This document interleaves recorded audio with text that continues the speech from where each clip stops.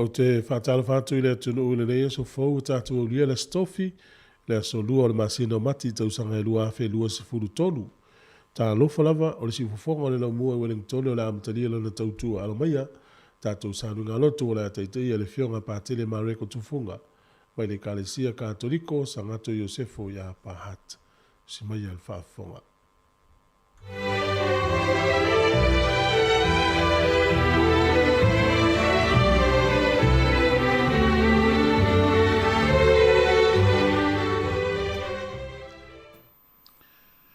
Ia toe whapopol whawhiloa ia.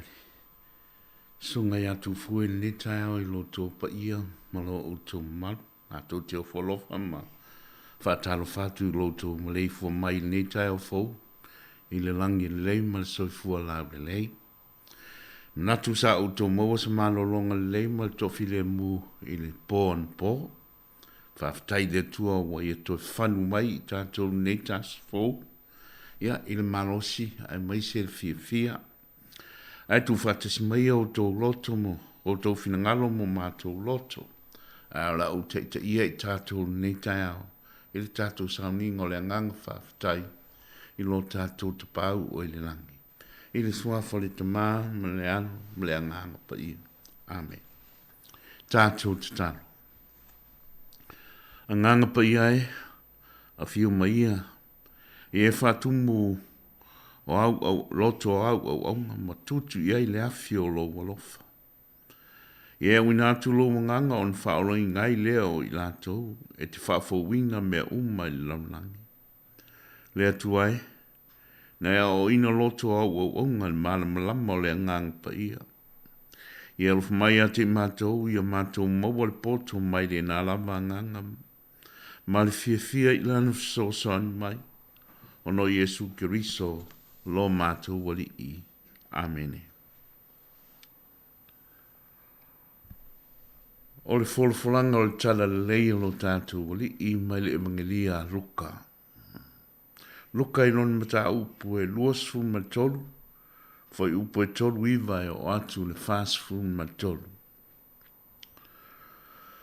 O le tas foi o e na pango tā u whātau tauinga wa upuleanga o ia i a Yesu u whape mai. A whai o oe o le Keriso, i nā whaola i oe i a te oe, a toa mai mau nei. A watari atu le tasi wa vau i a te ia u whape atu. E te le mata u ea i le atua, ina ua tātou sala whatasi. Wa tonu lava la tā sala, a wa tau ia mai i tā ua e tūsa mea na tā whaia. Ha o ia nei, e le aise sala na ia whaia. On whai mai lea o ia Yesu leli e mantua mai au, pe a fio mai i lau mano.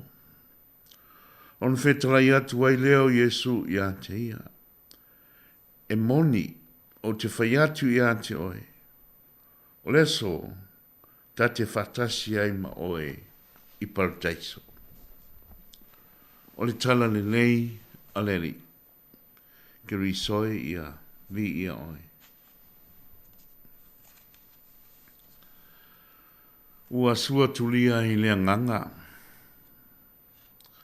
Awa o lea ua avea sumua i lunga o le maunga. Ua vai fofo i lo usua tulia upua sangato falangsisi. E le sili wha mangalo mai. I lo le wha mangalo atu. Ma le aunga o le wha au o le kolose. O le wha mangalo o angsana. Ua o le wha mangalo. E manino ai i laua ai le mata le lei. Le mata ngō fie. Ma le mata lasi o le lofa, le amio tonu, ma le file mua o le tua. Le nganga fo i lea o lo moli mai i saungonga ma le malele mai o lo tātou wali i lunga o lona koruse pe ono tō whafonga i ne tae au mai le evangelia a Luka. Ua whetala i Yesu i le pangutai longa i tū tamtau. E moni, o te whai atu i a te oe. O le so ta te whatasi e ma oe, i parataiso. O nisi nio yo toe saunuanga matulenga na saunoa mai ai lo tātou wali i mai lunga o lona koluse i ona toe taimi. O taeo nei, o le ata i ala le tātou whai ngā mlanga o le nei aso, ia e meise fo i le nei vai tau sanga o le whanga fulu. I nisi o toe upu po toe saunuanga na malele mai ai lo tātou wali i lunga o lona koluse. Wa ia whetalai i le tasi o pang tā sa whasa taulo whatasi maia. E moni, o te whaiatu i ate oe, o le so, ta te whatasi ai ma oe i parataiso. A tātou mata le i le ata lea o whaali mai e lo tātou wali i le taimi o le luti ona ti ngā. Ma ua malele mai ei upu nei. A tātou tanga i fo i matilo le le iai i le mele ua tupu. O le tasi pango tai longa i tūtau anga vale o Yesu, ma le tasi i lona i tūtau mtau. O le atale nā o le aso o le whaamsinonga muli, lea ua whata i mua mai lunga o Kalevalio. O le whaamsingo lea ua i le o ngā tonu, a waenga i lua o i tu ai ngā tangata, wai ona i tu. O i lātou ua whaola inga, ma lātou ua le iloa. O le ata fo i o mamoe ma oti. A toi a fio mai o ia i lon mamalu e wha am singo le laulangi. O le awha pēnā on au mai e malona koluse. Ai o le nā foi koluse. E le toi tā ua o se koluse o le toi lalo ma le masiasi. Ai o le whainonga po le pine o le manu malo ma le mamalu. O pangtae to lua sa fasa taulu fatasi malo tātou wali. O le isi pango tai longa i tūtau mtau, a o le isi longa i tūtau anga vale. Wala ua whai i a Yesu au i ai lātou i lunga o le koluse. O le pangtai li tūtau anga vale ua tinga ina. Ua whai le ali ima whai atu i ai. E ave lātou, e ave o ia i lalo. E fi alu i lalo. Ua whai mai o ia i a Yesu. A whai o le koluse, o le keriso. Ina whaola ia oi ia te oi atoa mai maua nei. O lona winga, e fi alu lalo e muso e tinga ina. Ai o le pango tai le tūtau mtau, na tangi atu i a Yesu, e fi alu i lunga. Walili watu o ia ma vavau i le isi o na uso pango tā mwhai atu i ai. O tonu le tā usala. A wā o ta wia mai i ta ua e tusa mea na ta whaia. A o ia nei, e leise mea le anga na ia whaia. On whaia tuai lea o ia. Yesu e mantua mai a, pe e whiu mai i lau mano. O le ai oia le tangata o le aoti, wa ai oi leise fo i tangata o le aoti, mo le ola e wha mau. O le tangata e leini ana mea, wa ai oi le tangata mativa mo sona malo. O le tangata nga oi o le aoti, wa ai oi mo le parataiso. O le nga oi, o le a vea mwhaafea o le tupo, i le malo o le parataiso. Pe anwha pēr fio mai lo tātou wali i, o ia o na o se whaia onga, po se awa. E le ai oi fua i aile ngoi po le nei pango tā, mo se wha manga longa. Ai pita, ona ua maua tonu lama e le wha tāro sanga le pango tā, le mafuanga na lai o na fio mai o ia i le nei lanulang. O le lawe inga lea o nganga. Ua whaalongo tuai nei o ia i le tani alo tātou wali, i lana ai o i mole parataiso.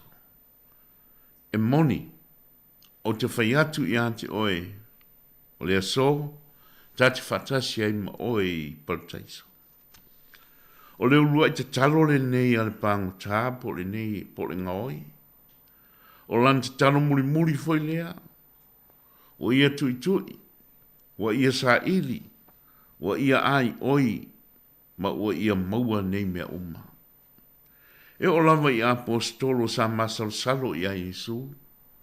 Na o le to tasi lava nei ai lalo lona koluse I le taimi o lona maliu. Na o ione lona sopele. Ai o pang tani, lea wa ia fola matali tonu o Yesu o le faola. O se whaatau Samoa me se whaafong anga lo tatu wa tunu uli nei tau. O se whaatau ma se awa onga. Pole a se awa onga mo I tatou. E to tele nisi o I tatou e muso e tinga ina. E mana o e fi le mo. O le talo le isi pango ta e fi alu I lunga. A o le isi e fi alu I lalo. E to fia I tantou e pei o le pango ta le sai le tutau o ngavale. E fi alu I lalo.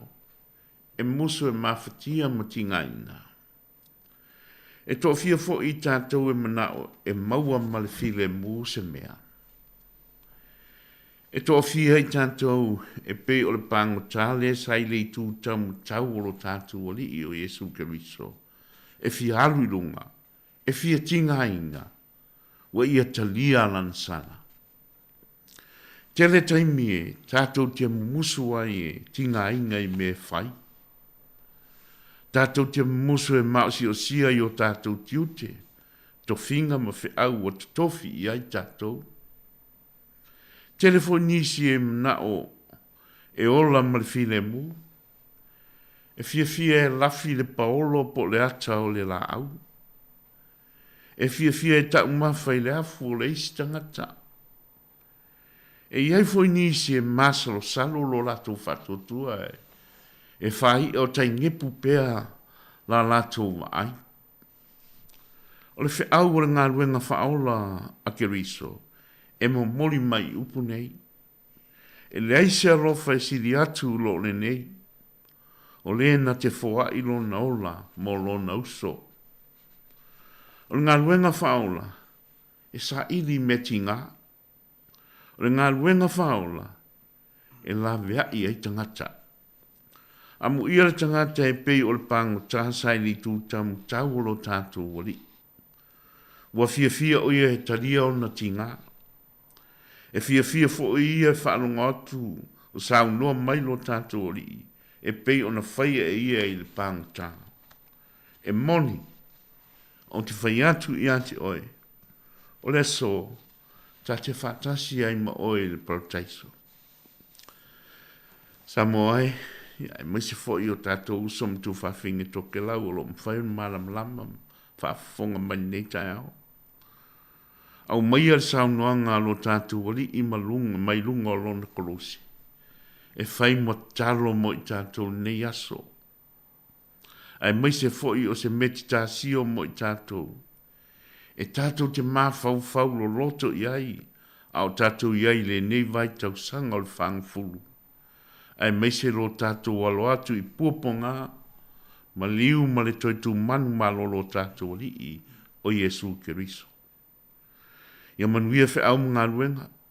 Ai mai se fo I tapo inga o tau ta mamtina matua.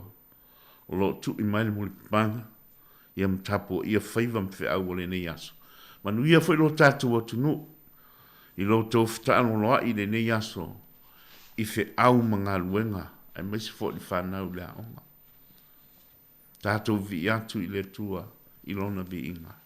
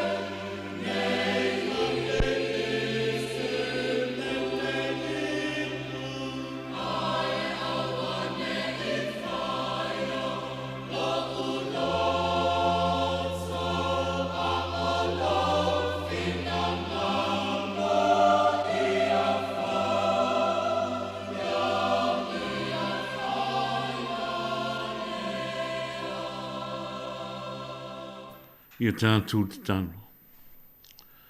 Ua talinga fia longo au sau noanga le li e lo mātou tua. Ua longo I tino matangi le lei, ma ua oifo le nganga. I le nei tai au le fia ma le oli. I le whetalainga ma tulenga matanga o fie. E lu I tauinga I lo mātou whamaoni I ati oe. Ua malolo whaiva o tau. Wa tatia fo ia si a mai le moana lau whaato whala inga mo I mātou. Le Tautua, o le whiauna e mori mai. Ma alanga mai lungo lo lava sa tau. Wa mwhai ai o na malama ma tafi e se inga le puao. E wha malu mai pēra wa pē o mātou lunga. Ai meise tonu o le taele o mātou loto le mautonu. Ma lo mātou whaato tua e fefe. I mea tinga. Lea tua mana e malsoifua e whamau. Wa etu ina mai tangata Yesu Keriso lo mātou whaola. O si whao onga o le loto mawalano. Na whata unuina ia lo fina ngalo ai lona avea ma tangata. Ma fua I mai ai mo I mātou lona ola I lunga o le koluse. Fesoson mai nei a mea I mātou o ni mori mau I ante oe. Ai lo mātou muri atu I lana whao onga o le taliti ngā. Ma ia mātou wau ngā I e mautu whaanga I lona toe tū mamalu. I e whamanuia lo mātou atunu o Samoa moona tangata uma. Whapea fo I ni usila nei, ua mātou no nofo ai. Whamnuia foi o mātou uso mātua whawhine tō ke lau o lo mafuta pē mai mātou ia mātou tārsanga I taimi uma. Ia ma tangata uma lava. Ina ia mātou maua le ato o toanga o le mamalu ma le fia. O le nei vai tau sanga o le whangfulu. E ala I lo mātou whatuatua. E ala I lo mātou whamaoni. E ala I lo mātou fia e taria tinga. Mo oe, mo malau whaoltanga. Whamanuia ngā ruenga ma tiu te whai alo mātou atunu o le nei aso ai maise le whitalo loa iai tiu te whi au ma ngā ruenga. Pui I lato umai lungo a wala whaingta. Tono ta wale o loo whapena o whimala ngā iai I le nei tai hao ma le aso a toa. Whamanuia le tāpota puai au mātou ta māmatina mātua mai tono le malu o lato mauta malawa. Whamanuia fo I lato lo I to ese. Whamanuia fo I le ofisa whaasa lau nei. O le mātou te talo lea latu ia ke riso, lo mātou wali I. Amene. I le swafo le tamā me le alo, me le anganga pa ia. Amen.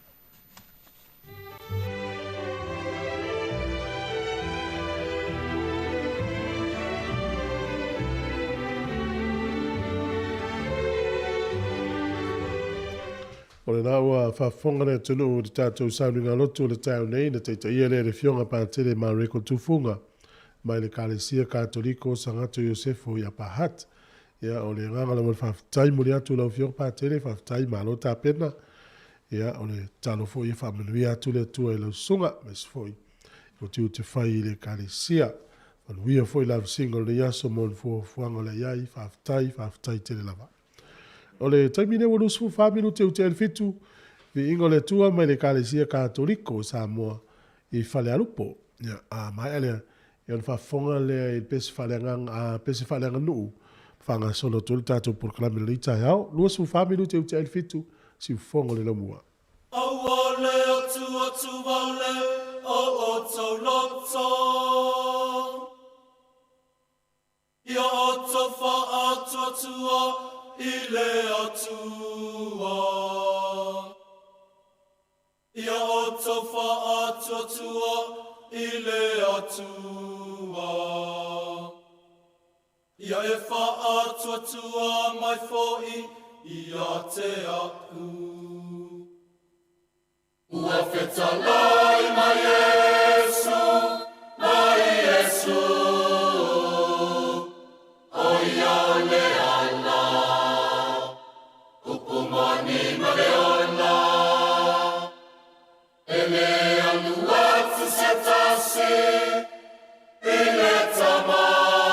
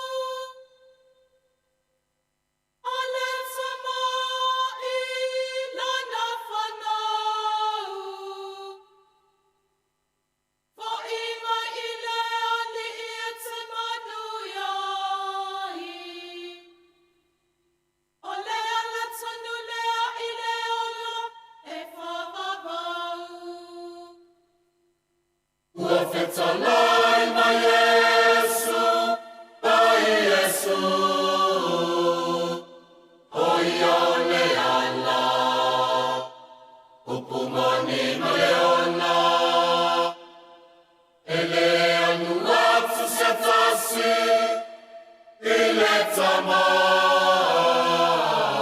e a le ui atu i a te ia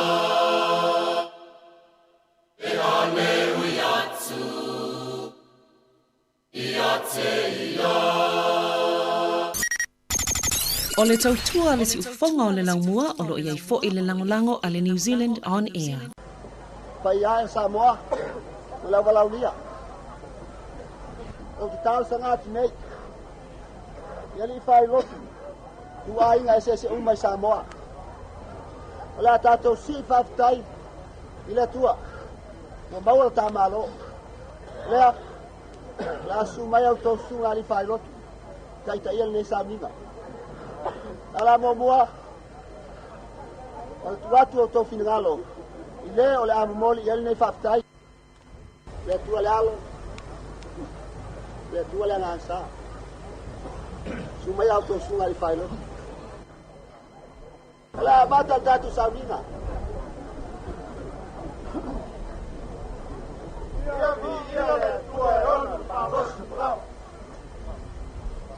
Your family in the Lord's from Mark.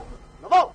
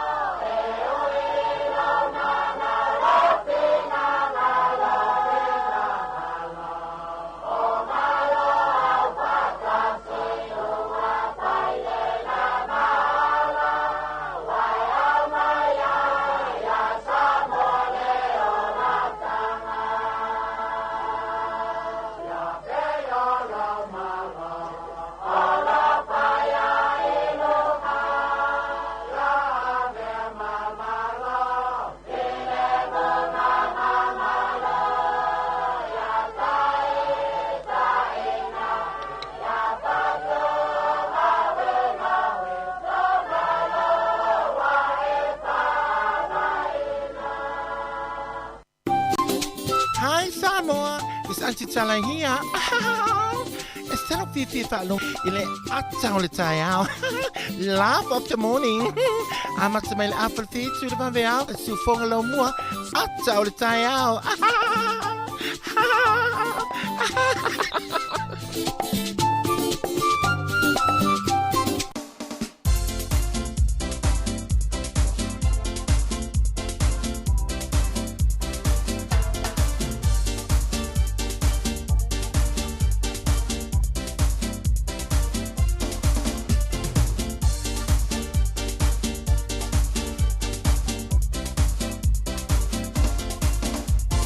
Ata, ata, ata, ata, ata, fifia, por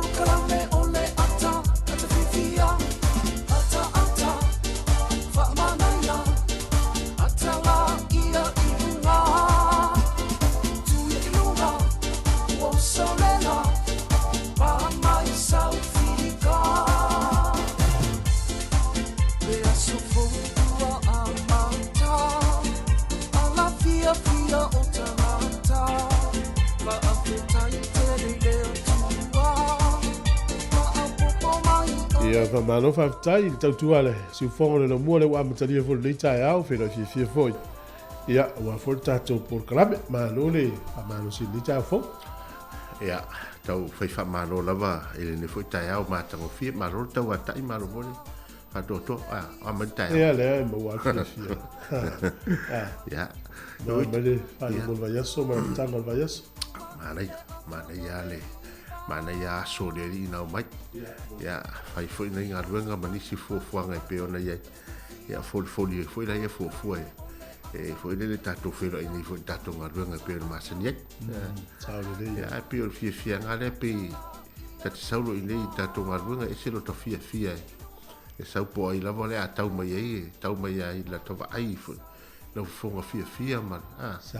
Ya ono le tulanga na mo Falfainga wanga tau na ele si so manga fia. Tele wa mala tele ye wa mo uma tato. E pe lista rata fo ia vai fo lingo lista rata. Pe o fo linga e fa alia pio ina mo moli me fi au mo. Lo po ina le sa uli si fo tau ele tato mo linga ni oli ani fo. Ole na wa tala no tonu ai. Le ata mai fo le filosofia fa to ina ina vai tau le mai tau o fo ringa ia manga tangata te sa rolo fa punga e mulinga ni oli do fo lo nga winga e fo li mai awa e lo le le tu ale e to inga tangata la e tu ma e te lo no fa la tala le isi aso fa sa mo ya le tu no de o se la tala ta tele o te va ai le o la fa sa mo se tangata ai uso. O pe lista tana e whaali o na fōlinga le fie me o teninga malo po ni me whai le fō i lista. O tangata e ono winga whape mata o te le o toi wa aisi tangata whape. Ai longa o toi isi tangata whape o toi lalangi. O mawai o matu. Ia matua swing o le o langa ma sui fuanga o lau mai tau ianga ma mi o tangata. Ia e te awa wina fo i lau wa ai a mi o lista tangata. Awa e o uputu sa a whape po o lai o te whaasa ngai pe mas tangata ai u. O ina le o ina ita e le me ora iu foli ga iu wa e mo winga na o le o le fa wa le fa si e tangata ele o te tupu le le to ye tangata fa pena te mine yo no te loa o ese mai la aso i lo aso ne o aso la sa sia ye me ai te mine o mo tu te le tama Temula tua le tala mani e whamtara le seri no ataia. O le ilale, o atu neia i alo na uso, mo na uso matua e mana uo. Tolu ia la o stampa le no fue whari saka o le fiafi. Ta pena o mami ai. Alo na uso matua le. Toi nga wile le tafao a, yo tafao. Ia, nga le alo e tafao. E o la i le wile le, ai lo iei la matua la pe, po fiera iei. E o atu lola uri e le fiafi. O te fia ai etu. Batam. E sta to I o le ai ame ai o to ina malom tu. E tu so le ula tama le o le wale o mai le uli ta fao ye le e pe o le va penal ma fu anga le fifi le sta ta pe ta fao le sta ta le sa fe o vai. Ai tai pe o le sito ina le matuai. E ila lo natali na e no ya latu. O latu le ngo lo natali. Ya ai no nei la ko Samoa. Ia e inu ai fia wa ti poti ora se ti poti le ai ia e foi le e alo ai vai a toloto ina o mai tangata ia mai lingi mai koko ia lingi lo koko nana umal fa tasi mantua foi la ipu foi le tato e tasi se ipu ti ia nana alo roto ina fa nga sa fa talano o le ti poti koko a na tu val au tu al tinale ai se tu e lingi mai koko na itama ia no natali la leo la tu le o fa mai o le se me to ko la tu vese me o le se me ale me to ko la tu asa tano lini mai mata sa ta sila na va inga sa ta to vai so ia ta tire o te vai il temine o le molto ngata ai un mo ko Samoa o fu o telefono ko Samoa te e vai hipu o tamma na soli Pini kalo le fa so le la. Ai le inu le tamut. Ai no fo mai tone. Esse fo I fanga sa fa ita to ya so ya ma tu ari so. Whaftai ni taim, e le o te tupu le mera nasa. Ia wala ta whaso a mata tua. Ia Ia ta ua mo meo fōringa fia. Fōringa vai. Fōringa fia tangata. E o mai e whamaro si au lista kata. Ia lo ta ua le ta tele ia nafi le lau tau mai le au ta ftau le. Ia. Ta lau ftau le ia la ta whiro i le tai au. Ia. E mena tu voi whapena le mafuta mai e tātou tunu. Ni tai au matango fi. Le fōua to mua le a fionga pa ia le atua e peo na e fo i le whana ai au le fionga ia bātele.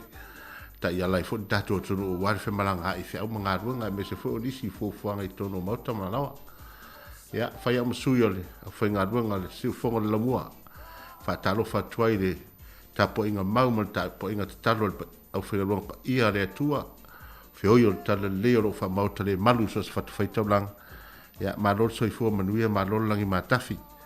Ma te whatalo whafoi, pa ia man maru i ta mamtina ma tua o tātou o tunu, o te siri anga o tātou o tunu i tono o ainga. Ia, ma lore whatotoa. Me se foi o le whatalo whai, ma malo o tātou o tunu, le foi o fueanga i atu whiau mga runga māsana. Ia, e le ngata i leo le tausinga o tātou mutu o tausi maota malawa. A tāpena ino foi o tātou whanau ia o onga māsani, ne foi wai tau.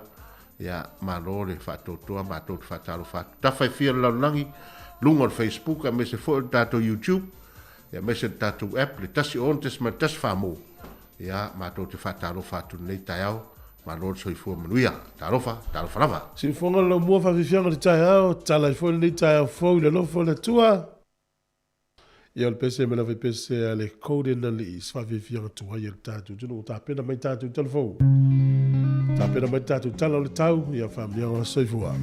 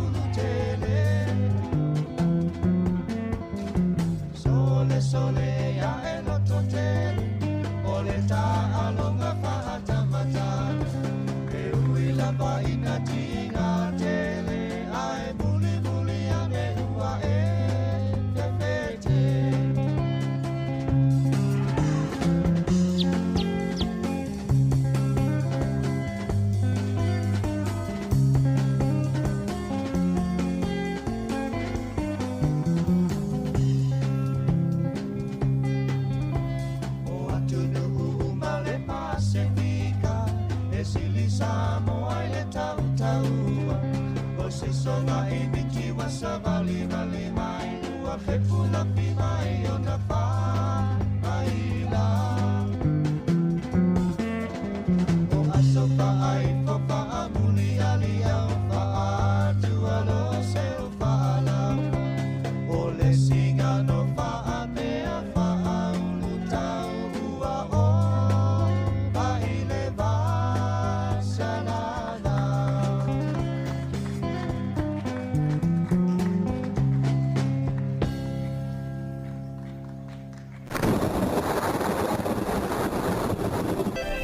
Mana whawhtau me whawhonga le tala o le tau mo le tai au nei mo le si le fia fo le tātou tunu ia malu te le ina fuafuanga o le aso le aso mtu ai langi le ia le tau. O le aso atai au le walu ia lo fisa le vai tau ia Paolo, tele na Paolo o le aso tonai, Paolo foi le aso tonai, o le sa tusa le le tau le aso tonai ma le sa. Aso fua ma le aso lua o le aso fau le wo o toele ma mau le vai le fisa le vai tau e langi le tau. Paolo foi le tau le aso lulu le vai aso le o le stofi ia e whapena fo i ina i timu la i titi lava tele lava na ua o le stofi o le vai aso fau. O le tūlanga lava nalo i le tau i le nei vai taimi tele lava ina Paolo ia langi le lei fo i le tau ma nei e tele ia manuia fuafuanga o tau o le anga lulua le nei aso i fafo o le to tele o le anga ia tu i ngā luenga matiu te tono fale ma pe foi whanau ia onga o le fua o le ea manulu le whamawine sifuru walu ea mawhanawhana e lua sifuru tasi le nei aso ia whape lafo sau tupe ia whawau pia nai le lei ma nei e tele. O le swinga nei o tātou tupe, tātou maketi le nei fo i tai au. Ta si tala New Zealand mo tupe Australia iwa sful sene, ta si tala New Zealand mo tupe Amerika e ono sful sene. Ta si tala New Zealand mo tupe fiti e ta la tolu sful ma le fa sene, ya ta si tala New Zealand mo tupe Samoa, ta la lima sful ma le iwa sene, ta la lima iwa sene. Ya ma tātou tupe tonga, ya o se atu nei ta la tolu sful ma le lima sene, ta la tolu lima sene. Ya ma nuia la foino se leni nei tai au.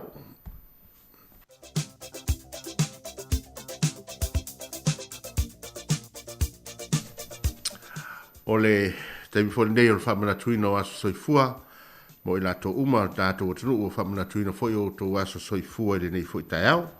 Ia me se foi o lo whaanga ia e mo mori aso soifua o le tamai a me se lifi whai malo, wa bia foi lo na soifua i le nei foi tūla, i nei foi tai au. Ia a le awane ngalo tātou emaili na, o le aso whanau at samoacapitalradio.co.nz, ia wale la foi na mai o tō whamanianga. A tātou tusi whai tau nei e whala e awe foi lo tō pa ia mo lo tō malu, ia wa foi le anga i atu le nei aso i whiau mga ruenga. Mau mai le tusi sapakuka o lona mta upe tolu, a le whai upe sifuru ma le valu. Ai pei ta iau, o te ori lava ia Iova, o te fia lava ile atua o lo ufa o le tanga. Ia, manei nei upu amata na nita iau, tau soi nei foi ia rao tō whainga malanga. Ia ua foi lisi tau sanga tau amata o lo tō soifua, e mōtou mea lofa. Ia, o le pesel nei tai nātu mōtou, i nei foi aso.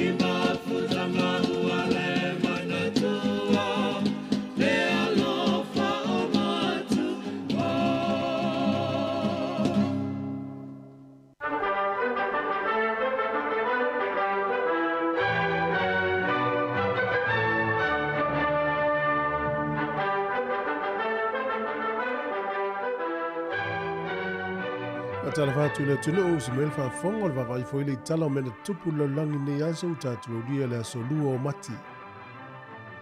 O le solta usanga tasi fitu iva fitu na tu inatu ai le fale tupe Engelani le Bank of England. Ia le mo taimo mua ia le pauni. Tasi le pauni ma le lua pauni. Ia bank notes ia po tupe pepa ia ta o pauni. O le solta usanga tasi valu li maiva. O le whamamonga ia ta o le Great Slave Auction. Ia po o le whatau ingo polonga ua matua mawa e le totele o polonga na whai le sol whataunga po le whatau tui i to tonu Amerika i le nuule o Georgia. E whapea mai na ta ua le aso lea The Whipping Time. Ia po o le loi mata malingi ma le whaavau o le tangata ia na whatau whapolonga. O le mawa e tele nei whataunga whatau tui o polonga na whamawine whaisi to tele pea ma le whase lau tolu sifuru ono. O ta maa o tina o ta maiti ma pepe. Whata wina i le aso le nei tausanga na ta si valu di maiva. Na o meno le tausanga ta si valu o fitu. Ia ua pahasia le fono whaitula fono Amerika o le a whaasaina le ito i whaia ni whata o ingo polonga. I le aso tonu lava le nei tausanga ta si valu o fitu. Ae na whaamamalu la lea fuafuanga i le aso mo mua Januari tausanga ta si valu o valu. O le sol tausanga ta si iwa tolu tolu. Na hali ai mo le taimo mo le ata leo King Kong e tu tono New York tato i lole nei ata i e tele tangata fie ia ufo isi leva tele e le vaenga le ata nei na pu e fo i tono Wellington ia e lata mai a le roi taimi a na whaari le ata lea polona premier i tu tono o New York i Amerika. O le solta usanga e tasi iwa tolu iwa na fili ai Cardinal Eugenio Baselli e whai mata i tai o le Kalesia Katoliko matu inatu e le ingoa o Pius se fulu ma le lua. O le solta usanga tasi iwa li maono na vea i Morocco ma nuu tu to tasi mai pulenga falani. O le aso nei le tausanga e tasi iwa whaono na fili ai Ho Chi Minh e whai ma Palestine o North Vietnam. O le solta usanga e tasi iwa ono sfuru tasi na whaia i lori whaalinga le Palestine o Amerika o John F. Kennedy i lunga o le televise whaasalau le atunu. Walo ia nei na whausia le vaangata o Peace Corps. E leu tatou iloa o le ola i o nei whaalapitonga telefo i ngā luenga le leu la tau whaia i lalulangi au fia i Samoa. Ona winga le Palestine leo John F. Kennedy na whaia. E le tio a le tolo po ina e Amerika o na imana tua e fo isia Palestine na ia fo i ngā luenga fuafua mamao. O le aso nei tausanga te siiva no lima na whaasa ai mo le se fulu tausanga na toe tau vaale li a au o Don Fraser ia mai au se talia. Ini tau vanga a au al lalangi a mesil olimpeka se fulu tausanga na whaasa ai. O na le mafuanga waianga o ia se fua mai to tonu o le maota o le tupu po le emperoa o Japani e le taimi o le olimpeka i Tokyo o le tausanga te siiva o na wha. Ia le mafuanga na whaasa lai se fulu tausanga whaasa o na toe tau vanga a au. O le sol tausanga e te siiva fitu fulu na wha ailoa le nuu leo Rhodesia ia po le usuia nei ia Zimbabwe o le avea nei o ia manuu o le Republic tuto tasi whaila vaia na upu ai le to taua o se kolone ale malo o Peletania. O le so i le tausanga e tasiva iwa fulu na filifili ai Nelson Mandela e fai ma sui Palestine o le parti i le African National Congress. O le asan nei i le tausanga e tasiva fitu tasi na maliwai sione wesele ia o le sa whavaina le kālesia me tutisi na whanau le asu fitu o uni tasi fitu o tolu ia e maliu le aso le nei tausanga tasi fitu iwa tasi i le valus fulu valu o tausanga o lona soifua. O le sol tausanga tasi valu ono lima na tangata vale ina ile misi o nawe lea o Karl Volkner i to tonu o potiki e o tangata maori na la tau wha o le maliu i le misi o nawe Entligen. Mafu mai masato salo tangata maori o lo iai se whainga na tau wha o le misi o nale ia ila tau le vaha tangata papai. Ina wailoa e le maloni usila lea whainga sa watu leo leo msa ili po ina la tau wha o le maliu le misi o nawe o Karl Volkner. Ia o tatou talana, te maua le whapoponga te masani whaftai lava.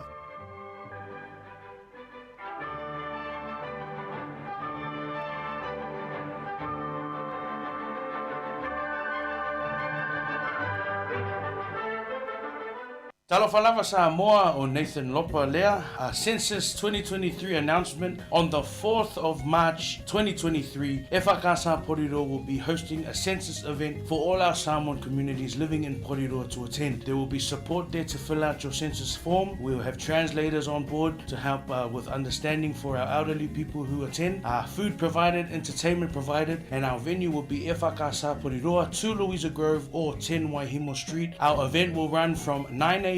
to 4 p.m. on the afternoon, Saturday the 4th of March 2023, Efakasa Poriro Census event. We'll see you there. Whaftai.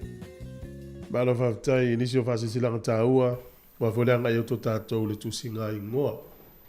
Hele, le tusinga i ngoa, whaisi leva nā lule. No wawai le video lea no wata ia na nafi. Tuso le li ile nga lue no fiso tusinga i ngoa. Watu matori o tātou esi asi a inga. Asinga whaule we i nei. Pelo watu form e whatu. Tu ia tu al fai tu ale. Le li le natu mo tusinga i ngoa malona form ti lea whape. Tala meno le tamalo mai. Siri mo tusinga i ngoa. E fai so a inga po e fia. E se toka. Sele, tu sele o matu vesino. Sumu alfa fine, alo la lo todo alba. Sumu alfa fine. Tolio tamalo ole tu foi to. Sumu alfa fine lo todo alo la ai no fole le me pese. I si tamalo ole tu singa ngo. Tu ole lu tamalo mai. O le la le fai la todo ala tamale. O mo tau le tau no upo e lua e fa fia mai. O e fia po e fa no. A salvo silo tu singa ngo mai. E fai so to lua po e fia. Oi na tonua. Lopo ina tonua le o el sui gol fai gol tato. O le to tu fai to. Ya le o pe o le fa sal longa le no vinga la. O le wa mai le form se te o te fa tumu no fo le fa tumu. Ya ma to la foi el tu atu sile le te tu sile tonu o malena. Saudi la to tu e tonu mala. O wa resi sile te una tu ye. O esa o loto po fai so to lua. Po esa o loto. Ja la sa o loto ya. A pela o le o la to pe o le fai tu singa ngo tu tu le fai to. O mo le po lo swafa ya tu silal. Ya la tu lo mo sili le mo silo na limors o tu sa. O e ola sa o loto o fai so wa inga. Ya, o tali. Wai o te pau. Te tala lo ya. Wa e fai mo le fai lo wa inga. Nga le te no poronga. Le winga na fes. Ya. Mana ia o le toe. O sa o fa tai wa le toe le fa na ga le ngole. O le alo e fo so so. O ia tai wa le alo fa na ga le ga wa le alo fa fa pene o le tu di mai. Fa sia mai solo io. A o ba pe o le se tem tata le no. Me o le fsidi ss. Po le fsidi ss le. E moi. Oi. Ona po le no sa fa ele. Na la foi na ma foi sa fa. O la tu la lo. Ya la foi tal no le si vai. Ai sei uma la tato ni. Wala no te le no wala na ele se uri no fa no me fesidi. E intangata sa tata una ye nei ele ye nei. O isi fesidi ma pena. Ya. O le fesidi nai.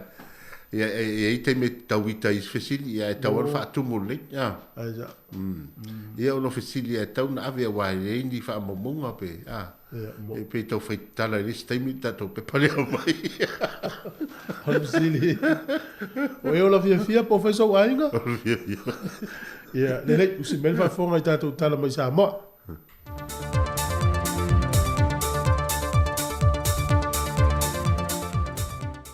So I fo manuia lo tātou tanu nei fo ia so fau, a mai e se whao poponga i tala i mea lo te tupu i Samoa, mo lo se la fia.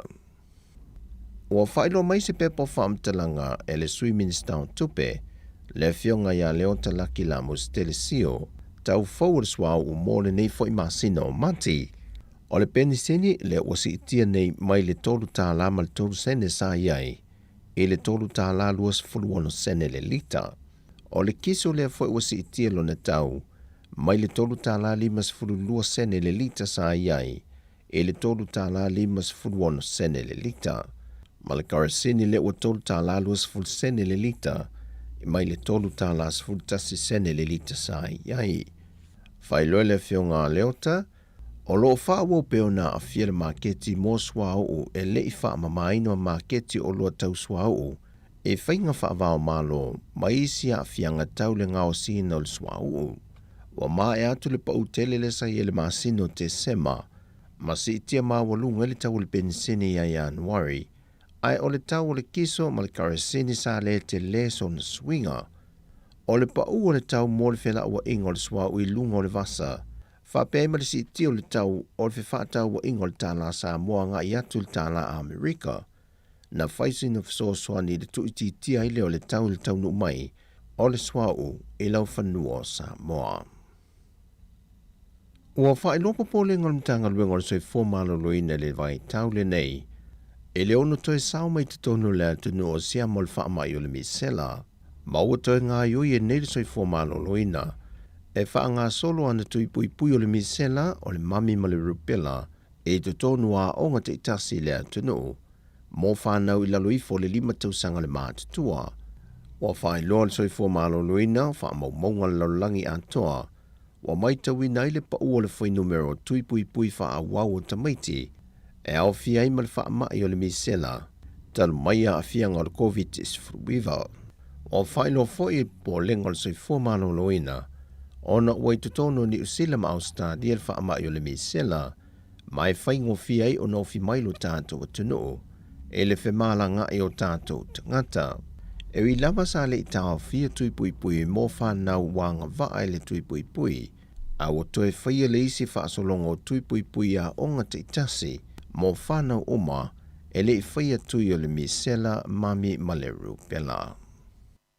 Ua toe suia se fōwhanga al whanapoputonga le malu si angatau il tise, na o lato whaasilisila i lunga o pengta whaailangi, e se ngā ruenga mo a fio anga o whangali i mawailele, e le whapipi ina le ia i token meters, lea e tae te tolu unite, mai o mita fo i e whaailoa mai i unite ua whao ngā. Pei tae ua whaailoa mai le ofisa sili o le whaalapaputonga, whao mui tau ili yese to i moana, o le a whaawau peo na whapipi i smart meters, Mai o loo waa wa ai pe iai, e se awala e mawhai ona iei se kie o omi, e lo ai a inga te itase unite mo mawhai ona whao ngā. Sau no whau mui, e le o iei se whangal whalampo pitonga maal se angatau e tise le teimile nei, e toi wha pipi e se isi mita fau, e ese mai smart meters wa whao ngaina i le teimi nei. E se reporti su esu engal faltupe lo langi le Pasifika, wo latu whailoa mai ai, o Samoa le atu nuu le wapito telengese le toi ati nai no lon tamau ainga, mai atu nuu umai au fiei mal Pasifika, talu na toi a mata ati nai le tamau ainga atu nuu mai le COVIDis wiva. O se tasio vaengo le reporti wa whaali ai, au luma nai le tausanga fau, o le ua o Samoa ile se fudma le 2% o le fua wha atatau, o le si tia le tau o le soi whanga, o pito taunga tātuai o loa i Samoa, nai loa isi atunu o le Pasifika, e pei o na whaai loa lunga le reporti le World Bank of Pacific, o le aunga autu o le reporti le nei. Ina i mawhai o nei loa e le faltupe lo langi, le tūlanga o loo i ai le tamau a ingo atunu o mai le wha ama il COVIDis fluiva, ma maua ai ni whautuanga e fsoswani ai, e le vave o le ati na i no le tamau a inga, ai mese lava i atunu o le Pasifika. Whaalia le reporti a whai e wha awau pere si itia maa walunga le tau soi whanga i Samoa, o le atu i titi e fwere whaata wina e o tātu tangata o oloa, ma tele ngese le si itia o le tupe maua, pe a whaatu satu i si atu nu o le Pasifika i le teimile nei. E whai tau piliona tupe o lo tu ina mai le whale tupe lo langi atu moto le Pasifika, e whausi ai ati na ese, mo le si itia o lo latu tamawa inga. Ua mai a nele vahenga mō mua le polo ketu le miliona tā la le vao fonti, o le tūmalo whangaloa, e na ua mai a whausia le lato o fisa le whonu whaavai le vaiason te nei, matatala aloa ia i nai. Wala sia le vao fonti le vahenga mō mua le polo ketu le miliona tā la, e na ua mai a whausia luna o fisa, o landa komite to o se funma le whae teitei whono le fionga le whaipule, Fantase ma le au whainga ruenga le ofisa e tonu. O le tatala ino le wha mwe sa fantase atu i eile fionga le minista o lo taita ia le poloketi le nei, le fionga le ota laki la mostele sio. Ma le fionga le minista o wha atu angam whainga whaiva, le fionga la auli le ua tepo la te vau fosi shmet. Wa sauni le fionga le whaipule tuto tasio le tu malo, le fionga mau usiose, e sa valia le isi la sanga le poloketi le nei miliona ta la molo nei tu malo. E ala le tau lima ino le seleni, mo le wha le leia leo le atina e sa ia tāro sanga il poloketi le nei te tonu le parlemene, mo le atina e o le ava Samoa, ona e na o le pau leo le wha atuanga e mawhai ona ola le lei te tonu le tu malo whangaloa, e meisa o mea alofa ma tā leni, e le fausia ina lea o mea tau lima. O tala fauia mai Samoa manuia le nei aso tofi lo tātou tanu whasoi foia.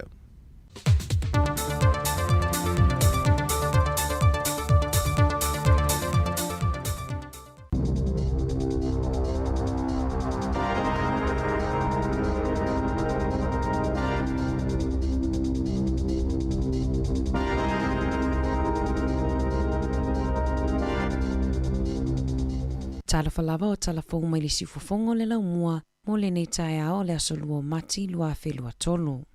O le aso ananafi na whai ai se wheloa inga a le afionga i le alipule o le leitio le afionga afamasanga te alumo resi whaapea le susunga i a Mari Whaivalu masui e toa tolu a le poloketi o le Porirua Development le susunga i a William Pennington, Shane Parata ma le whaletua i a Vanessa Granger o le Porirua Development o se whainga pa anga o lo onga lulue whaatasi ai le au nanga a le kainga ora po le Housing New Zealand le pulenga nuua porirua ma le iwi a le ngati toa rangatira mo le fausia ina lea o fale fou whaapea le toi whaalelea o le si o manga o porirua isa sae e au fia ai Cannons Creek ma Waitangirua o le whaamoe o le whanotanga na whaamanino mai ainga luenga o lo o whaatinoina i le taimi nei. Whaapea mana onga o le nei poloketi i leanga i le lumanai. O le ua iai se whaamoe e whaonga ina i le tautua a le sifofongo le laumua. E whaalawi loa ina ai ma whasoa atu ai i le atu no o fuafuanga mga luenga uma mo le nei polo keti. E whaitau a wheta avale na whaaleanga ina au kilani, pe atu whaatasili numera o ta avale na whaaleanga ina i timunga mamafa, ma ta whenga ai maisele a whao Gabriel.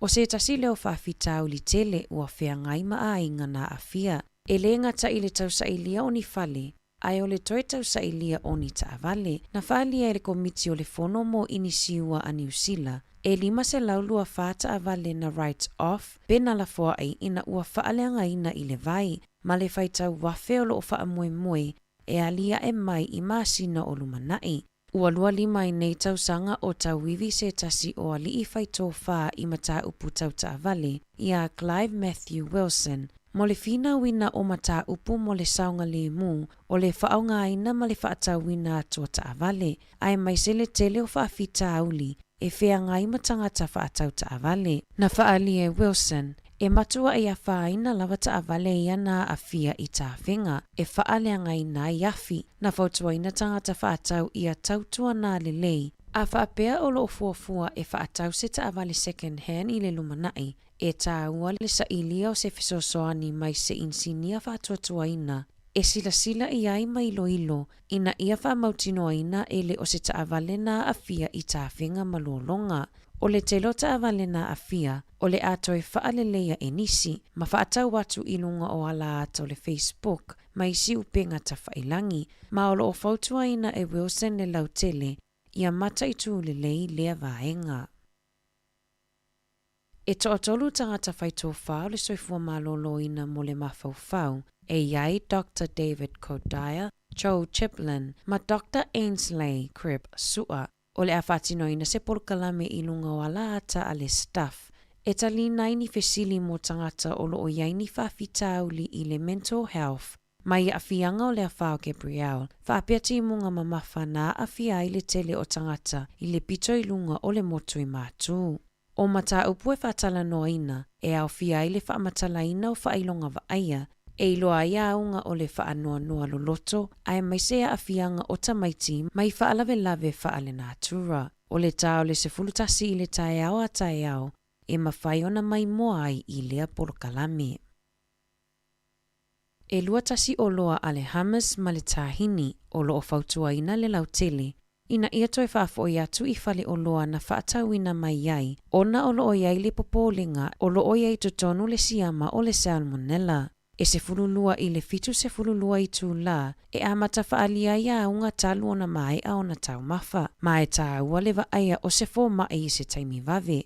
O a unga e iai le tinga o le manava, fiva, tinga o le ulu, manava tata, le lava ma le whaasuati se tulou, e tā ua ai na waaia se fōma i. O lo o ngā lulu e whaatasi le Food Safety ma le Life Health Food New Zealand, e ilo ina lea mata upu i le mafua anga o lea whaafitauli. O lo ovala au le whaalaputupotonga e nawha mamata upu mo a inga, e mo o mia ni tangata tuto atasi, e tau lai matoe whetu utu o nai sa ili ilinga ma wha maunga, i tamaita e talavou e mawai maitanga, o lo o whaailoa mai i wha maunga, o tamaita e talavou Maori ma Pasifika, o lo o pitosili o na te lele fuainu mera, o alo tamaita ai e mawai maitanga, mai i wha maunga, I whaamaumaunga mai le Stats New Zealand, na waai ai le si itia i lunga e silia ma le afa o le numera mai le se fulutausanga taluai. Na whaalia e le pule sili mo au nanga a le e tipu e rea, e tele vaenga e mawhai o na whesosoani ai i mata upu whaapea mo a inga. Ai maise le wha upenga inai o alo ma whanau tamaitai mo le lumanai. E afe ma le ono sfulu lima whanau na soifua mai i tamaitai Maori i le luafe lua. Whase lau whaafitu i tamaitai Pasifika ma le valu se lau tolu fitu i Papalangi. Mai le luafe se fulu lua, e lima valu te si ma le lua pasene ua si iti ai le numera o talavou Papalangi e maitanga. Wha ono te si ma le ono pasene mo Maori, ma le whata si te si ma le valu pasene mo Pasifika. O le tele o mata upu tau le soifua malolo i nao le mawhauwhau, ma le pule le ola i tupulanga talavou. E maua mai lea i mata upu tau i tamaitai talavou, e maua i maitanga le fuafua ina. Ma o loo iai le nau ta inga a au nanga a le soifua malolo ina, e mo o mia le whaamalosia o le langolango, I totonu o ainga ma whaala potopotonga, mo alo tamaitai e o ilia tūlanga o le soifuanga. Ua toi whaalau te leina le awanoa, e talosanga ai tangata Ukraine lea e nonofo i New Zealand, mō visa malanga, e mawhai ona whai malanga mai ai o lātou mātua ma tangata o lātou ainga mai i Ukraine i New Zealand. O le lua Special Ukraine Visa, na tatalaina wanoa talosanga i le tausanga taluai, ma ua toi whaalau te leina i le tausanga nei. O le aso se furulimo mati le tausanga nei, na wha moe tapuni ai a wanoa mo talosanga. Beita ina whaalia le minista o whi malanga inga Michael Wood. Ua toi whaau se iau o i le aso se furulimo mati i le tausanga fōu.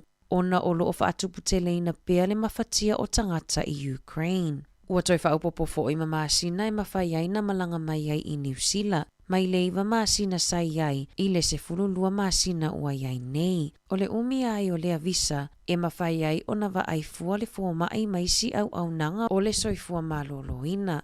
Mawhai o na aveta maiti i a onga, ma maua fua le sona e a o ina ile ngangana whaperetania mō tangata matutua. E o mai le aso luas fulutolu Februari, ua o atu ile afe fase lau ono tolu talosanga. Ua faa o atu ile ofisa mo fe malanga inga, afe tolu se lau fitu tolu talosanga ua faa manui aina. Male to ono se lau male tolu, o le numera o tangata ua tau nuu mai i totono New Zealand, e faonga aina i ia visa. Ua tuuina atu ile komisi mo fe faatawa inga ile faamasinonga, se mata upue faasanga nga e se tasio pisinisi tau TV, le TV shop. Ona oni whainga e ta isi se ina i tangata i whaamatalanga i lunga o ana upenga ta whailangi ma whaasalaunga. Ma o le taimilona tolu lea i tutonu o le valu tausanga ua ave ai ele komisi mo fe whaatawa inga le TV shop i le whaamasinonga. O lo tusia i lunga o ana upenga ta whailangi. O ila atau le kamupani e whaia fe whaatawa inga i lunga o le TV e numera tasi i tutonu o New Zealand ma Ausitalia. E se furutonu molianga ua wheanga i nei ma le TV shop e whaatatau i le marketi ina ma ana whaalawi loa se na whaia ina ia whaatou sina atuai tangata whaatau. O nisi o tū la whono mo le whaatinonga o whe whaatawa inga na solia ele kamupani e iai whainga na whaia iela na au whainga nuenga reviews po o tustusinga mo ilo ilonga e ta awatua i lelelei atoa o la latou au nanga. Ai ave ese reviews sao e tuina atu e tangata whaatatau i le whaale tonu o nisi o alatou au nanga ma oloa. O nisi o oloa na whaalawiloa i nailunga o le TV, e whaifua i e la toni o loa e whaaleanga ina i totonu o le lua tausanga, whaaonga ai le warranty, peitai e le ima whai o na whaatau nuuina le au nanga, e tu sai ma la tau whaato sina. E silia ma le se laulua tolu afe le salatupe na tutongi e le kamupani i le tausanga taluai, ona o le tele o whaitionga ua tuuina atu e tangata e winga i oloa sa la tau whaatawina. I le Pasifika, o le awa uliana na fina ripotia mai ai le te tele ai o le awhao Judy i totonu o Vanuatu. I sa vidi malolosi e o atu le malosi i le lua se lau taulu se 10 kilomita i le itu la. Olo o nofo pena New Caledonia i le o atu ai o le awhao Judy, le olo o valo ia e leuva aitau i se taimila tamai. Talafowia mai le sifofongo le laumua mo le ni vaenga o le tae au.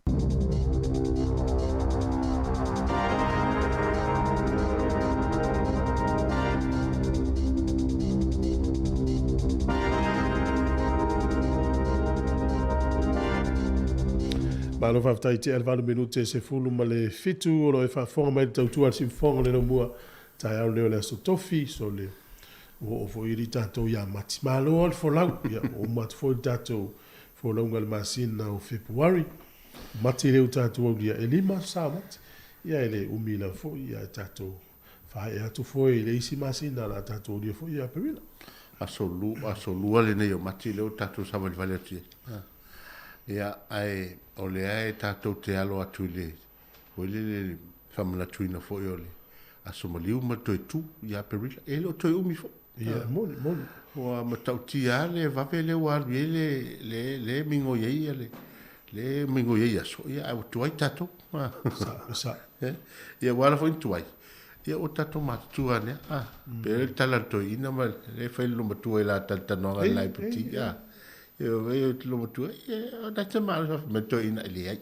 O ta matu ane. La fia la ititia tu am. Ma lo si lo matu ala me to ina. Le o ta matu ane. Ya. Ele ya tu na lo to lo so le tele to ina ie se. Ie malo foi mal ya so ga mata foi. To tele ya ila to wi to lo fenga lo ngale ki mai le tio ni cha ya ya fa mal au tu ana ta to di tio fa malo ya vai la to ya ni cha ya o mo fo le va yaso ole tele yo ta lo ngal fa o le va yaso le amata na le fia fi ta lo liki ya lu watu ila va ta le so sa o ko ya me le so fu le sa fu ta lo mai o i Vancouver Canada ta fitu na matala ta ya ya alena o le fo sa a matanta pena ta poinga ta to tu ta to fitu pe fo ne na va yaso ya wale mali fo ya wale o man do tal no to ila mtangal va yaso a pe o le alungol ta to fitu la to e ta sita to fe ina na usila ya le tele to ya pointa a Federica no mo ya tato la ga tele a Federica wala sa tu a le taimina na umai ia sini ya no mai no le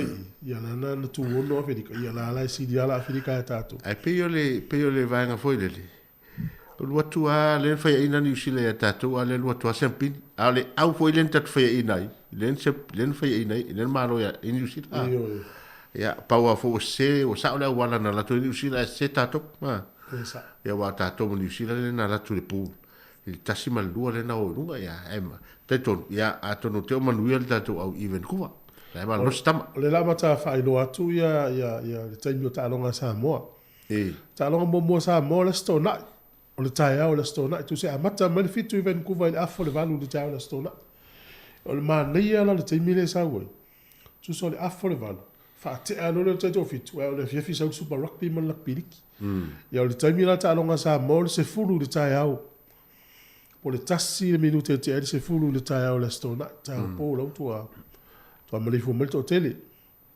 ta longa no na lua Samoa ia o le toi lua fu to minute lima le fifi le stona la te miana la i sa wa super rugby ta wi le yala no ingo le fa to fitu i le fifi le stona ia le malo lo le na lua ta longa le stona ia le va vea lo la taia o le sa to amata mai ai i le te o le iva le taia o le sa o le taimila ta longa Samoa mo le usila le foi to tauita to mo le usila ia o le te o le sfutasi sfutolu minute te le sfutasi ta le sa taimila le wita to lotu al ta longa mo na ta alo ai male au Spain tasi minute te le sfulu ta le stonai ta lo no lua ta alo i Amerika o le to lu sfutolu minute le lima le fefe le stona ia fatulanga le lau kale na fuela mai mo ngal fa i volves ya rona winga wale mo ale va ole si la stona ya a wa foi le saul taia ya rona winga ole no fono fonga to na lumba TV e sawa super rugby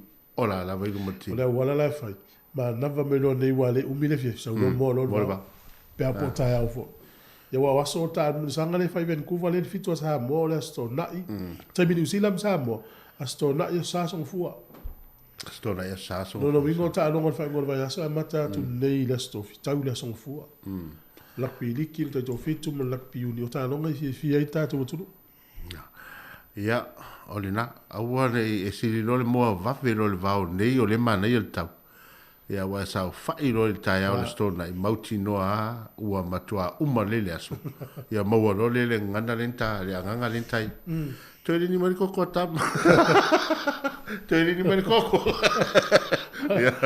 ala wala wala mo tu fa tu lo sia ye no lo ga wo ya fa ya tina wa ai nga vo le na ulta mai no a taman ya fa ta ulas roile ya woni to fa na via tamala sto na ulas le matmatela lakpi ai matu le wo man fa ta la bota se wale ta le to va ai tanga tamata u i ta ai la o ile la mawai na vai to nga solo mai le mata te to fitu ya male la kapi ya mataro fa kolori uno i lo si ya o mal fa na le yaso Ia le o te ane le valu minu te luas fu tonu. O mana tuana o latu ila loa. O anafi. O tatu e tala o toi whainila o tala lisensa. Ia. O latu lai lalo. O te leo anu alai o peo i nane na whamarusia i loa. O te sau e whaatumula o. Lau pepa o le mele o le tusingai ngo. O latu ala o whanongolongo o tali noanga. Latu enu fua whaitawale. Mwhele o telefoni e tū lo tawale o ta whaia. Mantua fua lalwa e ngale a vaene fua i whafonga le tunu. O le memo e antupu. Wa po whafuanu. O tusa o le ala e tala noa le whawhawhine. Ia mantua fua o whawhawhine fia tele tala noa i tamaitai. O lātou wā pāanga le lau te atu o mai. Samoa le vava. Samoa? La tala noa whai mai. O ingo hai le whainga ngi tusinga ingoa. Tala le vava. Tala le vava whine whai si tamaitai. E le matua te. Alo mo le whalongolongo ma. E matua la leo. O la le wa halu nei la whalongo whai mai. Ingo ngi tusinga ingoa le whaika kalai. Whai mai resi tamaitai. O la mo ele mai. Ngai wa ai whesiri kono ma le whesiri wha. E alfa siri kono ma siri fa mai e ke vai ko kusa lele e o ingo e le mangingo lele lau fa kulo le fa tu rota mai tai o le ala le fainga o le siri kono le siri fa mai siri kono o le ala to inga tangata male or female o kangolo le article male e ko sa o siri fa mai o le ala to inga tangata te mina fa na oi yo la o le no fa tu sa yo o va belo o le ala mala le la sa o fisi la iso tonu fisi na ito ai o sa o to tiro tu lona po o ata re fa pe o le matu ai atu ngalu o le suilia ile fisi tonu ma fisi fa sa tau na fisi le la o le ale to ngata na fa na mai ai fa e sa o fisi le la lo o la to ngata ina o e fa na pa fa sa mo sa o le to ngavisi po se fi meio po se meio ya la fa meta meta ya o fa mai o al fisimo o la lo to inga tanga pe fisu e pe o foringa voi e se termina fa na mai e se to inga tanga ai o mal termina wai ai termina o lo sui to inga pe finga na visi ya la sa o no o sa ne si mo no fo matikil fi meio ya o so mai lo si po la to inga tanga te termina fa na wai ya o tikilo meio o sa lo fat so ale sa o ele si vai nga le ali ya o matua e fa mai o le tusinga ingol tu langa o visit ya ai fai tau fo visit e matua fai tau le ya matua manino le wing office di mal fai ngo o ai si visit a tali si visit ya o misi visit na ya a wata fai ti o e pau au su ai nga fo e o ngai fa mau ngai na ia mani no le leita tole ia mani no le ni usila ia ta to ia no foi tono le tun au ta ia tonu le vanga le e tala tusa male tanga tusa male o kilani tasi o fale tusi o kilani na matua fai ni solo te ni sima tua te e atu le whanga ina o le tangata le ta o le drag queen ia po ila tau ia o le tupale o le iwa fia vea nei mataini aina iei tonu nasi whaaringa na whai es whawhawhine tonu lai pui le itamaiti ia o le whaitawina o tusi ia o le whai o tanga masiva e te ei mātua te ei mātua i le tatauna whai e se tangata whapea ia le tamo whai au kilani ia ma New Zealand e whaalau i loa ia le tuainga tusa lea. Vai tu fai whamaunga Australia le New Zealand lason nei por whaingo lason tene. Ia. E le por kalamena le whai Australia to ato e whai ale na tolo po i le lua tau sanga talua i onor COVID. Pea ma le lima se la wafe tangata na iai whawhiwhianga ia. So la whawhonga me la wangla Australia. E whatau ai nei la tau ia tuainga tusa. Afa miliona tangata na ia. Wa vai la to te wa tupu te le fai tau fa yo le tu ainga le le tau la to le tu ainga tonu ia ele fa pe awai o le foi ai ni si vai nga nga tau o le foi lango ila to e pe on fa no foi sa mo pe sa mo le tati ma me ia a o foi la to fundraising no la ia lango foi ave mo meu o charities ma so swani ia ai le ia le soifu tanga tai mara malamba lon tu ainga lon tu ainga ia ai o foi nei fai me foi le pe Pito whaari ni so tātou, te ta tia pere o le ia tau, o piu malosi melo le ia tau tata, ai nei lau la. Ya, lo fatu nei tātou usona, ya te minei le ua lusu valu minuti u te nei valu, a fianga o le tai au, e nisi o whasen silanga, e malisi o tautua e whalau loa, ya, si whongon leo lau mua sunga, waino!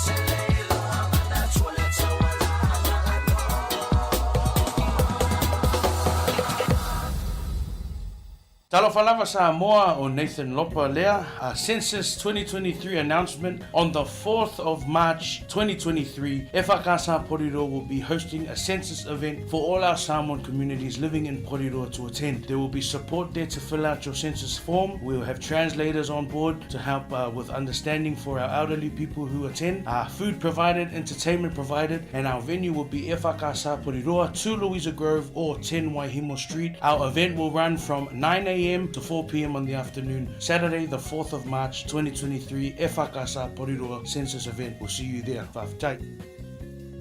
O le whaasisilanga Tautua, e whaamana tuatu i le mamalo le tātou au whaafonga, e iaila wa ia te tau i lalo le tulafono o le Broadcasting Act tasiiva valuiva, e whai e sau whaasea po se whai tionga i mata upu, tau i whaasalalanga i lunga le Samoa Capital Radio. O lo au ili lalo le upenga o sota inga le pūlenga o whaasalalanga, po le Broadcasting Standards Authority, bsa.gov.nz. A inga mo le whai o sau whaasea i se polkala me whaamanu alia i lau whaafonga anga. O lo au fia i vaenga nei, o le ale te me mawhaiona whai se whaasea, o ai tu ainga polkala me mawhaiona o whaasea ai, o ai e whao o iai la o whaasea mō le taimi mō mua, whaftai.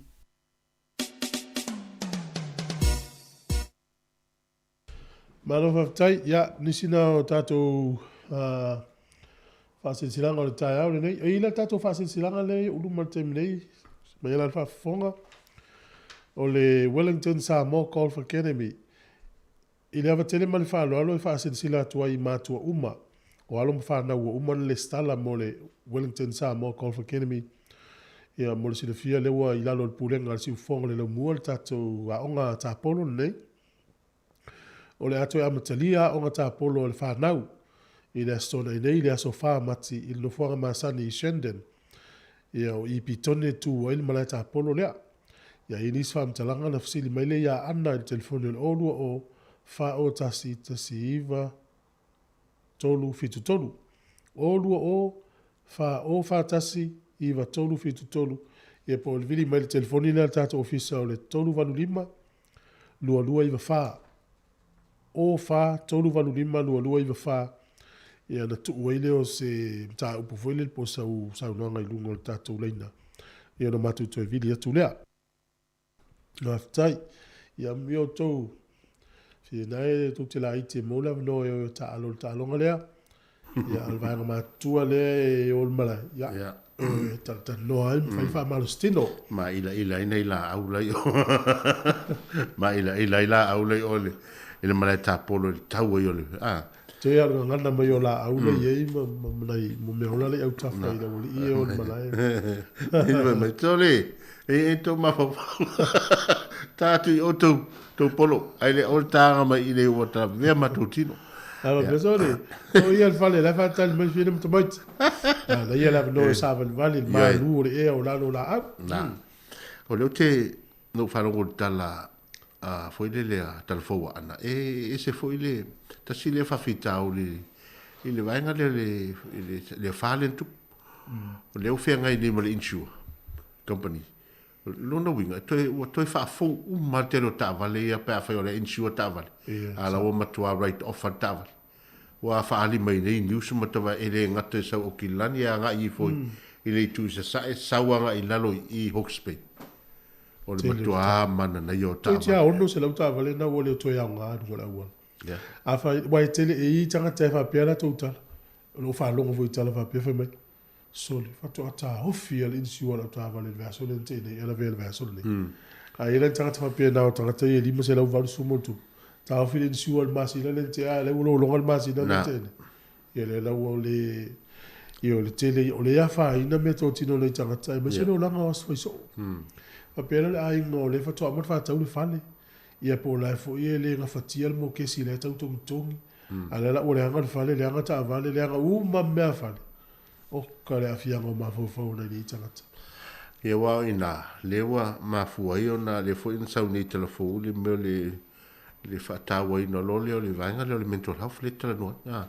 Awa, a whapea o le tangata le ua whaina le whale to i lea o ngā le whale.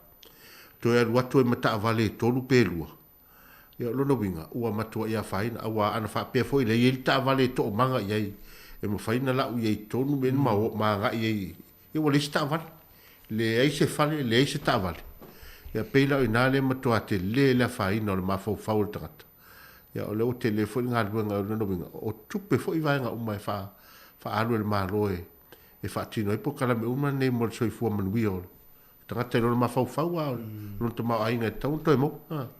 Lo fatu lava mātou nei atu tōlo mawhatia, ia, te loe le whaingofie le pupu fustei mi la whianga i o tō maru tau nei, mātou talo i e pelfi le mū ia tau tau. O le, tina fia fo le mele no fo ia lau te elu mo le palemene li usila. O le tau atoa o le, nena alu i le wha le leia ma le vaenga ma le taimi atoa le ana ina. Valu te si ma le tolu 2 miliona tāla ni usila, le tau atoa o mea lava sa alu whaingo mei. O le operation po le whatinonga leo la tutute tau whaikiria ma se tangata tolu tesi ma le ono toisia tolu tesi ma le 5 miliona ato tolu le na ma le fia se lau leo ma se tua ni usila ia o leo lai o mea o la to mea ai o hotels o le taimi me uma o le tau o ta vale o poloka si ma me uma fa ngai leo tow trucks ia e tolu tesi ma le toisia tolu tesi ma le 5 miliona na lua a tu fatasi la tupe atoa la foi la fonga le na alu i valu tesi ma le tolu 2 miliona ma pela fa fonga mai sa e poi mai mo mai sa e alu te ia stato tupe na le walu i mele sa ia la foi fetangi si famele la va pen fit tau taso i fonga ia le na otu tu nei tai ma fa alu le walu le valu mo tupe milion ia mai ia wala ia mantua la le fainga le fai ia to sua mo ese muti awa e lo tanto nunga e lo tu ua isa la tupe la to ina fa sala la to ta vale mai sia ma fa sala nga nave al tupe le no fa alu te milia fa le anga i male playground o me fu yo me ta alo te muti le o pakarna fa le anga ino ia wanta ta vai tu ta te la tu te mina la fai poloka le lo no wakilia le su to masini wa sua o wa ese umale ese umale mutia o me umala wa fa fo umama o foi te tol mutia ma to landscape le luma wa le anga i ma to foi tato wa to su no ya fima mu oi pito ya tangata le wa foi le ma fo o tele na fai na ia le se mangol tato palmeni tai ya le wa fai na tele ni tupe Malo mai ma futo mai to sfulu iva minute talo le iva malo lo to foi lo tengia to ni ta o le faso tu i mesa tupu i mo palmene ni zile ta usanga lente ya le tupele ata to wi tinga ina fenga lu ngale na lu i to wingo o va nga e ile fo fuanga le situ malo Indonesia o le mata la to wa o ngala i tile limba veao Tua te ia tangata. Lima le vaveao. Mai ia, fa mai fuanga le tangata le pe o le kovana le o le tumalo le mai ia. O le fata te inga le la tatou faia. Le la tatou amata lima le vaveao a onga. Tā le faa fiala i lunga. Afa le faa ia wo ese malfale. Tā le lima utau nu le onga amata lo le onga. A te no la onga Indonesia amata le fitu. Fitu le vaveao. Fitu le tae. E fuala ia onga tatou New Zealand amata le liva. A fole walu te leo le taimi e tāpena i mātua. A mātua i te e iala ia mātua. E le mana na o e fuafuanga lea. O le ase mafo angawa. O le ase o silfio le ase mafo angawa la iona. Tam whaina ia a mata le lima taio. O tala lea o mai i o le wild pig. Ia mata o na e le lei i mo le fisosoani le o langa o le tamai titi lo le tuptupua e tāpena me o le titi fasolo i lu. Ai o lela foi fi nunga matua ya tu se situa ava pela al matua le to amana va men por ta silva vea ia ale la to yala nel falva vea ave non atali de ha mai e matua ile lava le moya al tamadit al tala na le mai sol ma fu angana ia pela tato yo ma sa di le al va vea al fengal a ona luisa mo ta fau o le te fia mo e umiso le na ai ala le lima ni sila te la sa mo ta le lima ala ala mo o mata e len fa tata wala nga o ta wale sa foi le sa ye le tu polme tu sai pe mo le ta si lua tolu va vea soli e pe na le lua i tu la e to ala i fo ta le on ai va vela mo sa mo ta fo fa wa ma ai ale fo malos o pe o masa nei tatou o tatou fo ese le tau sa fo mo to ye do malanga so le na malanga na o e malanga ma le tua fe la malanga ye na va fe la wala e tu sa tu sa wai foi le pe o tau ai le pe tu sa pe alu tina le ainga pe tana o tu sa te mia la wai e ta wo le no me na fika no le fo mai va pe tu sa ma facili sa o il tu sa gai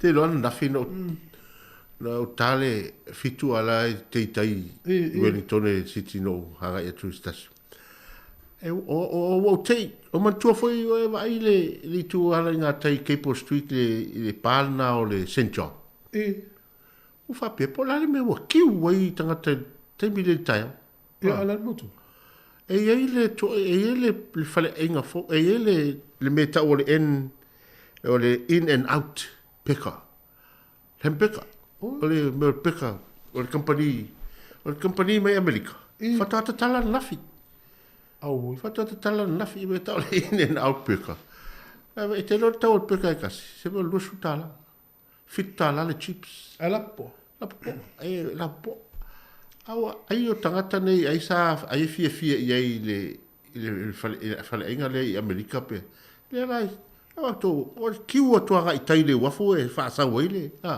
o va pe pola le ya le o te feita o tono po so o va pe pola e fai i o kirani fo ole fa pe na o kirani na tsala le te no le i veti fanga na o ele ngo va na tsala me o kirani na fale inga na pe kala na o inga na e lua Wellington elesi au kilani elesi o lungana o kilani me ka o le shake 22 i lunga le wafu au ineila o ila i tala to fale inga nei tala o ta o le John St John pa na le mo e tau to e tele o museum le tuanga vale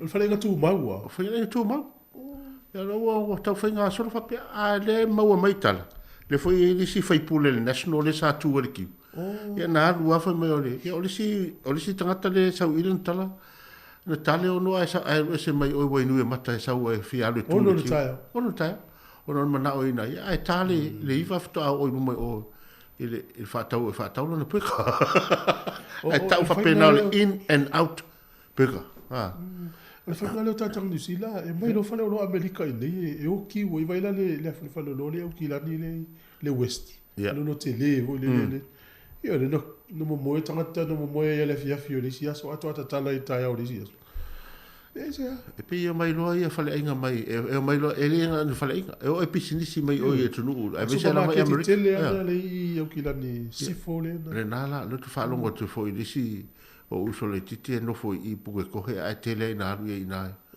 so o na le au tangata tele tupe o e ina ai o le to inga le ia mo o la to lo ya pena nei vai mo tangata so le e o ala le ta o tata no nei tau mafalta ya le o nei va pensa le nei ya pe ka le nei le aki wai ma lo le te o le va pe o te le la vel joinga o tasi e pe a fai tu la le o te tu se ki o to ana unga le nei me e vai le te isto falen poi tau lau atu me ia le na matua e vai la via le lei ai pe ka fo ia America le na ia ya ma lo lava te fa sa o tu ale le tala le na FC le mai pe ole ma fo fonga le tangata le ko vana le stasio piton o Indonesia ma fo anga lo na mana o ina ia mata o ngali lima le va ne ia fa le ai le tulang le discipline no tamati o la to la ma to le tem ni fa lo ma ta tamati fo le what ese ale tulang o ia fa na fa mai la o lo na tel tonu mata o ngali lima va e fa le ia ti le ai le o la sista i ma le o la fa longo o tamati le ko tinga me fo le ta no fa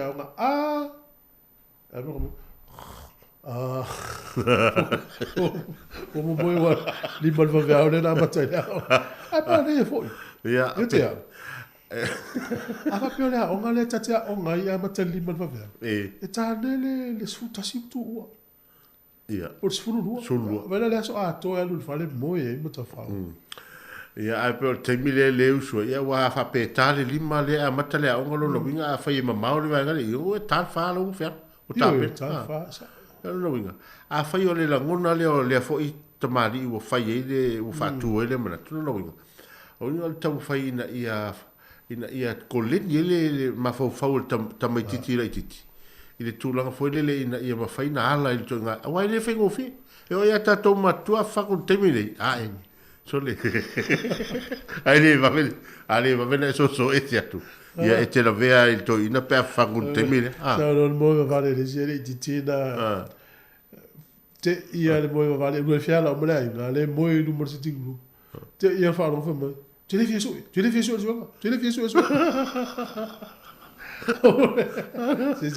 Ese foi com a mãe para ele. Olha tu é matu olha a mãe vale muito. Ele fez isso esse sueca. Então tá lá ela a mãe. Ele eu foi assim não foi. Para ver fianga tá já tô se tá se minutos eu tá leu aí va. Se fongo le deu de la boa. Só fale mãe.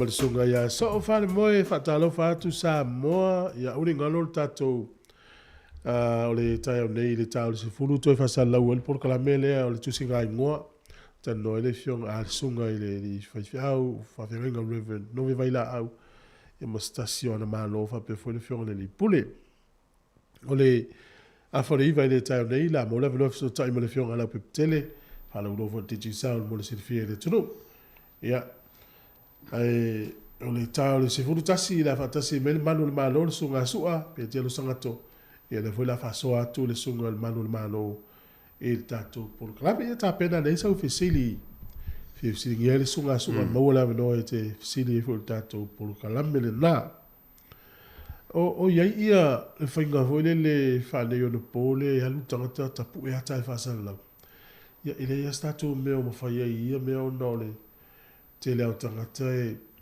te lo pe ai se ai o le no fa tanga tapu ia ta fa sa la u no ma se fa tanga nga e fa ia o le ele foi le o Kobe Bryant ele sa passe kit a basketball le a America le na pa un helicopter na le na mo le fale tu o le ile ana tapu e le o leo matanga na mo le fa na viata e fa sa la ata o no to lua ma le fa la le tu tangi e lo le to lua le basketball le a ile famosino ile ai se ai fa le tu la fono sa e ta tau e no fa sa la lau e tangata le ia tau lo to lua ma le fa la le tu le lau tali me le fa misi no ngale o lau le unga fast food 5 miliona ta la le la tongi le o ma ila tone ile fa le tu o le basketball le mali o le la tonga yo inga fa so le tu la fono le fai pia o le so na fo mo tato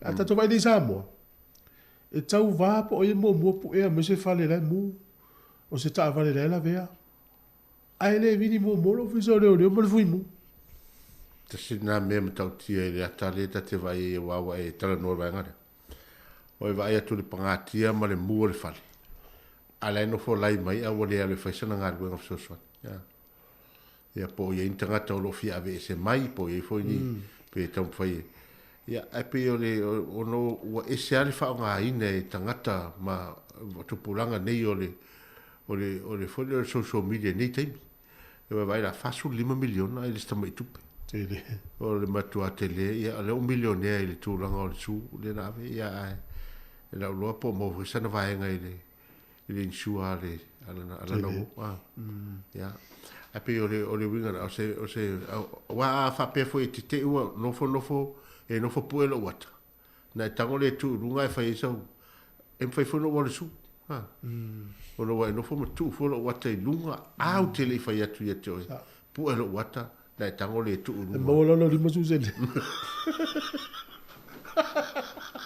wa e fa mai lo ai no ai no o te matua i su wina le lima tara. Maua pe pankeke, maua malau i kofi. Ia, le tato mata i tu. Ia wai o foi mene o mariu. O le na alu te e te le tau le ainga e ona le mariu. Ia la tu e fai mai lau live o le mariu. A laua umana iei tangata ua umana awe il fata nanga le ainga. Ia uma foi nda wa pe fata te inga wa. Wa pe ala se mariu o lo tama fata te inga wa lo mariu lo tama. A pe mariu lo tama no fato nuina lola e leo le poeta. E te live inga le ot le faingo le lotu. Sa lautu sa. Fa sa lautu sa le lotu. Ai awane tu mai ala me poeta i tono le pusa mariu. Ia. Na pu e mai a tangia mai tatia to le pusa mariu. Ya o foringa to ina awane e tu o dunga foringa to ina. Ya o ia inga na e soli lola le poeta. Su fo poeta. Ia sa we. O a foi le o mana watu. Ia inga tu la fono meuma pu e uma le faingo la unga mo le mau. Ia o lo temile tu mai e lo me poeta o le pusa to ina. Au ne faria mai tonu. Au ne faria mai tonu na le pusa ia mau atu au ne faria mai tonu foringa. O ai foi manu. O i se fia mata ini. Ini atas tanga tau mari. E va taia wela ngal tau puria. O te whano no e whasala wina. Tere no i tai no ia la tau ia tu lou ava e pele umo tato ainga tato. Ia e fua fu ia le tu ainga. Usala le ua tatia man pusa mali. Le ua tatala. Ale fai mai puenga hata mai. Ale, so le fai mai fōringa fia, ma fai mai ia. La tō whailo fo ile, o tamai lima le tū luma. A ole maliu le po ile ata, ma le simea. Ole fesiri, o fia wa ai ia tangata i se tangata maliu, e whaali mai o na fōringa i lunga o tōsoni. O le tali tele a, ele ai. Ele fia wa ai. Ia e pe, e fua fo ia ele, tō wha mau le fo i tangata ma le ai. Ia, e fua peo vale alofa. Ia me, ia le fo i le, e le mutaanga ma le moto inga meto. E manu foi a fa peo, e manu foi a ui ai. I si o tu a. Si o ta mama ono fōringa i a. E awal tu ua i runga pe a pena. Ai, o la ua ia na tustusinga e tu ia alofa o e ta ma. Ia, alo manu. Oni o nata, ia so i fua wa ia te la watu e iata we, fatu tu i luma o lona tu loa. Ia o atana tu i le kiamno, ata imi o so i fua. A le pusa ia. E le tata ilo ia iso. Ia, se. Peo na i vaenga na. E pe na foi la o fatu nunga, lo man foi le tinala inga. Pe a fa pe umi pele o la man se fatu. A ua na i se kema la talata me te au teimi. Lunga te... O man sai ni le wili. E te tape e o maa kemna i. Wai. E loa te tape e o maa kemna i. Ia. E au ngafo. O le whamanatu whapesol. Na o ai mele ia ai o no Tautua o le tate mata ia. Ia na fo i lunga o Facebook o i lunga o YouTube. Ia mea umana. Ia e tau ana iei le vātapuia. E tau foi na iei le foi le leina e tosi ei. Ia le tūlanga o le mo le ata e tau na ave lunga. Mena le pu e mua le ata. Na mai le mata mua. Ne fatua ave mo fa mo tifanga. E umana pu e mua le tifanga atoa na mai le to ini me ta tipi. Ia pe foi ni vanga to fa pop. Ringa la fa mo le tifanga le mele la. Al vanga le live. E sole. E sa we mo me fa le tonu mo live. Sa we fo ringa tra le mal. Mo le TikTok mai le ska. Samoa, se vai iniciar tu no longi fa sa la tanga to mal liu no ngo so midi. Na ta to ale fa ya lu ta ri va fo mai tal fo.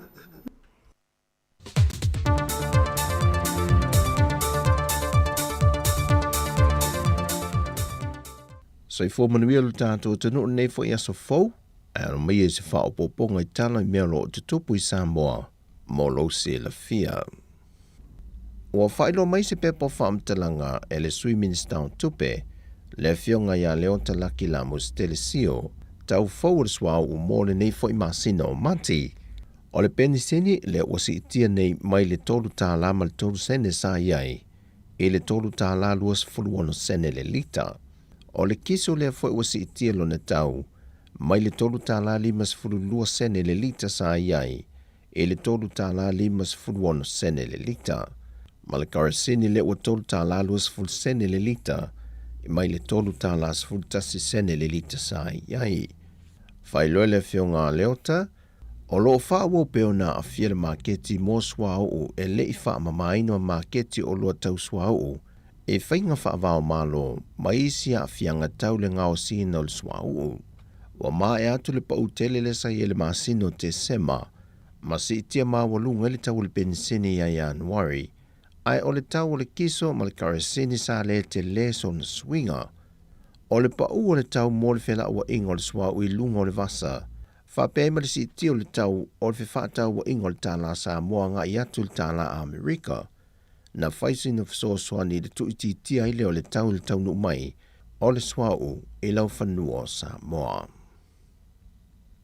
Ua whailopa po le ngolmtanga luenga le soi fōmalo loina le vai tau le nei, e le ono toi sao mai te tono le atunu o sia mo le whaamai o le misela, ma ua toi ngā iui e nei le soi fōmalo loina, e wha ngā solo ana tui pui o le misela o le mami ma le rupela, e te tonu a onga te itasi le atunu, mō whanau i lalo ifo le 5 tausanga le mātutua. Wa whai loa le soi fōmalo loina, wha maunga le laulangi atoa, wa mai tawi nai le pa ua le whai numero tui pui wha a wau o tamaiti, e au fia ima le wha mai o le misela, talu mai a fianga o le COVID is fruiva. Wa whai loa fwoi po lenga le soi fōmalo loina, ona ua i tutono ni usila ma austa di le wha mai o le misela, mai whaingo fiai o nofi mailo tātou atunuu, e le whemalanga i o tātou tangata. E wi lava sa le itawa fia tui pui pui mo whanau wanga vaa le tui pui pui, a o toe whaia le isi whaasolongo tui pui pui a onga te itasi, mo whanau oma, e le whaia tui o le misela mami maleru pela. Ua toe suia se fōwhanga al whanapoptongo le malu si angatau il tise, na o lato whaasilsila i lunga o pengta whaailangi, e se ngā ruenga mo a whio anga o whangalii mawailele, e le whaapipi ina le ia i token meters, lea e tae te tonu unite, mai o mita fo i e whaailoa mai i unite ua whao ngā.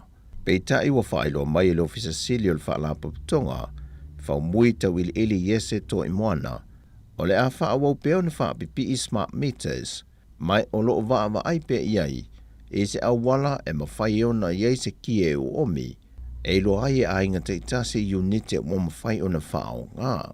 Sau no whao mui, e le o iai se fōwhanga le whaalapo ptonga malu se angatau el tise le temile nei, e toi whaapipi e se isi mita fau, e ese mai smart meters wa whao ngaina i le temile nei.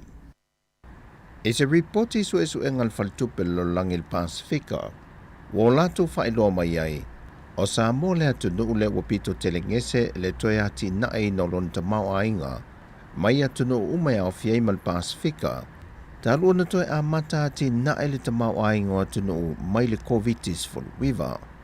O se tasio vaengo le reporti wa whaali ai, a oluma nae le tausanga fau, o le ua o Samoa ili se fudma le 2% o le fua wha te tau, o le si tia leo le tau o le soi whanga, o pito taunga tātuai o loa i Samoa, nai loa isi atunu o le Pasifika, e pei o na whaai loa lunga le reporti le World Bank of Pacific, o le aunga autu o le reporti le nei. E na ia mawhai o nei loa e le whalitupe le lolangi, le tūlanga o loa i ai le tamao ainga o atunu o mai le whaamai o COVIDis fuiva, ma maua ai ni whautuanga e fsoswani ai, e le vave o le ati na i no le tamao ainga, ai mese lava i atunu o le Pasifika. Whaalia le reporti a whaia e whaawau pere si i tia maa walunga le tau soi whanga i Samoa, o le atu i tia e fwere whaata wina e o tātou tangata o oloa, ma tele ngese le si i tia o le tupe maua, pe a whaatu satu i si atu nu o le Pasifika i le teimile nei. E whaitau piliona tupe o lo tu ina mai le whalitupe lo langi atu moto le Pasifika, e whausi ai ati na ese, mo le si i tia o lo latu tamawa inga. Ua mai anele vahenga mō mua al polo ke tel miliona tā la le vao fonti, o le tūmalo whangaloa, e na ua mai a whausia le lato o official fono whaavai le vaiason te nei, mata tā la aloa i e nai. Wala sia le vao fonti le vahenga mō mua al polo ke tel miliona tā la, e na ua mai a whausia lona ofisa, o landa komite to se fulmal whae te fono le fionga le whaipule, Fantase ma le au whainga ruenga le ofisa e to tonu. O le tatala ino le whaamue moe sa fantase atu i eile a fionga le ministao lo ta ita ia le poloketi le nei, le fionga le ota laki la mostele sio. Ma le fionga le ministao whaato angam whainga whaiva, le fionga la auli le ua tepo la te vau fosi Schmidt. Wa sauni le fionga le whaipule tuto tasio le tu malo, le fionga mau usiosi, e sa valia le isi la sango le poloketi le nei miliona ta la molo nei tu malo, e ala le tauli maino le seleni, mo le wha le leia leo le atina e sa ia tāro sanga il poloketi le nei te tonu le parlemene, mo le atina e o le ava Samoa, ona e na o le pau leo le wha atuanga e mawhai ona ola le lei te tonu le tu malo whangaloa, e meiseo mea alofa ma tā leni, e le fausia ina lea o mea tau lima. O tala fauia mai sa moman wia le nei aso tofi lo tātou tano o whasoi foia.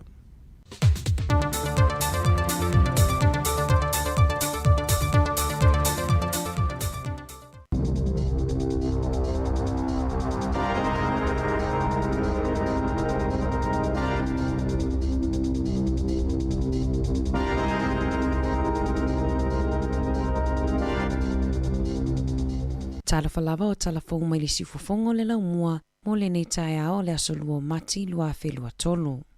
O le aso ana nafina whai ai se whelua inga, a le afionga i le alipu le le tio, le afionga a whamasanga te alu mo resi, Whaapea le susunga ia Mari Whaivalu, masui e toa tolu a le poloketi o le Porirua Development, le susunga ia William Pennington, Shane Parata, ma le whaletua ia Vanessa Granger. O le Porirua Development, o se whaingapa anga o lo onga lulue whaatasi ai le au nanga a le kainga ora po le Housing New Zealand, le pulinga nuua Porirua, ma le iwi a le ngati toa rangatira, mo le fausia ina lea o whale fou, whaapea le toe whaalelea o le sio manga o Porirua isa sae, e au ai Cannons Creek ma Waitangirua. O le whaamoemoe o le whanotanga, na whaamanino mai ai ngā luenga o lo o whaatinoina i le taimi nei, whaapea mana onga o le nei poloketi i lea nga i le lumanai. O le ua iai se whaamoemoe e whaonga ai nai le tautua a le sifofongo le laumua, e whaalawi loa i nai, ma whasoa atu ai i le atu no fuafuanga, mga luenga uma mo le nei poloketi. E whaitau a wheta avale na whaaleanga i nei au kilani, pe atu whaatasi le numero ta avale na whaaleanga ina i timunga mamafa, ma ta whenga ai maisele a whao Gabriel.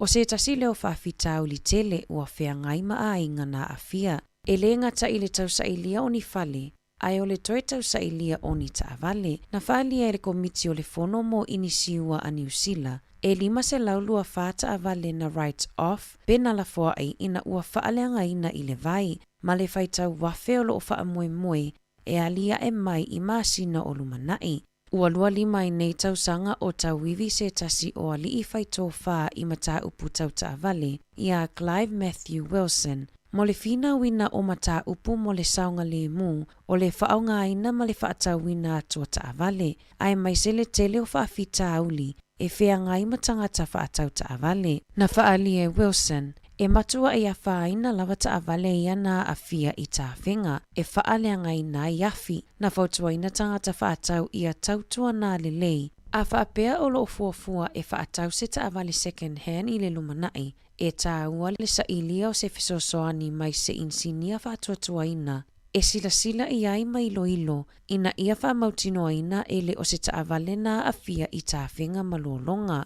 O le telo ta avale na a fia, o le ato e whaalelea e nisi, ma whaatau watu ilunga o ala ato le Facebook, ma isi upenga ta whailangi, ma o lo o fautua ina e Wilson le lautele, ia mata i tu le lei lea vaenga. E to'atolu tangata whaito whao le soifua malolo ina mo le mawhauwhau, e iai Dr. David Kodaya, Joe Chiplin, ma Dr. Ainsley Cribb Sua, o le a whatino ina se porkalame i lunga o ala ata a le staff, e talina ini fesili mo tangata o lo o iaini whawhitauli i le mental health, mai a fianga o le a whao Gabriel, whaapeti munga mamafa na a fia i le tele o tangata i le pito i lunga o le motu i mātū. O mata upu e whaatala noa ina, e au fia i le whaamatala ina o whailonga waaia, e iloa ia aunga o le whaanoa noa loloto, ai mai sea a fianga o tamaiti mai whaalave lave whaale nātura. O le tau le se fulutasi i le tae au a tae au, e mawhaiona mai moa ai i lea porokalame. E lua tasi o loa ale Hamas ma le tahini o lo o fautua ina le lautele, ina ia toi whaafoi atu i whale o loa na whaatauina mai iai, ona o lo o iai le popolinga o lo o iai totonu le siama o le salmonella. E se fululua i le fitu se fululua i tū la, e amata whaalia ia unga talu ona mai a ona tau mafa, ma e tā ua le waaia o se fōma i se taimi vave. O a unga e iai le tinga o le manava, fiva, tinga o le ulu, manava tata, le lava ma le whaasuati se tulou, e tā ua ai na waaia se fōma i. O lo o ngā lulu e whaatasi le Food Safety ma le Life Health Food New Zealand, e ilo ina lea mata upu i le mafua anga o lea whaafitauli.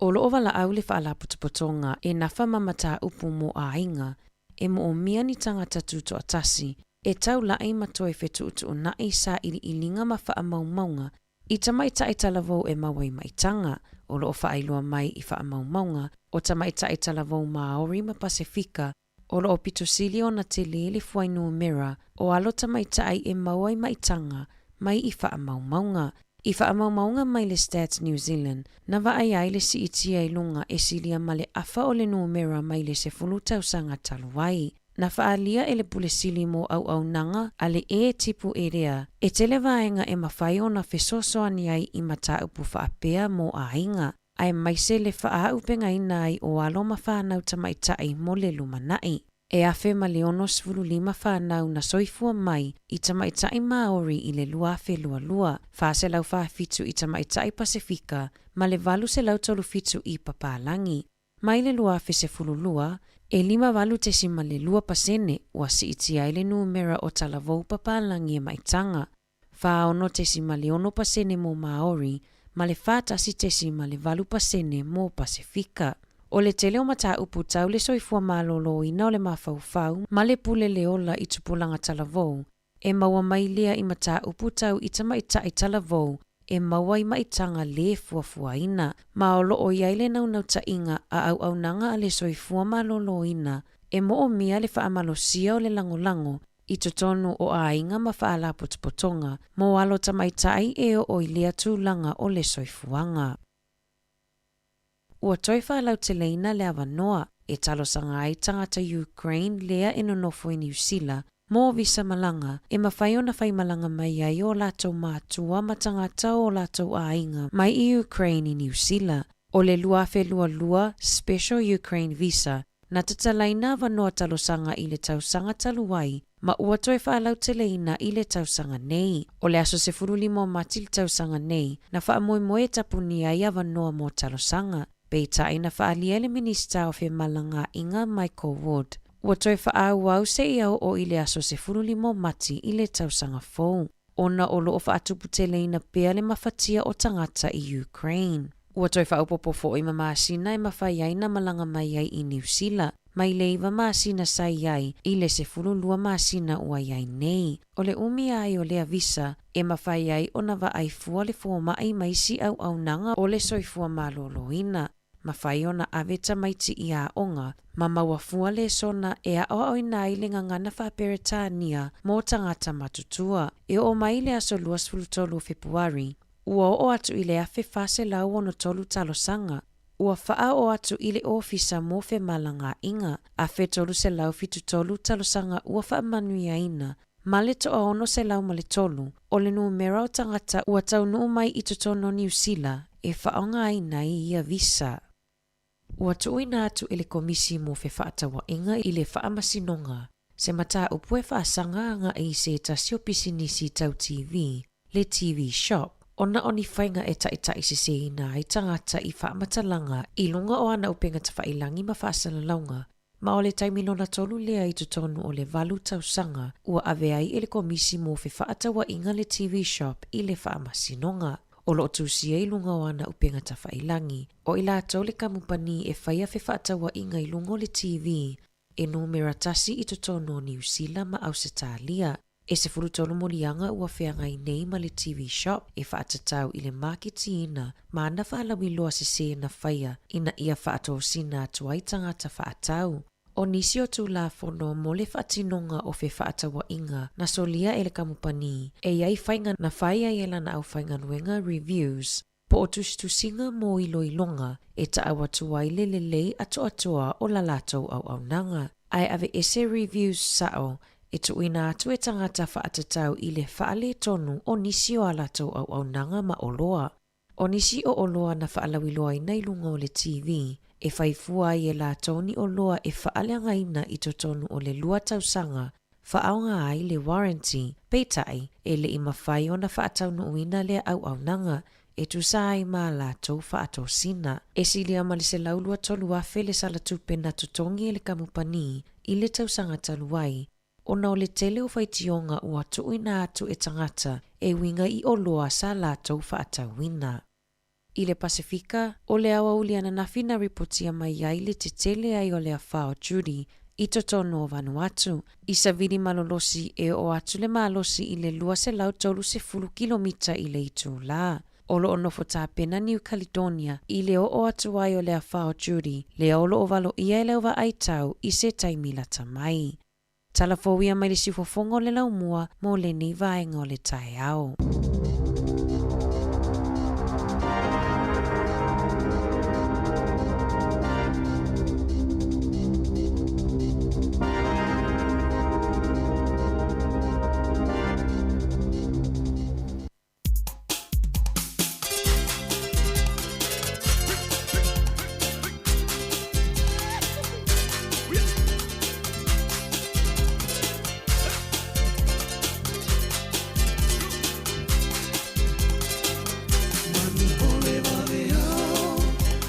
sangi fungala au ae ala usu ita I le whaiwa o mawhauwhau Tanu polo uko pole ne I te I uale taulau Tau uai le upu uale au le ila ilau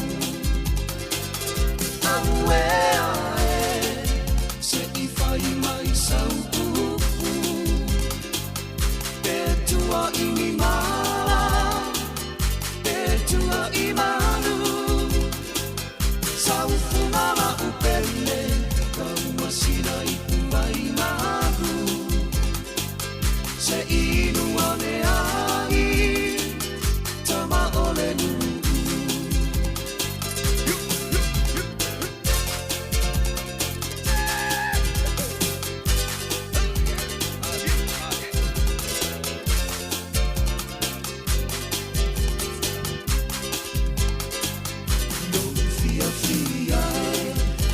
Teine petua inia O usata fai Ole au a mene ilunga Ai pupore no uloto Ona o santupua inana Ne ililo utuma Ae ali ali na utuma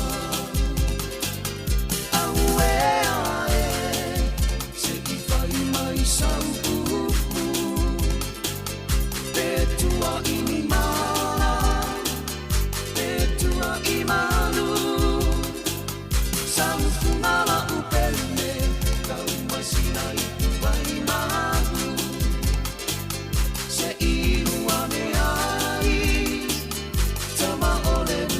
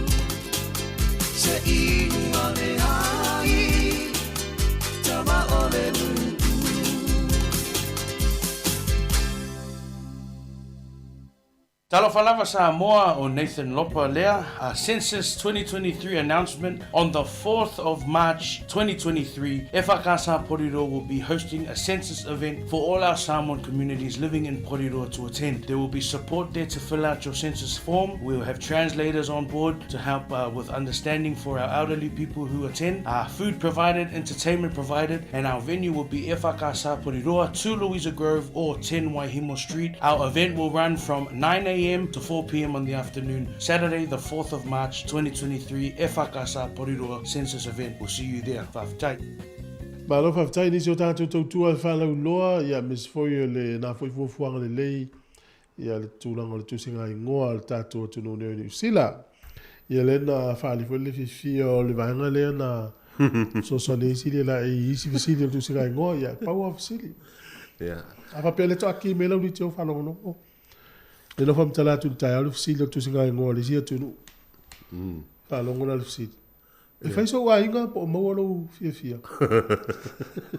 e si ga fsili so ai mo ora ma na tali mai ele so ai le inga la o tala tama lo le fa mai o le mo lo fia o le winga la le tali le o le 5 o le so na inga ai a tali mai o le fai lo wa inga lo le o la tama lo le so la fa no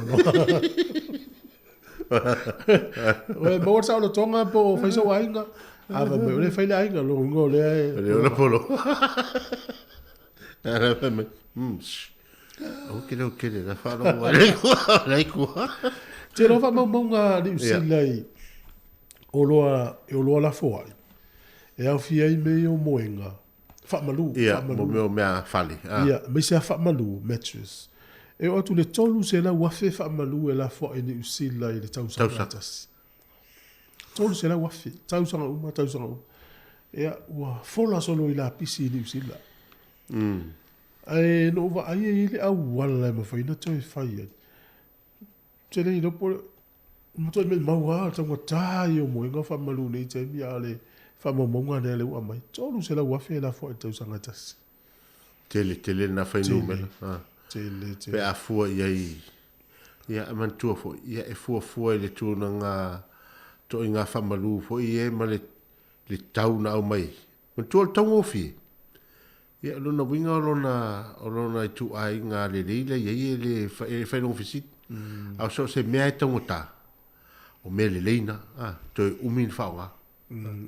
Ia e tatu fua i la awa ao ni su e tele whamalu e po le ana po whene la fua.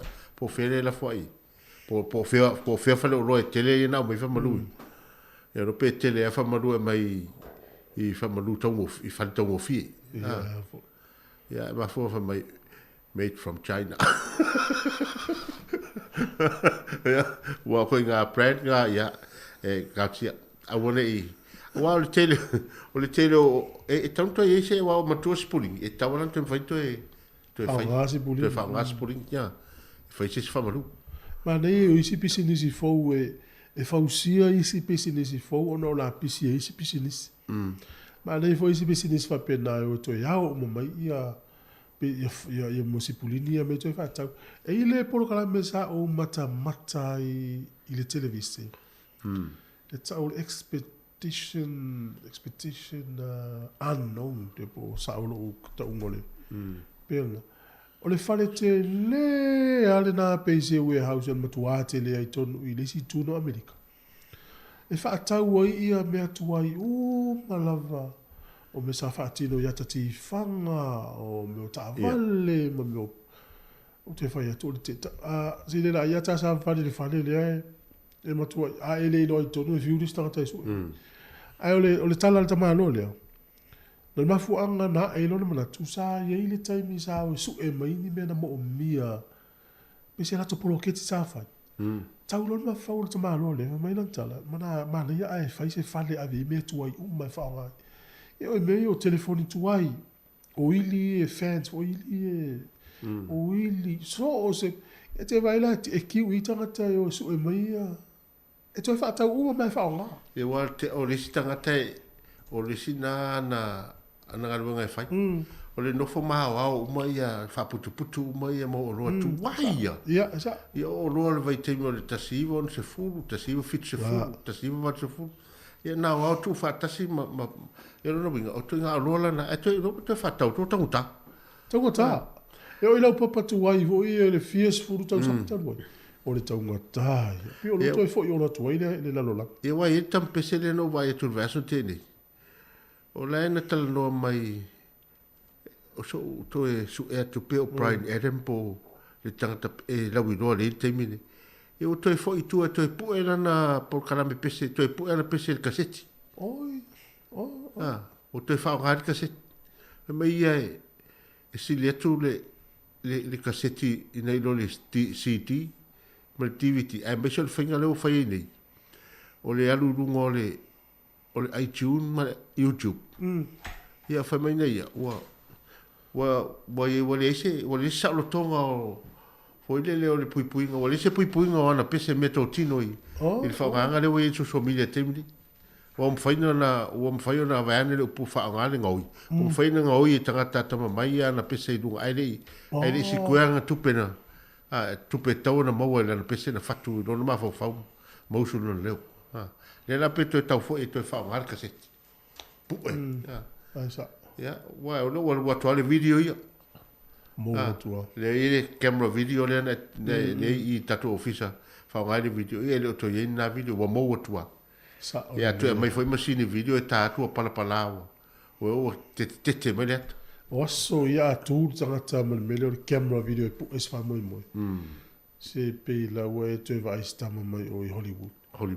Al termina le tu camera tangata mal camera pu. So va pe fa la vele va vai tu mo. Se fa moi fa tu já le. Au fa solo ina la Haiti. Wala Haiti. Ia la foi o telefoni net felo e moi. Foi pau al telefoni o el nai. E pu el ti fanga telefoni o el nai. Ai pau atu la ia telefoni ta miti la Haiti. Le la no fai atu te milina e lu lai mai el tato e festival le tai. Pei ia la na lai mai TV. Sa u fa tali e tangata fa mai lu atu tato ofisa. Ia e po le e si na bo. Mas ali tangata na ia le la tato alu to sa u. Ia. Ai le la tangata mata no ma pepe. Ia, ma ia la tato pese fa fifia ngol tayau.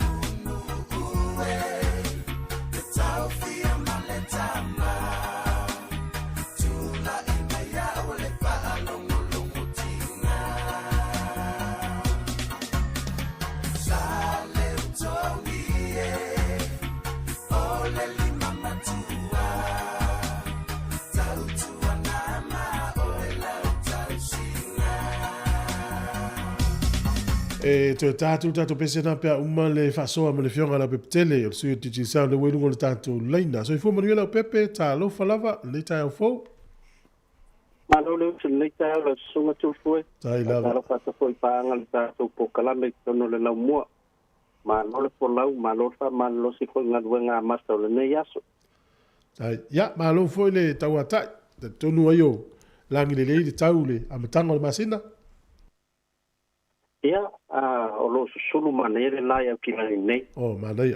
Ia, tonu o fōringa wa ia fō i o le leo le tau le nei teimi. Ia, o fua fō whatalinga mai o nisi fō i o whālea fō i tatu whālongolonga tu lava lo tau angai mai. Ia, ioi, e leo to e tala no lava tātou se tūlanga fō le whāpea whaini fōfuanga ma mao le nei teimi le laulo wā le tau.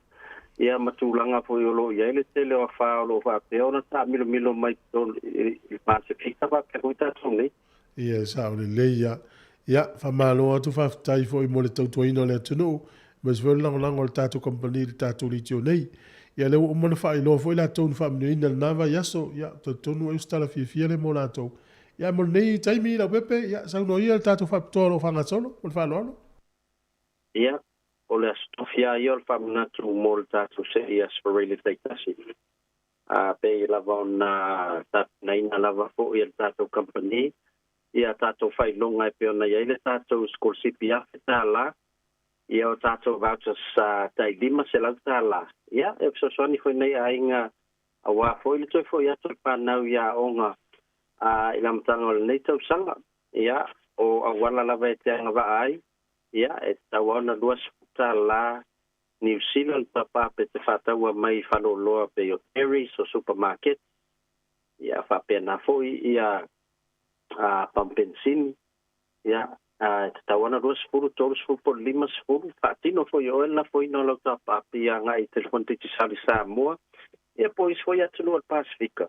Ia na mawalo lau avanoa le tātou se ila la whatino ina la soatai au. Fai foi ona e anga vai pa e sa o lava le tātou website le Teachers Out International. Ia, ona whaunga maila ia le telesitawa, whaunga lau email e telesitawa ai. Ia, ona whaunga leo lau Visa Polo Mastercard.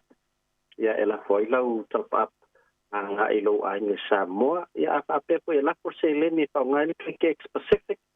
Ia, o lo whapena foi ona anga va mawailoa vanoe tono le o le tātou se, ia, te lea wala mawelo wa noa tu fui, ia, tonu fui, ia. E leo to e whaingata fui nei o tātou tangata le tautua lo whai nei a wale, a sota inga i everything, ia, o te lea na whamui mai fui nei a inga Samoa, ia tātou, ia wala fui nā to top up, ia, au lewa, a whaingofia le tātou company, ia, e ala ia wala peo na Tautua le tātou pokalan. Sa o le leia lau pepe. Mwhaina tato e pai fo i mola tau i e malanga i Samoa wea atu whao ngā mai la telefoni New Zealand, Australia, mai se tunu o tangu tā. Alo ia ia la wala whaingo fie mo tato pe au i Samoa. Ia, o la wala whaingo fie la wale whao ngā la wala tato SIM card. Whao ngā la tato SIM card i Samoa. Ia, le whaen pai o na mau atu pe a whapea te a whea mai au ki lani.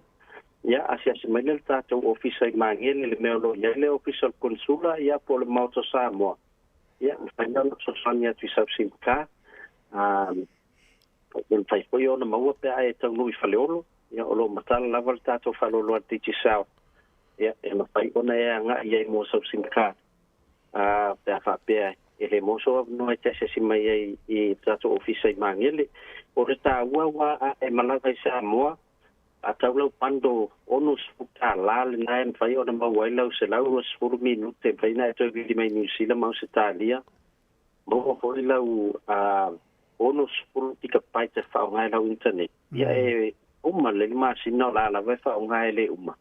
Ia e na o le onus futa la sa mole tu pe anuai masalo pe na o le fast furu New Zealand. Le tu pe anuai. Ia e pe on tau tu fui. Ia e anu ne te roam mi lau telefoni Australia po lau telefoni New Zealand.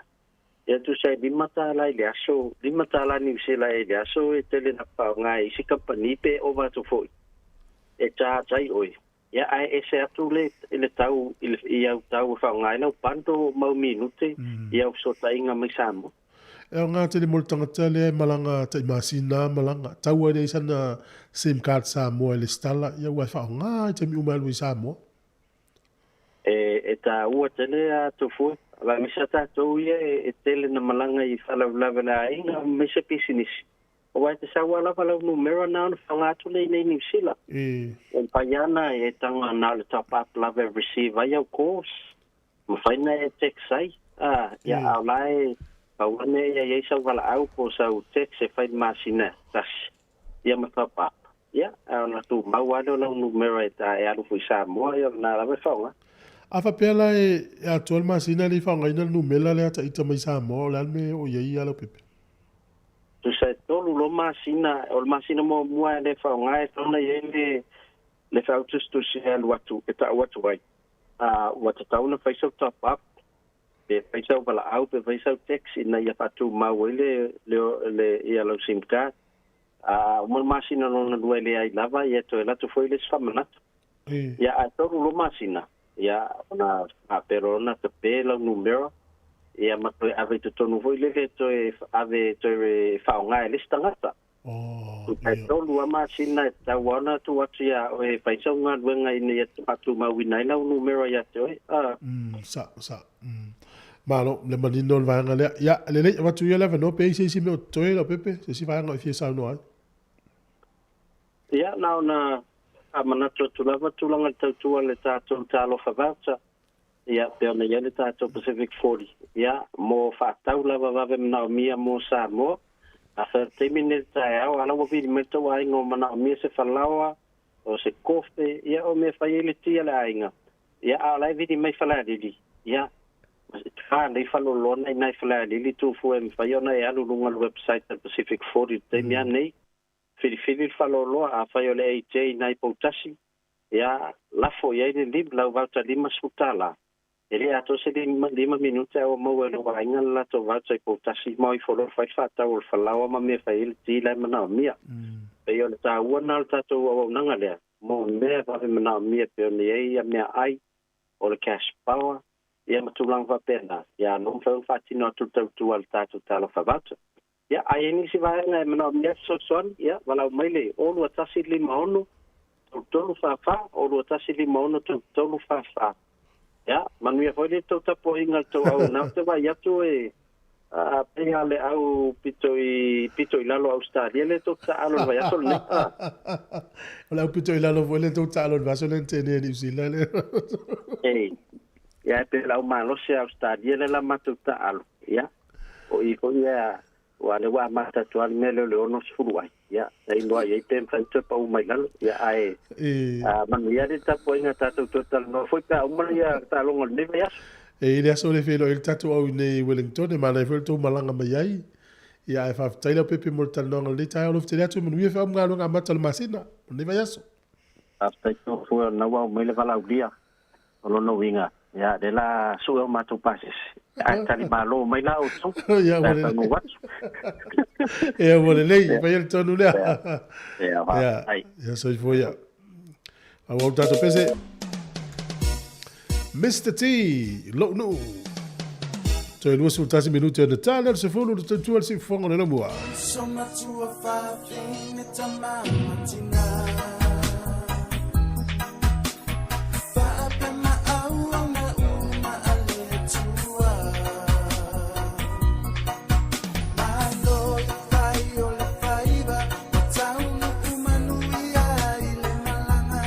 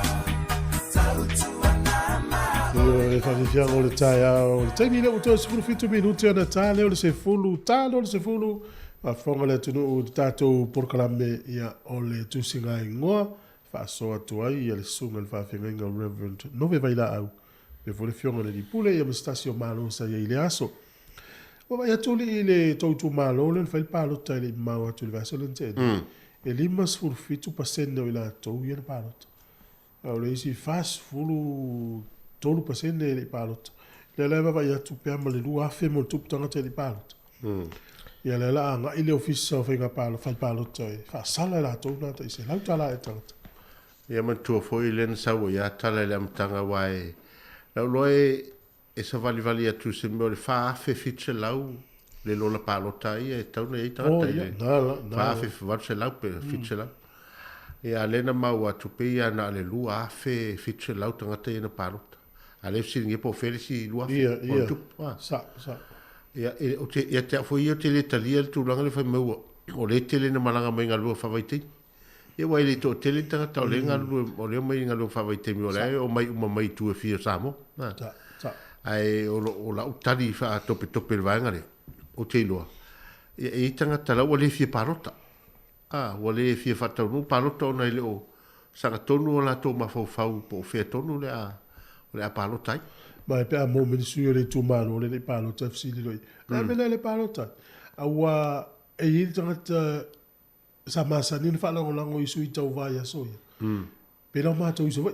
E a inga no nofu e mamao i uta. Whalangolango na ta avale le sui e otu e mai la tō mai e whapalota. Ia a whaile le se ta avale le a inga. Bisi fuafuanga naso. E o la me la le palota le o o le si tu na le tangata mo mo tangata mo se sina i po me ai pe a mo palota. A wa tu so le system la le o fai pe a fai o le o la alu isa mo la mana ia tele la o tali ina. Le toi fai ni me ai. E wa le ala la solia tangata. Solia tangata. A wa sola ia man tuai sa fai tu la fono e fai me ai ia se lau mita le mamao mai fai palota. E fai toi fato sina ia so ia. Ia ai toi alu foi mal vale au mai. A wa sola nei. E lo te tonunga lau mane tu la fono le. Au ane te nan tale te me tapuni e me o fato sina. Au ane toi e se me ai o se tupe toi mo mono atu.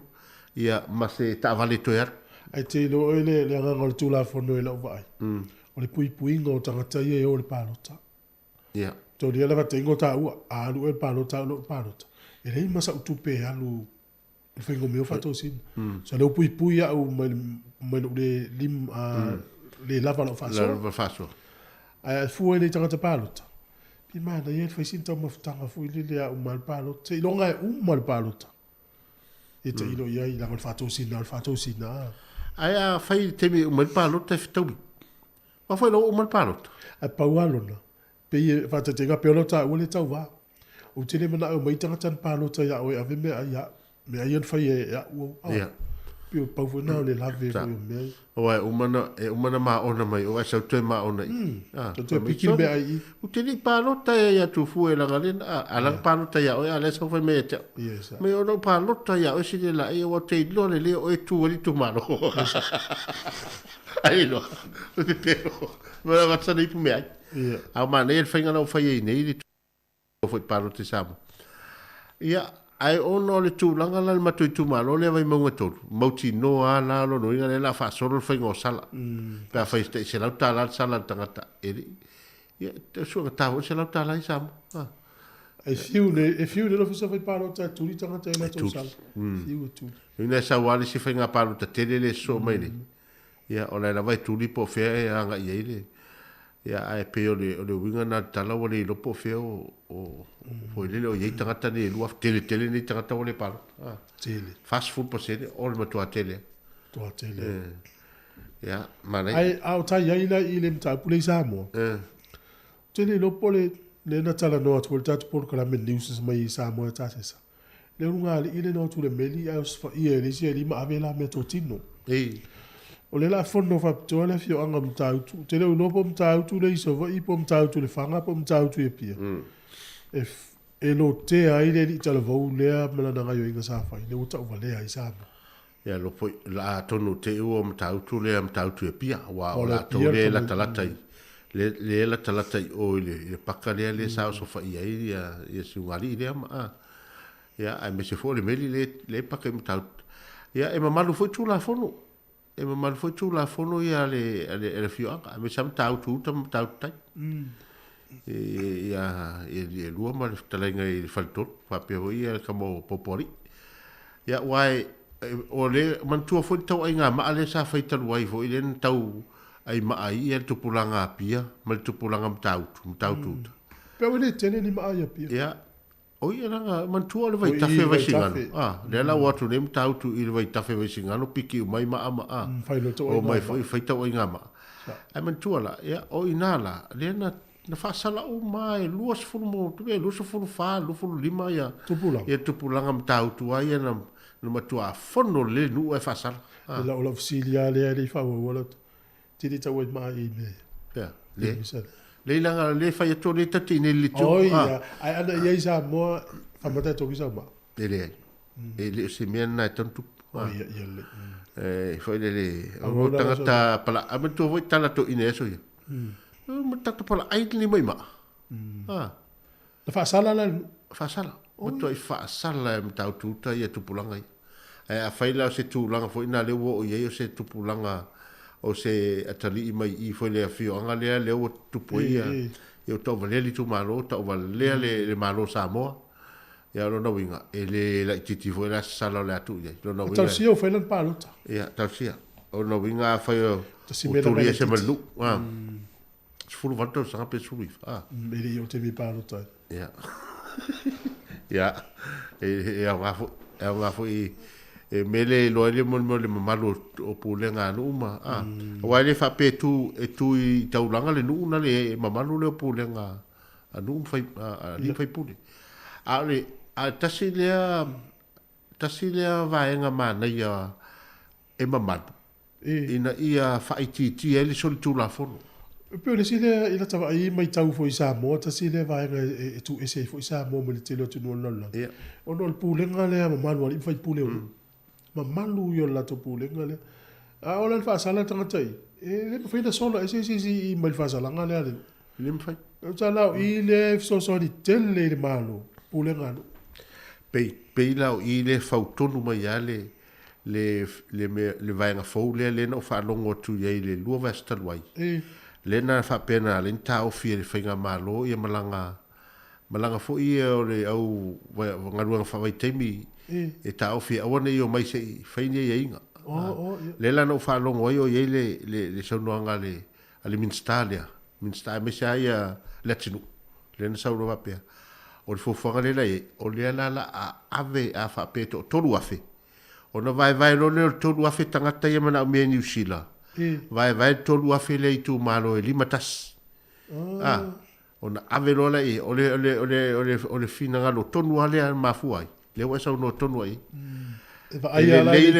le tu malo a fa le tonu me la tam fa na fa foi nei a le pa u tonu le tu malo al me la le vai nga foi le le a mai la lo o le fai o le vai nga foi le te alua o il masaninga va pe lena ele se mal si anga tele le fai nga mal o le tu malo no fai o no la la sa la lo o vai nga ai pe o le a fai o le wa tau tonu e ele fu fanga le la mai sa wana na vatu a fa pe sole o pe ta o mata yo lu wa le wa mata tali o sa lo mai o tasila lo fa le tonu mai o o tau pe fa foi ya ya fa lo no ya fa sala lo le lu fa mai to mai nei tama ya ina vatu lo la ya le mata fa sala nu ai po al nu tau ma fa po al nu ya dai ma se winga sa nu si la walu mo fa sala al malo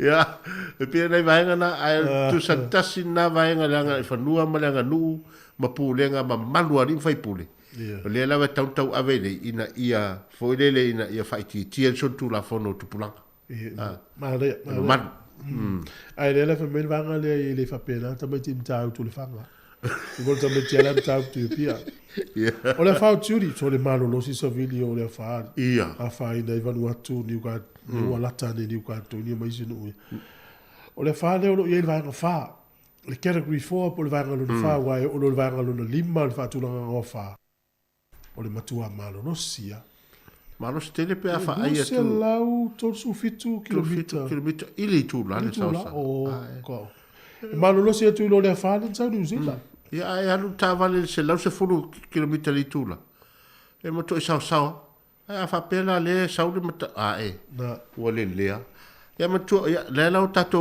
tatal no ta wai le fai ngoi no o fa Ia le la o sau nei wa uma ia kapilelu le ngala. Ia le li o kapilelu ale o sau tama ita e o tiuti. O le whaingoina o le whala lea, whaingoa mai fiti. E ia le lisi e le region po fiti, e le lisi Australia. O isi la whaingoa mai Australia, le la tau whaatula ngalau ia i la matamale A, B, C, D, e le alfabeti korora.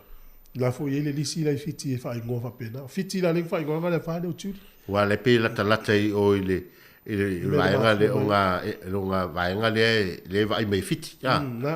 Ia a le kapilelu le whaingoa mai i Australia, ono le pe e matele mai le songe le ia Australia. O la le sia whae mau e Australia. Pata inga lau o le A, B, C, D, E, F, G, o Gabriel.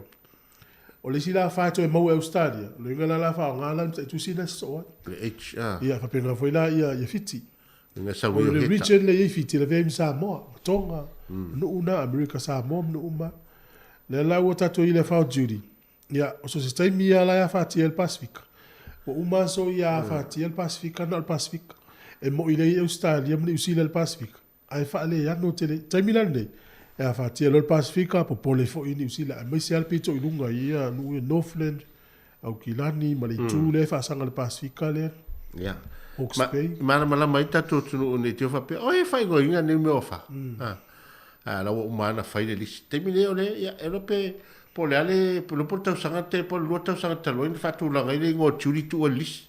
Ale whato a tupu mai le wha. O le sila whainga i ngō wha, a whapeo le wha na matua i matau ti a lava na mai. E le toi whaonga ina le wha, le ngō na. O le atu ese. Wa o le mesa i sa ma whau tanga te pe whaonga le fua inu mera. E tau toi ma whau tanga te i e whaia tonu o mea wha. Vai tau. Si le whainga o le ingoa e whaingo fia i tangata whaasala lau. So e whaingo fia i tangata i lato whaalongo. E mai e ila pata inga o le wha. Ai amata utia lo se a wha. O na le to e whainga ina lo le ingoa na e o le wha. Pea ma peo category 5. Pea le wha leo ke tuina. Ia na wha ina i o i Amerika. E a lau matua le to e whainga ina le ingoa na. Lo pesi ronga ma vai o tātou i sisi a whaingo ia ke tuina lumana.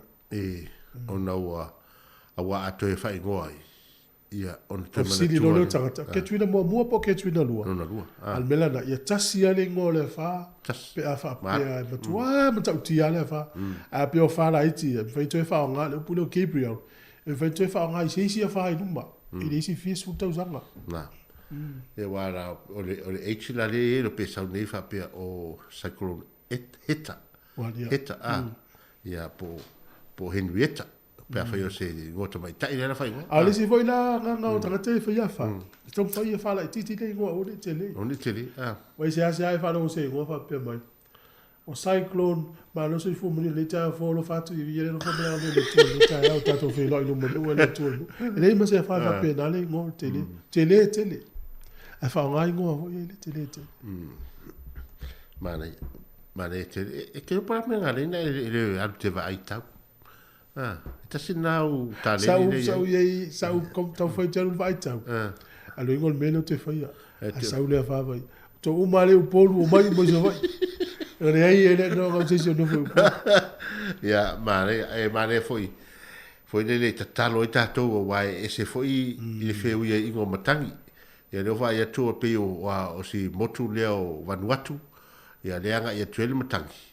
Ia ai one ia nga ia tule ia Samoa ma Tonga ma ia foi le ia sa mai ta to lang tangi wa vai tau ane ne e matak ia se la inga mola to ia no foi Melbourne o le fa un le verso nei le pota ia le angi le fa Melbourne o le ane fa wa le mo nangi o i Queensland ia ale la angi sa wa ia foi tele men fa le ngai nei o i Queensland. Ia le la pila hangi menga i Melbourne. Ia, Melbourne o le po tai au na la hangi le wha ia auto. Ta pena nei, tau nua to le wha. Le Super Rugby whai ua le vaso nei e whai umai Melbourne ta longa. A mata le po tai au, po le stonai, ia ma le fefio le sa. Ia la hangi e la. Tu se o fatasi umma au o ta alo. I o Melbourne. Super Rugby. Ma foi whainga la leo le, ina ia.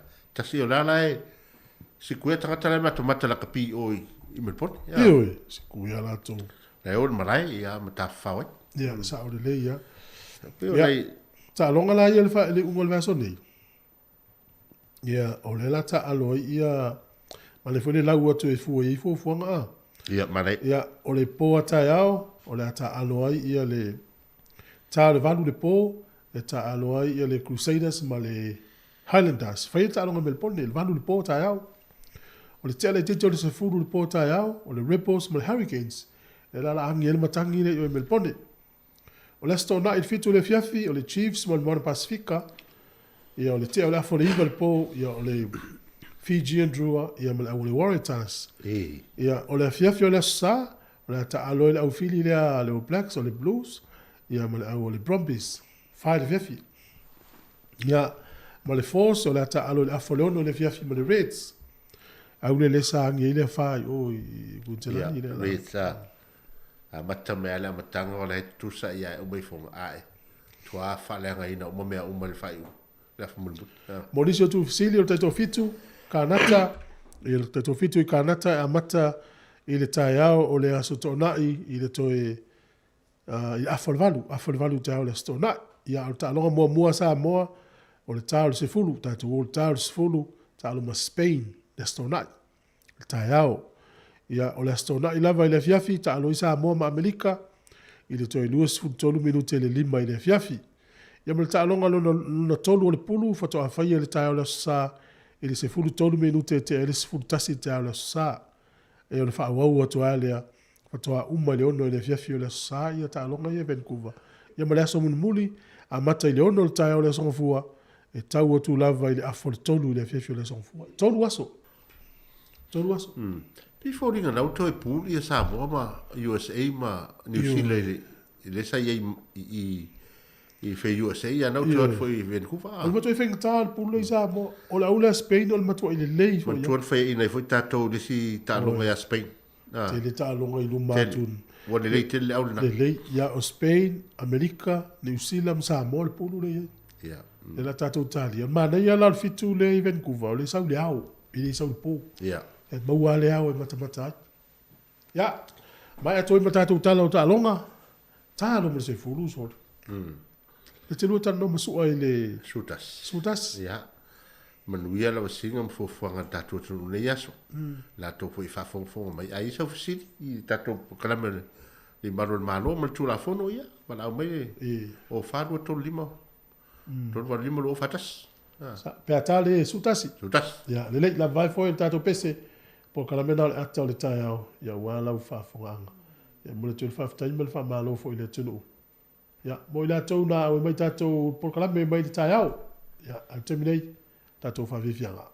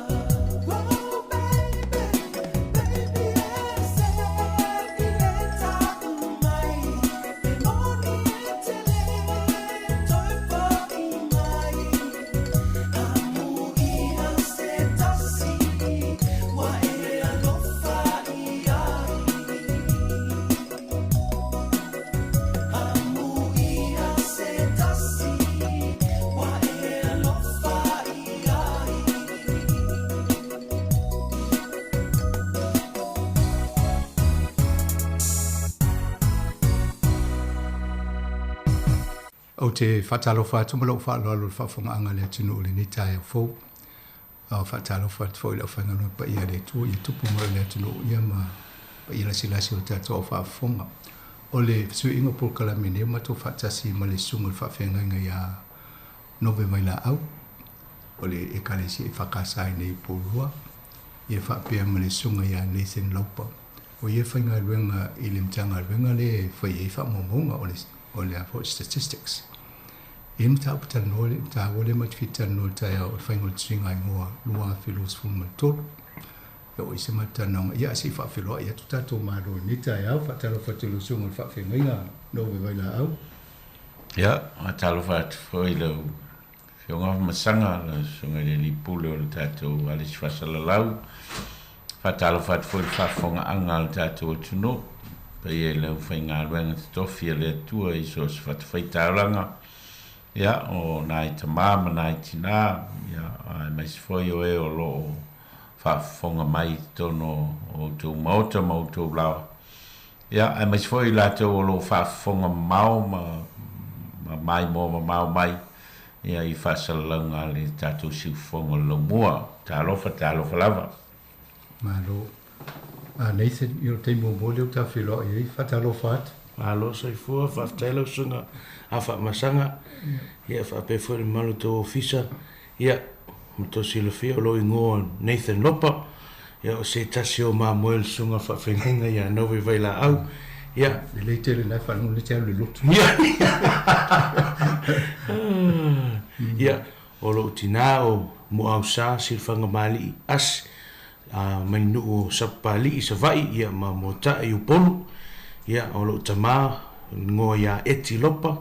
Ia, so mai nu o to elau mai motu a tahu ma haka aho. Ia, whaftai te lmenea wanoa. Malo whaftai. Ia, no sunga nove mani e whonta a po lewa mai te tato tatano e wai o isi vaenga ta wone o le soifuanga nei New Zealand. Ina ia whamamlamba fo i leo whatasi mai a Nathan tatano a le whainga luenga i. Ia pe mau mato o lewa whaasino lima mai mtanga luenga i le tau i leo sunga e whaisinga luenga mo tatangata Samoa i nei pōrua. Tei lava mo le whaafisiri lau e whionga a masanga o le whamoe o na ua saili mai e le malo e ala i mtanga ruenga o whamaumaunga i a Police Statistics New Zealand. Ia se fisoasoani o tātou community mo le ao ina o whamaumaunga o tātou tangata le tā ua ngana whasa mo le tusinga i ngoa. Ia, e le o le whamoe lana o tusinga i ngoa o le ao ina o whamatalanga o tangata taitoa tasi. Ia mau leo whina ngalo le malo e ala i le tangaruenga leo Stats New Zealand. E whao ngā ia communities, whao ngā halls o communities. Ia mau leo whiwhili ai le hall o le mateo au lotu ma le mateo e kalesia ngā lue whatasi ma le tangaruenga o whamau ngā New Zealand. Ia mo le whamoe le so whao mati le sto nai.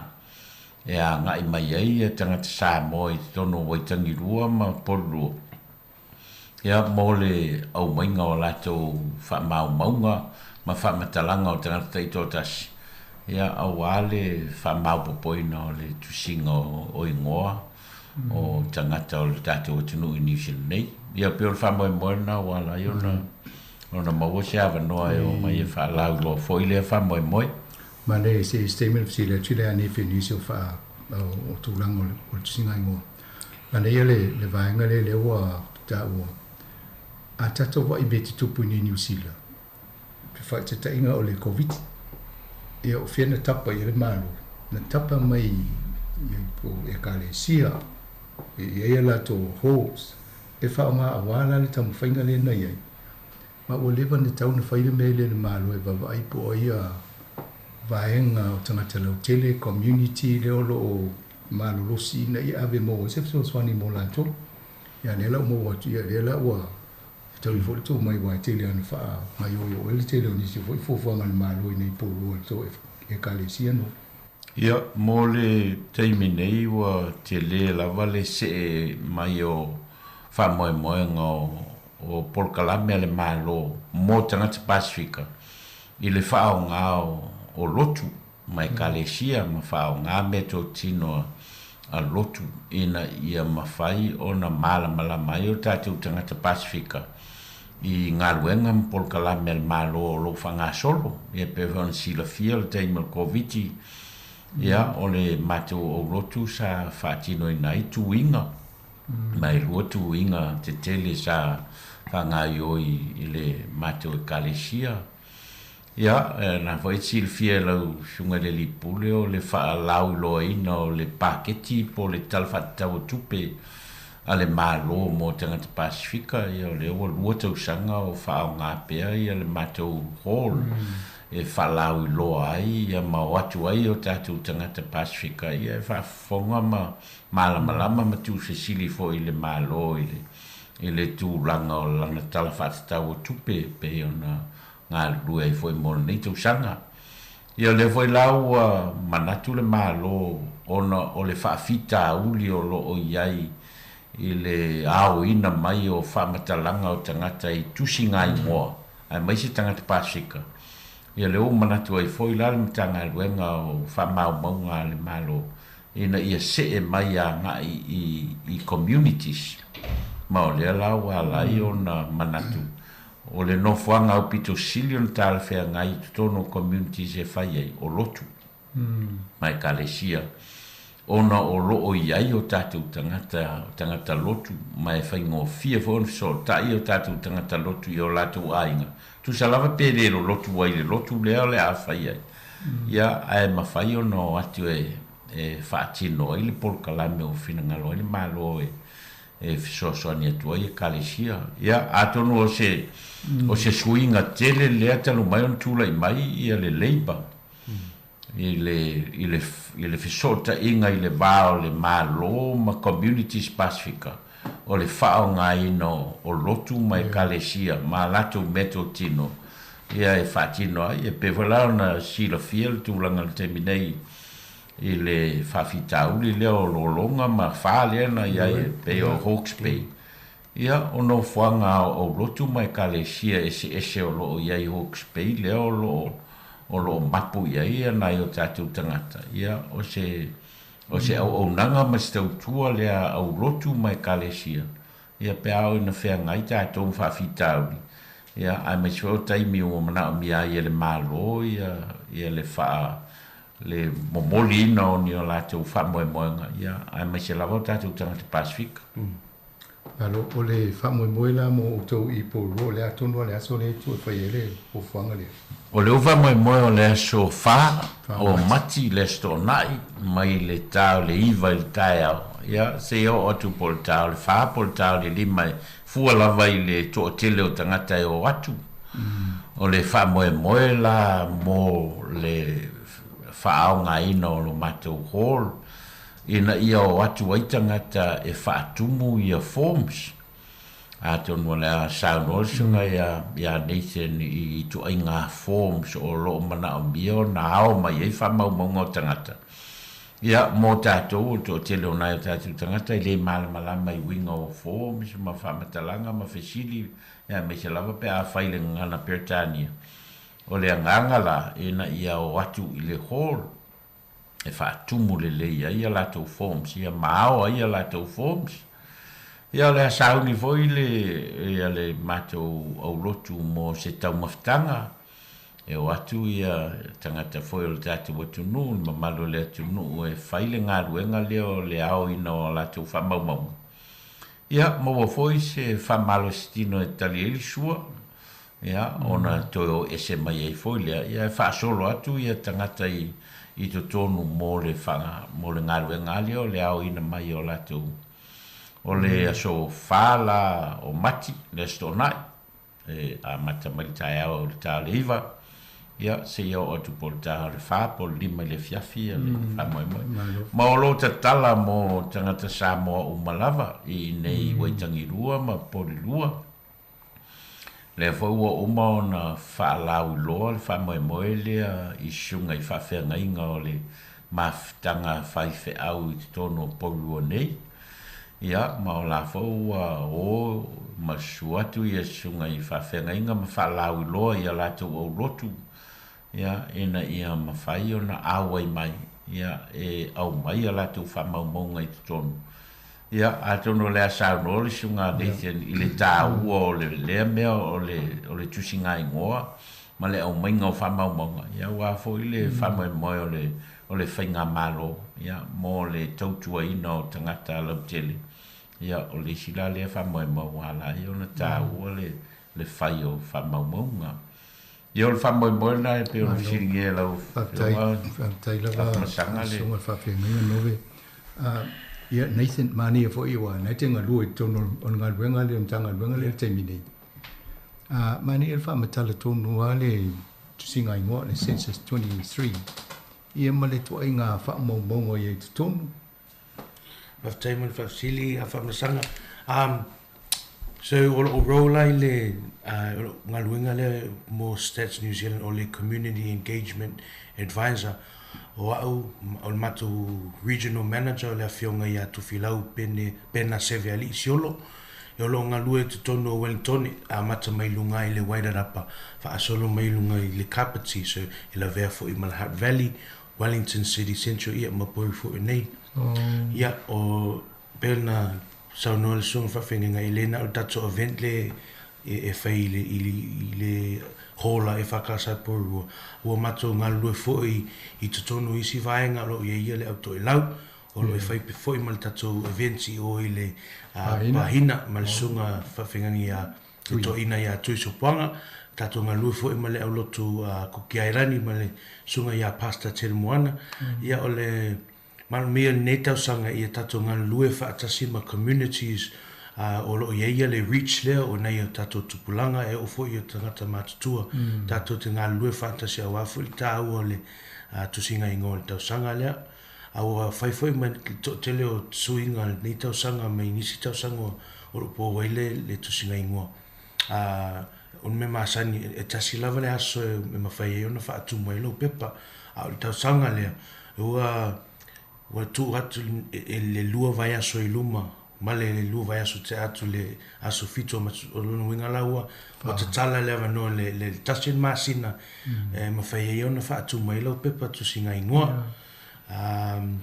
and so for us working amongst o ia tato Pacifica communities I may say love to tono poirua o ofisini mai e tangata maulunga a le official stats o fair o ia tanga where in our communities do we find young people and our elderly together and for us here il tato au whainga luenga lea our churches are a main key beon sa no sunga whawhenga o le tato vax event le na whaile a matanga le vaesole o le tausanga le watea o le to tele o tangata Pasifika na uai il tato whamoimoi lea and so that is the same look that we're looking at, hoping to have on 4th of March.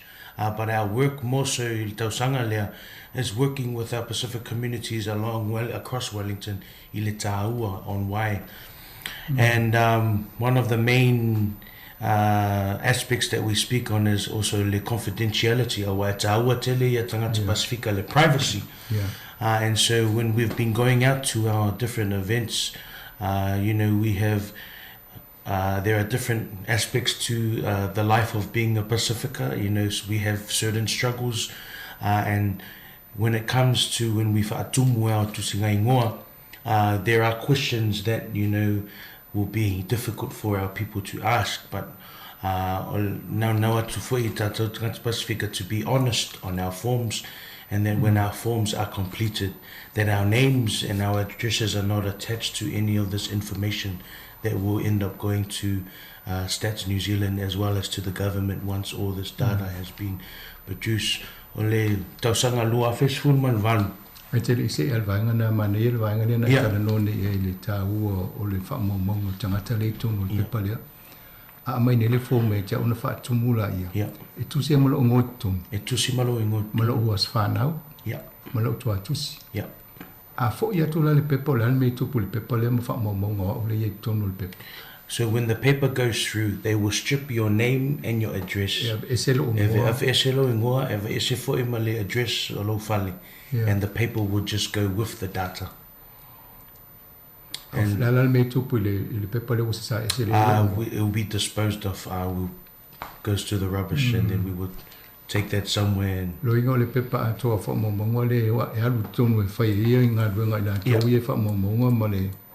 analyze pe tu fatas. Ele pipi to lo ngol tini. Ele foi se ya no solo ngoi o le immigration. So I feel so there's an agreement by law that no other government organization can access the person that paper form is attached to. So which further emphasizes the point of the importance of the privacy of people and the information that they're putting in their form. So if you have more people in your house than you're supposed to, that information will go to stats, but the name of those will not go to, and we cannot give this information to Housing New Zealand for them to track this information. That is a part of the confidentiality of Stats New Zealand. Mane si tau fa mamlama tol vai ngale no be penta tano fo ya tono lisi vai ngale fa ngai te ri tanga tona fa mo poso stanga ta in tono New Zealand. Ale o mo wa tu fasili le. O pepa fa mo ta tu se lo mo tono o lo swafa o lo tau sang fa nau malo tu atusi.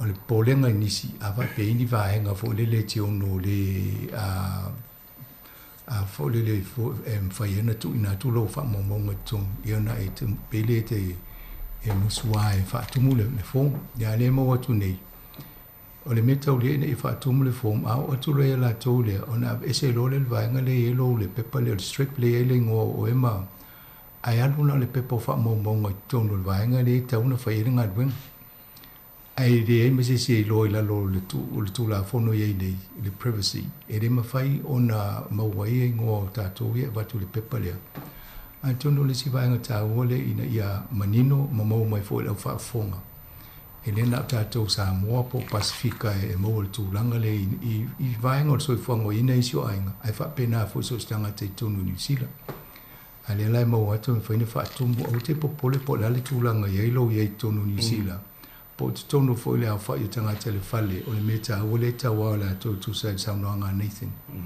o le fia mo fa mo te tono New Zealand le taimi ma le aso le pe ona fa tino ni ngalwenga le i mane e vai ngale no ve pena o tau pole o le vai ngale i tau sanga vai e te na istanga te tala no mai fa mai si ta te fefe fa tu mula pe pa te o mo to le mato a ngale o over mato ia o si le overstay o le tau fa tu langa le pe ana fefe le fa tu mul pe a pe mo miel ma lo fa mo mo ia wa ia fu fu ngala to mo fale o onga me fa pena pe fallinga mai a fai sa ili po le ale ma fu angal tu singa ingoa e le o le sa ilia po ai oi ai o lo sa ilia po le a oi a fai o stanga tola stanga soifua o le iti tono o New Zealand taula o na faita wina oi o le tangata ola ai le o le fama mo ina ia ro po ai o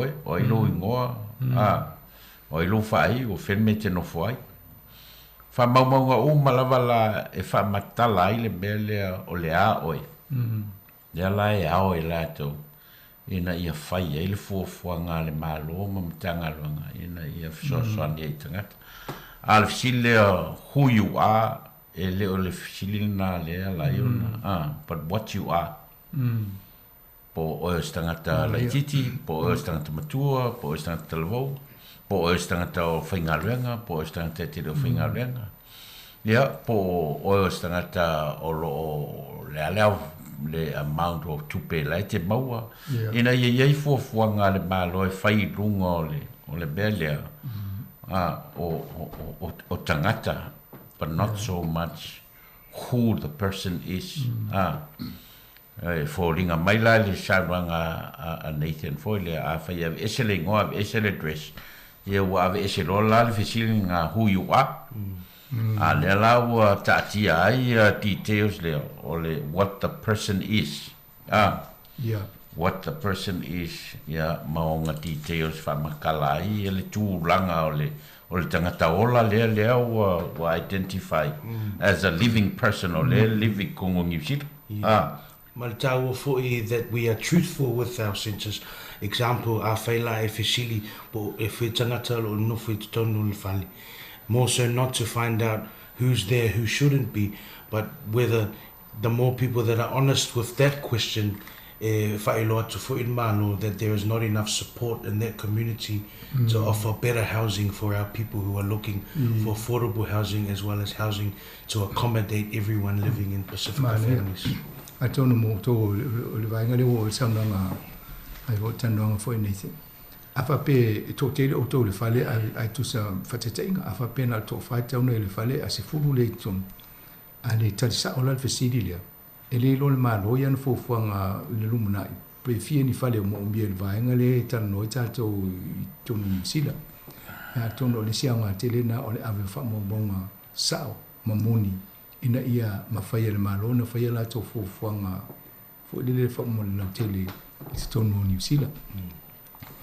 Ila oia la si sila Nathan i tono le foam le ma information le mo mia o ai si waenga Tautua e tauna whaatumu le tangata. E luia pepa e te tauna e whaatumu o le pepa mo le individual, which is the individual form e langu vi o le la le pepa lea, malesi o le dwelling form o le pepele fa tu mo tangata o no no fu to no fali tu sala lanu moli la le pepele. So the individual form asks you individual questions about polalo ngalwenga, or how do you get to work, or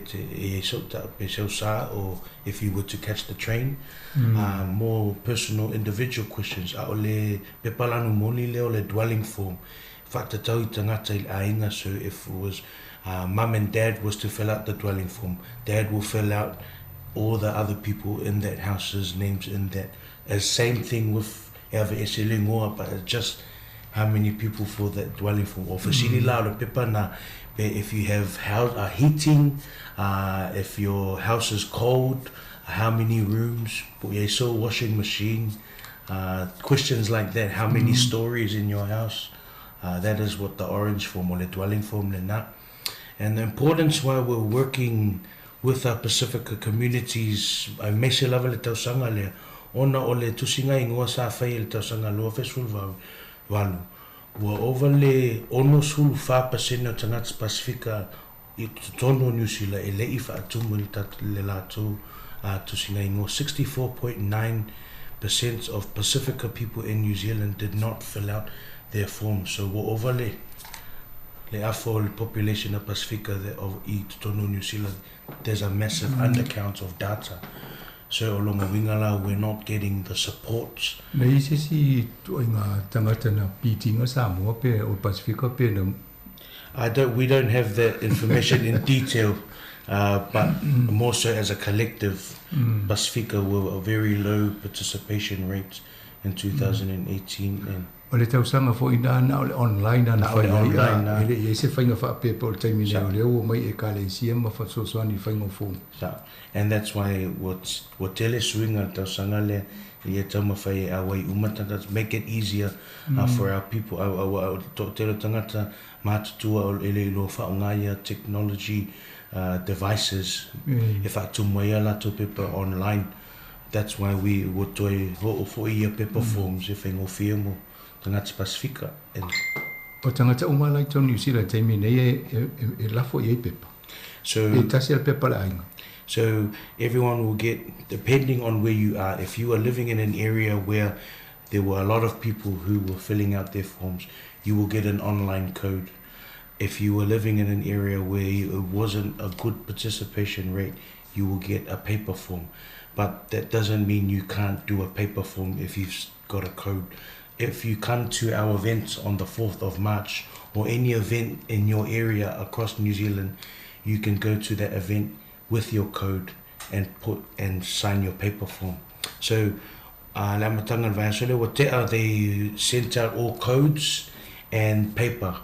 Ele ole tasial code for the individual. I tasilia one code for the whole family. Okay. So for my house, I will have the same code as my dad and my mum and whoever lives in my house.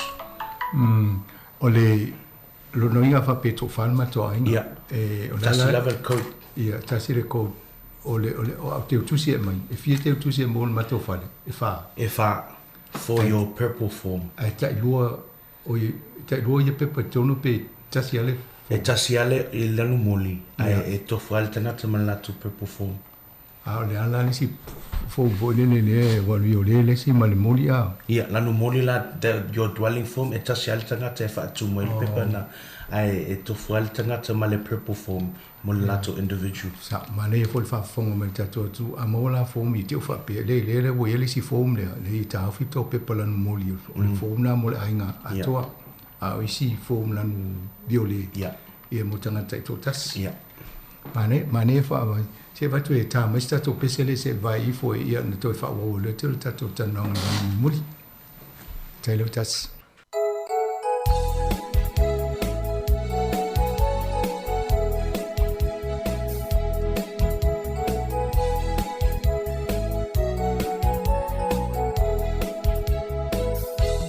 No foi Sisifo, ole vasata simani, taupa amazani, le puini selani, le malo Aotearoa, o New Zealani, le paitoto o Samoa, I le lalo langi, le malo Aotearoa.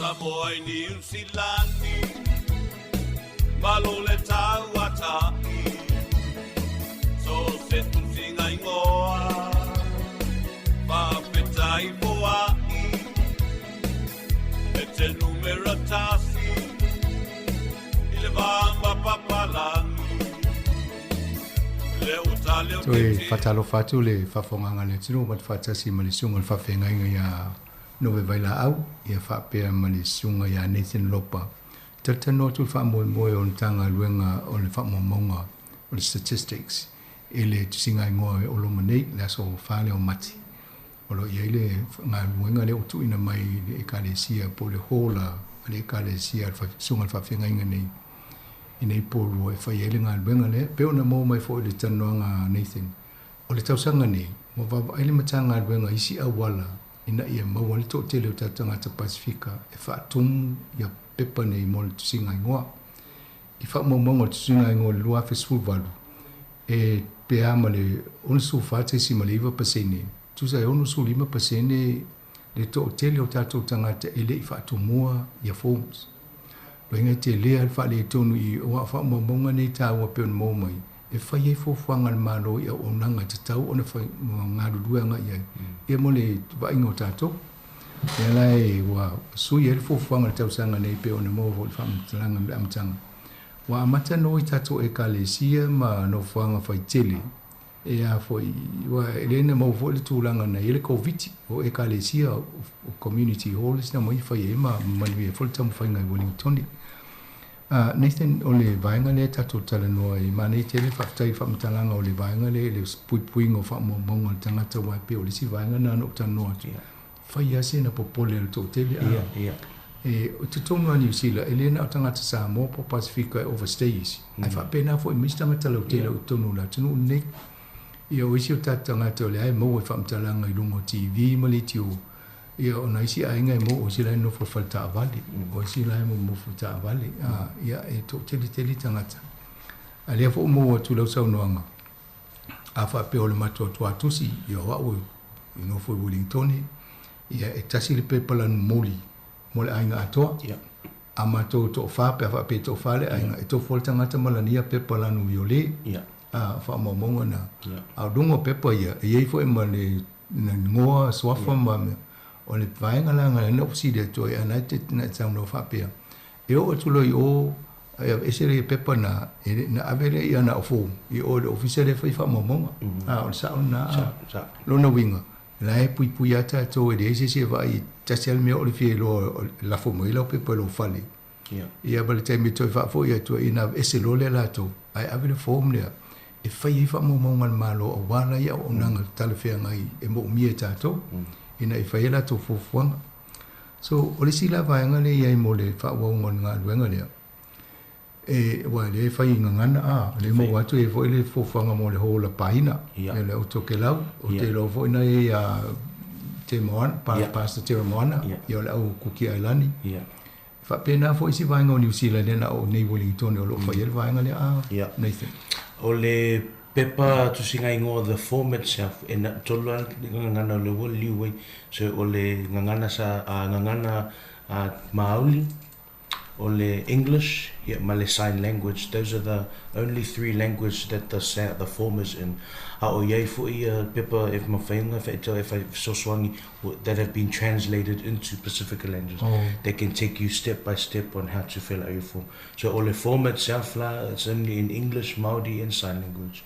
But there are step-to-step guides that have been translated into the Pacific languages to help with language barrier. E o fo il tato eventually e fai la so fa mati le hola e whakasa peru o lo iei fo ia matangata lo ngā lue muling State New Zealand matangata tato au lotu e mawhai o na fisoswani nei o tato tangata matutua le o malama fo ia fisili i lunga i tato pepas. We do have support to assist with helping the language barrier. However, the form itself are not in Samoan or not in Pacific languages. Mane whaftai o leo mo watu e tōruang ngana o loo whai tato pepa nei o le Whapiritania, Maori, ia ma le sign language. Ia lonuinga lau tato ngana ia pe o Samoa ko ki Ailani toke lau. Leo stau noia nei tin olo ia isi pepa na munta pena ngana. E whamatala il whatumunga lau pepa. Ia atonu e mela le a mai lo fa ngolo po kala mere o fa i le community hall a sunga fa fenga nge vai la awai e te tala no ia la to lo ngana wa pe o le sa mo en batu la fa ina tal tan no so son fa tu mo al fond o le aso la le le sunga fa fenga nga no e mo mbia le batu tangata malana pepa le la foto ku sa medi o sa o le They can, if they have their papers sent to them. Awhai le, o lo ia pepa i le ho le aso le, awhai le so pepa.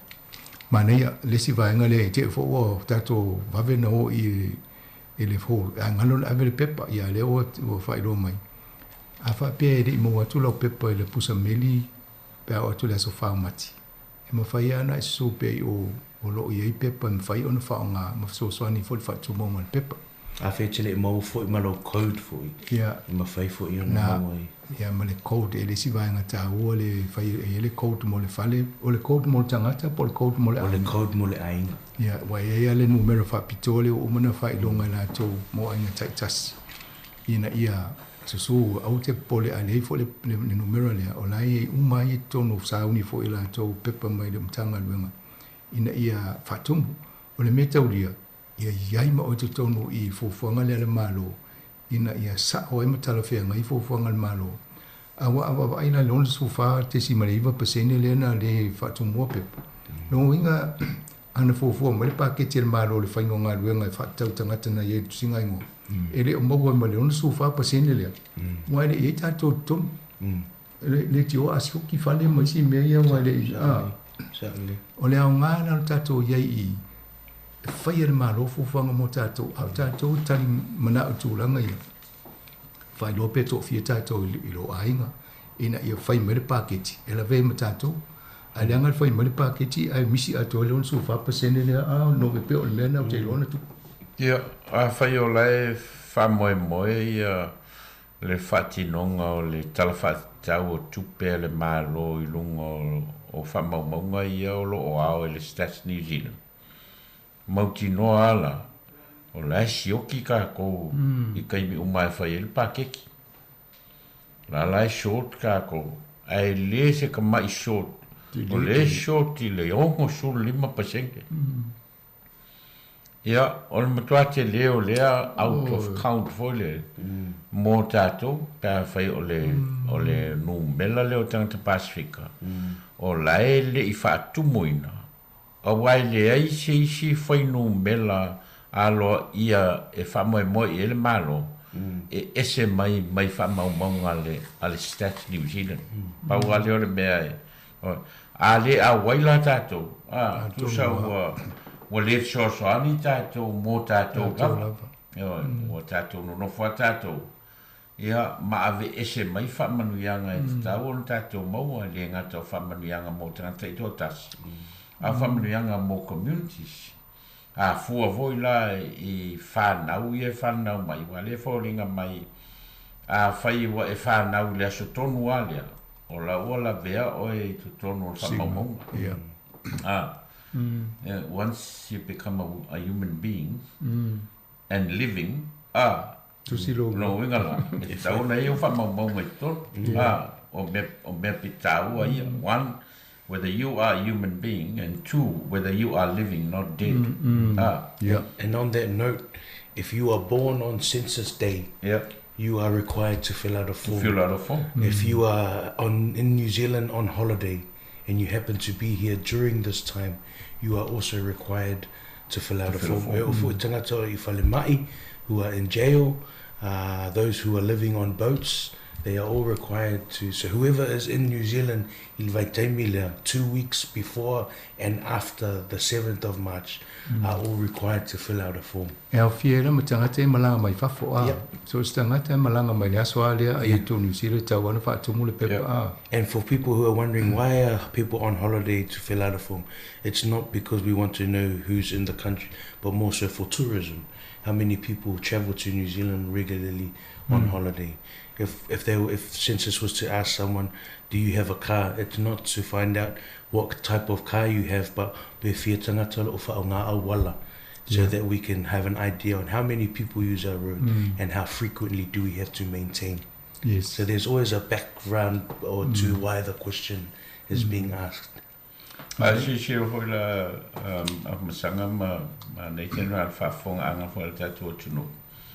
A whai o lena na whalangalango uma fuafuanga whainga malo I le tusingai ngō le lua whesfulu varu.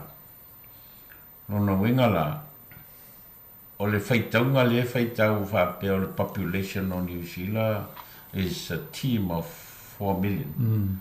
Mauti noa la, e le o le count saolala na. Pe a whai o le short kanga ka Pasifika by 65%. O lo se hoi la le whaitau ngō tangata Pasifika. Le leo saol whaitau ngō tangata Pasifika. Nona winga la, o tātou e mawhai o na whaia le mele o le whaasaonga o whainu mela e te tau o na whaitau ai. Mau ai whasosani, ma fuafua te tau ai, fuafuanga le malo. I lo tātou au ai, e ave tātou whamaumaunga. I le tusingai ngoa. O le message pita tā ua lea mo le teimine. E le whaalu fua e le malo I ni tupe whai ai e le mele o community activities. E o noma se mafua anga te tau. A fua I community events umala ia mo le ngaruenga e la whai all around the country. E lopo si le tu le luas fulu I community events rapele whai mo tangata Pasifika. We can only fund what we see. So e mauti noa la, e le ititi le tupe voi le o lo whaalu. Ona o le tāu o le mele o le au ina mai o whamaumaunga sao. E whai e ngā ruenga a le malo I le taim ma le taim. Ia e tu sama au nanga ma tautua I nai o tātou tangata lautere. Te lea le a fo le a fianga o tātou pe a le maua le whamaumaunga sao le pe I tusinga ingo. wa afofole malo tūlanga o ngā luenga, wa onga, wa la titele, wa uma o unanga I tauna whai mo lana moantanga. Whale mai. Tēne ane a whianga mena e te tau e ona tātou wha maoni le vaenga lea. O lau sao vo ina ia le lei masanga tonu ne. Pea tātou e wha tino le tusinga o tātou ingoa. O le mesiri lau wha longo atu. O lea ia le au lea fo le lalo tū la fono. E le wha iloa ilo tangata. Po wha po oi le ena wha tumu le pepa.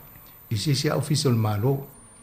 Ta se le me foi o fatumu a vela to sa se la to le pepa nai fa pipi na yelo ngo yo le mo ti ane fina ave de tia yela to e le vainga nai a foi sumu pe tia ye ya ai la tuna fa mo mo ye fa yelo nga venga la to malo nei ne foi mo watu e sto online telephone video tanga ta pe afia mamla ma ti di Yep, so a whawe tele mana e watu si community events pe o le events le whai lasu whamati. E ma whai ana wha atumula o pepe il online. If you are online doing your form and you need support, o iei fo le numere ma whai na e vili iei.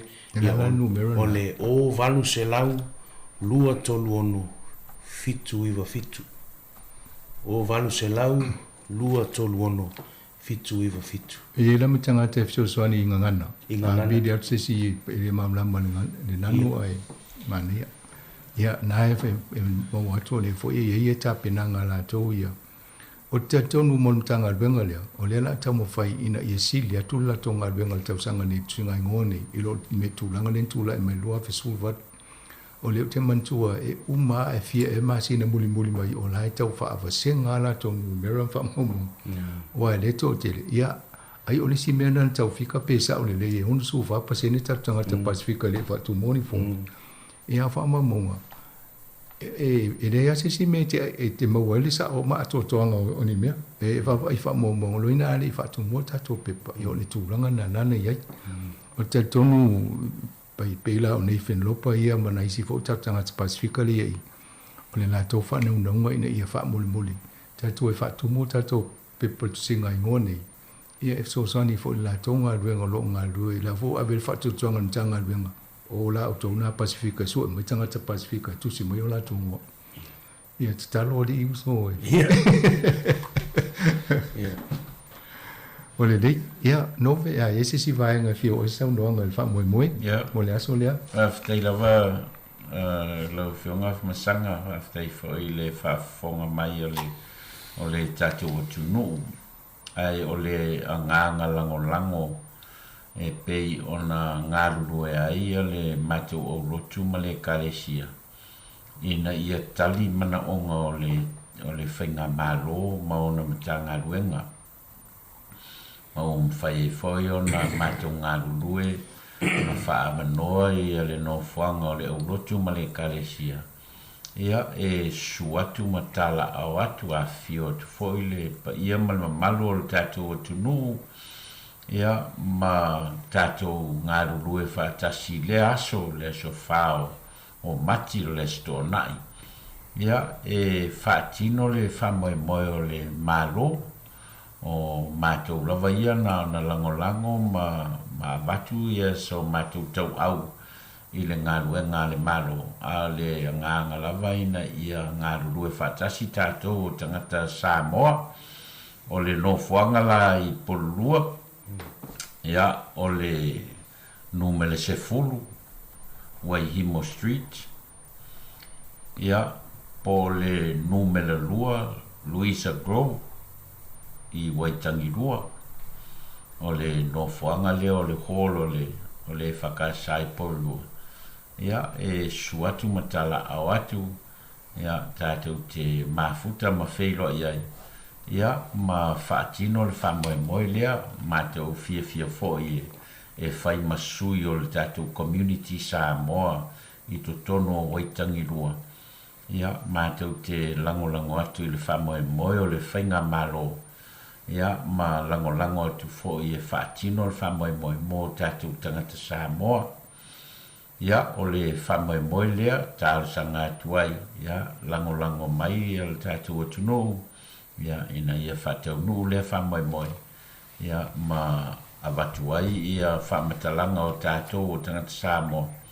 Ia fisoasoani e si tau whapau ai le ono suru 5% lea na whale tonu mai le lua fesfuru vala. Ia ai tau tutu i lunga le tātou no mela, ia awale ngā luenga le malo. Ia mo au nanga ma tautua au nei nai o tātou tangata e mo le nei aso ma le amanola fionga masanga ma le whafonga anga a le tātou o tunu. Ia au iei foi se whamatalanga ua le tauta mali i le whafonga anga ma o nei ma le sunga ia Nathan Lopa. Ia maru ave whale lau tu whafonga anga e whamoemoe. Ia le tātou whiloa i le e whakasa Purua Hall. Ia i le soto na i so whao mati. Ia mo le tātou whamoemoe. Whawhtei lawa. Whaftai fo i rosunga Nathan mana ia tātou whiloa i fo nita e au le putu whasa lau si whongo lau mua. Ia vai ele ma maua se wali mama ia whema i tātou voi chase time. Ia rosunga foi whawhenga inga nove vai la ma lo lava mo le Tautua i whai a meo ngā ruenga le lei e fsosoani e fo i tātou tangata lau te le tonu pōrua ne ia me teo tātou ngata Samoa a tau no whaafonga mai fo inisi o tātou au whaafonga i inisi fo i vaenga o New Zealand ia whaamole tautua nā mo tātou le whaamoe le mtanga ruenga lea e mo umia te le tātou tū whaatasi whaatomo tātou fōmpea o le aso lea ina ia sao e fōfuanga le mālo pea whaian tala whaatau tupe i fōfuanga e whasosoani e mo tangata lau tele. Ina ia awane i toi mo wani vaenga le pa ua tātou tu si ngai noa i le lua whasulvadu. Ia ato tō mo tātou. I manui e tele lawa lau sunga whawhenga. Ia wenga fōi o loe. O ia le lafu maa mui tonu waihimo. Ia me se fōi lau sunga nei se longa wenga loe e ni maa lole wa e tutula i mai tau ngā tupulanga nei taimi. I ngā luenga ia wafo e le tau ata i o le mole whaingo ngā ruenga malo New Zealand. Ia me mi tele lava ne tohingo nei atu. Toi whai a tasit wha o tātou whasalango i alpoka la mena, tano ai a ole ngalo le aso whao mati. O le iwal tai au e o le wha le fiafi i le 10 Waihimo Street, po le lua Louisa Grove i po rua.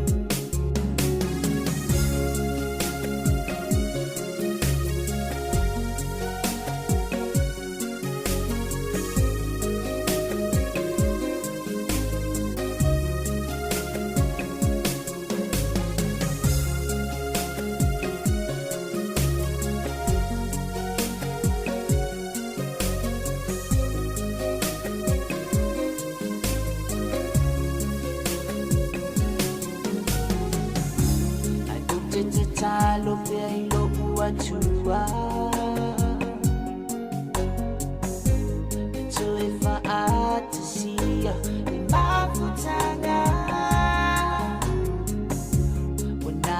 Oe watasi aila fili filinga E tu mawea ele fa alua ina Fusi mai oe Ele fa alina oe Ilobu lutu Ele mafale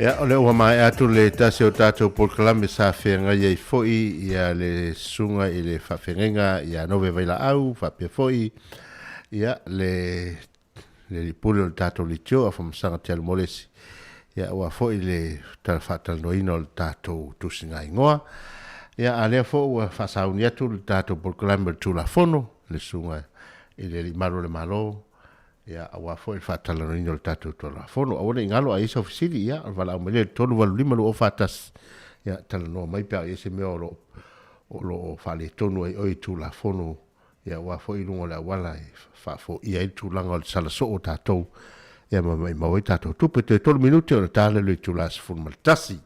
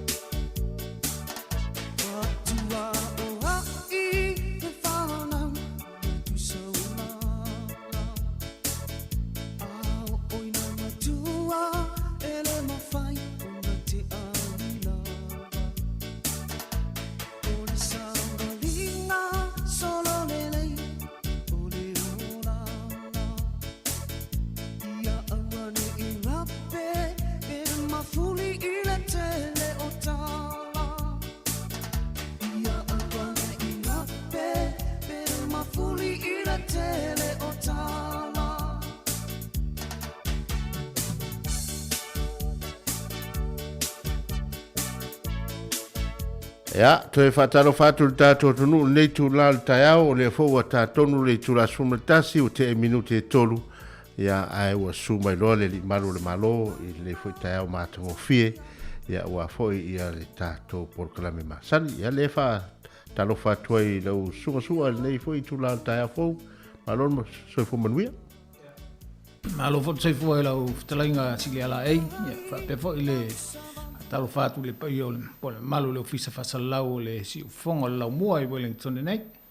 Ia, talo fatu fo le pai la silasi o le fonga nga Samoa, i tupu matamali i fai launga, fai le tua matausi. Talo fatu i sunga i whawhiangainga mo la tau fai le tua e so se fata fai taulanga. Ia, whapea fo i le fionga i lipa le pitelo ma fionga te mai taisa. Ia mai se fo le tapo inga tatou tamama tina matatua o mo mai tatou fasalo. Ia male pa ia la silasi o Samoa lo. Pai on tatou feilo ile nei tula. Ma lo tsai fo mia. Ia ta fai fa malo la vale nei tai au e manatu ia o le fo wa ma vai fo sulu tino i o le lava wa su mai fo ia wa fo tula o tatou proclam.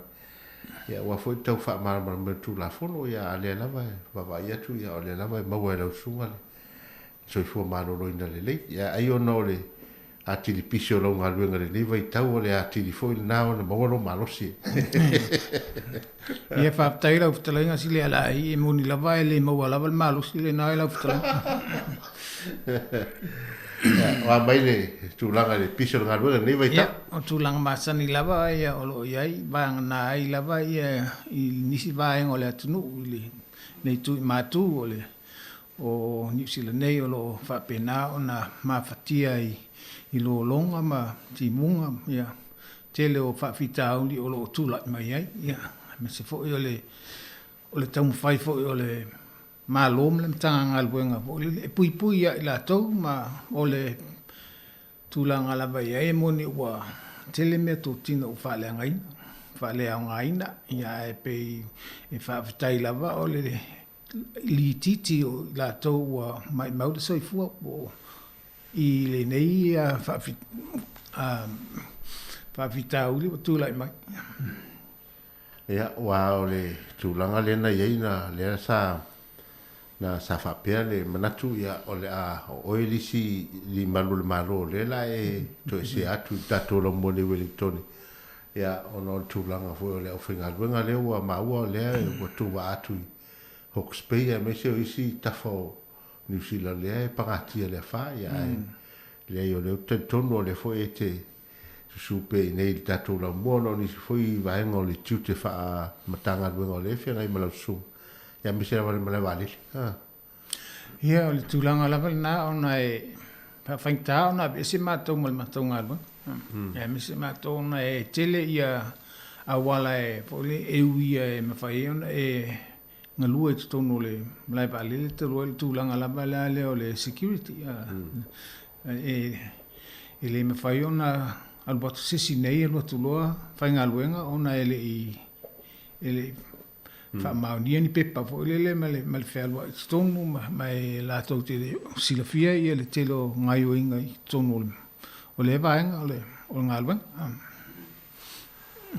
ia wa e taua telefoi le tūlanga o le foi le ngā luenga i tono ma le vale e wa e se teimi ia o le foi la fola sielo fina ngalo a watu la fono i lunga le awala ia ma tūlanga ma e pi o le tūlanga na le wata wan ma le vale ia pi o le winga na o le taua la tō se fesidi foi le tūlanga o me ne tūla fono i tono whemalanga ika ia me se lava tangata le la tue whai malanga ia o le foi ai po ani tūlanga foi e po o so tanga ma o tō ia le security am le vale le tūlanga o tūla fono o no solia mwhaina ia po o le vaengoe me se meno le mai taita e la tu luma mwha misa la o whinga luenga o po pe sao mai esi tangata le vaenga le o le alawe o tō e alu tono o le vale le ia alai mo se tūlanga whapena mo tō atelento tamai nei o le pe ala lava ona tula i mai fa fitauli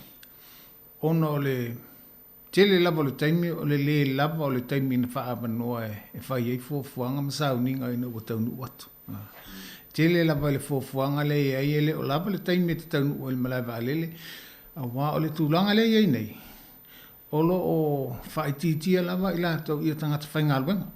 A whaititia fo i la tangata whaingaluenga. Whaingatā fo i la whaatuatuai o na whaatino i a laumalanga.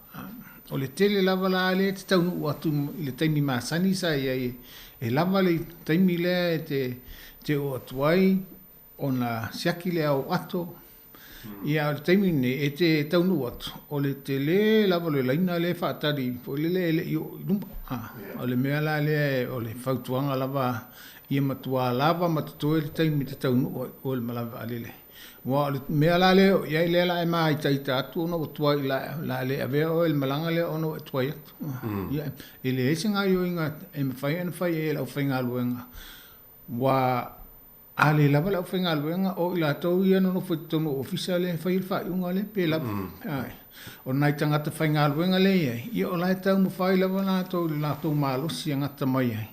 Ina ia fa tino ma ia ngayo inga ia fai. Ai le isi singa luenga e mwhaino ana la tau whaia pe le o la tai lava mātotu. A ave la lau tau tamai. Ave le ori i e runga le pūlea mai i a tangata whaingalu. O la vaenga nā le nofo le ofisa me la tau te le o le tūlanga le la tau te le o whia ngai fo i matangata i e whaasea atu. Ma whaamitalanga e la fo i e. Male. O le tūlanga ia o se manu le malo le whaingaluenga fo i le security tono me le vanele. Le puipuinga o le saonga le mu ia me se fo. O le a le taimi e mawhai e ona o atu ia le tūlanga o le ngaluenga a le li maro le malo. O le laina le ia i le vaenga le la tau te nafa ma le fo i le ma le whatala no ino tangata lau tele. Le vaenga le ofiso valele. Ia, o le whata inga fo i le winga ofisili.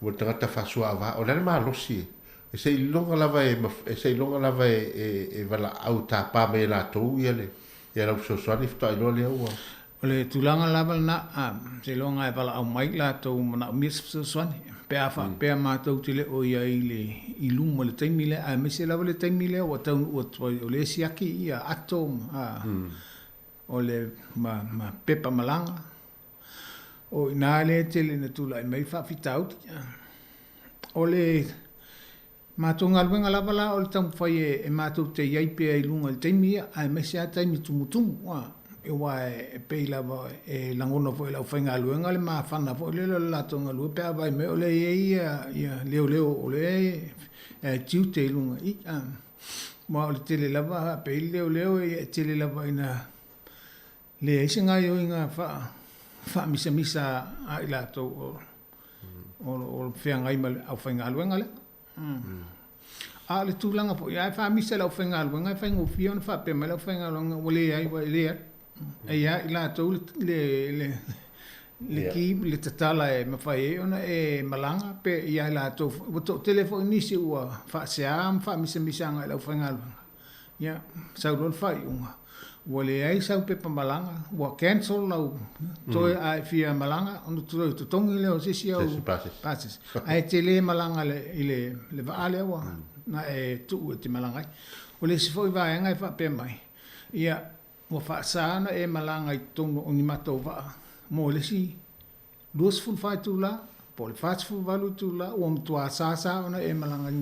Te le lava le faina talo le lo le to al taimile te fasea mana tua o le au whainga aluenga o la tau whai lava la tau ile ma losi ngata ile la tau ngalue ma le wha maoni ma whai le lei ngalwa ai le ma whai ona la tau au mai nisi tangata whainga aluenga e wha awa vele whainga ona ngayo ingale ile o la tau la tau na albi ele fasea ile tuai le o ngayo inga Nile fea pea toai o le sili lava le vave o le malava le ia lava le taimi sa uniuni ai.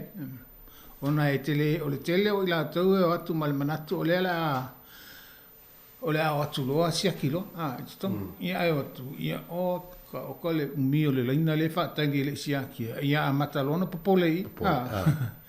Nala le tupo il fa misa. Ia, malai. o la ofisi la manu le ate te i o mana fo ile tu la fo ile ta man tu lo tu te fa i o me le vale o le tonu le te le o le o fe tonu le vai o le fa sua va tanga tele fa ina lo vale o ai ile tanga te la tu o me le vale le o telefone mala o te alo e namu ava malo si va ne fa fo le tu sa iro ma sa fa pe e te tau ona alu lunga le vale le tanga tani o fe tonu le tu e fa ye ona ye ta finga o tu va e man tu po tangata fa swa va e ala ona i lol fa swa va ona ole vale le fa ole ola nga yoinga ola na tautala le no fo ia mta mo ole o te ona o ina la to ai lo ole to tele la bo la to la sa ta ma fa la ma lo si a ta o ta to fa swa va ai le o yini winga fo le va pe e ula vale pe fain ni tala tau fa fefe po ani si tu langa e ona afia ele fainga mala ele ai se fa ino la to paula per va ngale o ele mato ngaluenga o la to le o fa di mai la to on ono fa la to ta mai la to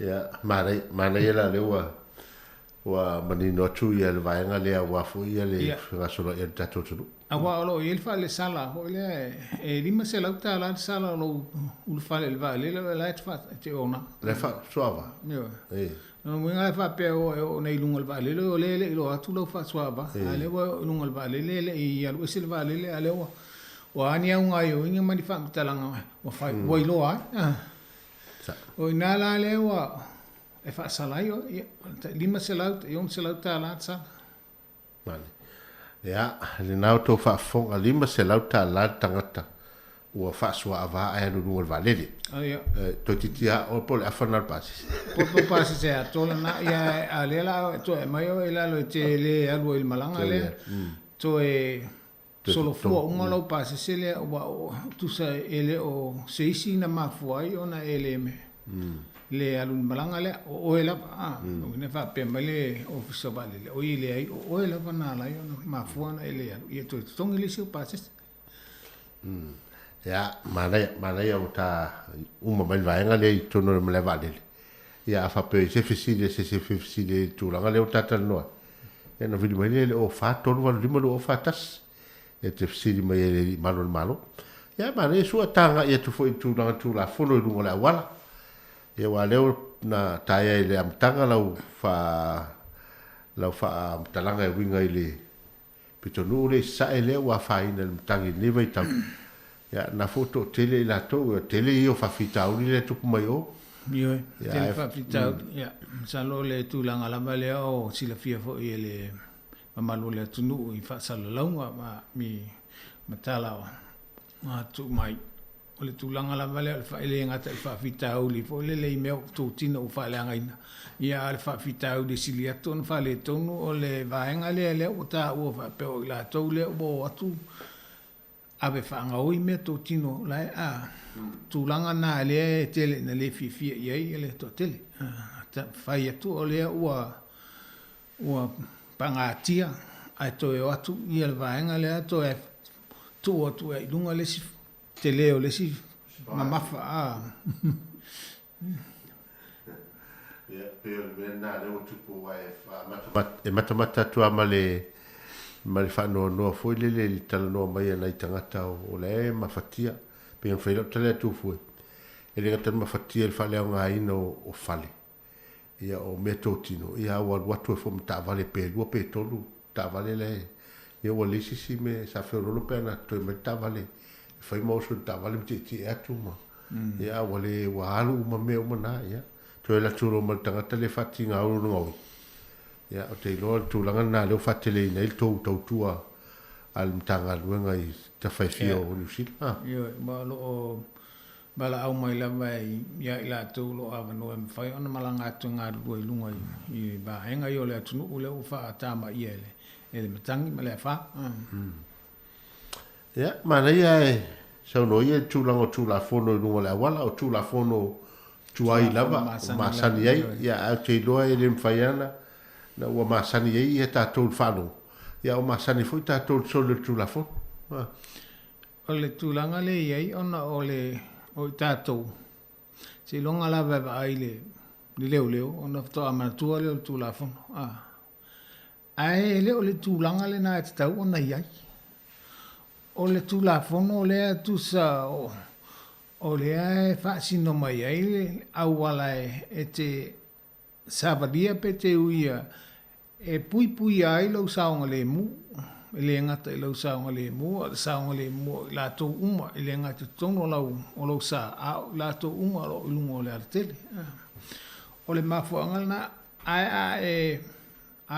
e mafo fau e alauna e tausitu la fono ona o le wa e vai atu leo i e se le na se tele le na manatu o le manatu te tau ona iai o te usita i tu la fono ona o le ta ina o le tu la fono le e ta umai ai le tu langa te tau o faia o te saonga le muai ma saonga le muai la pasese polo ainga ma saonga le muai la to lungo la wa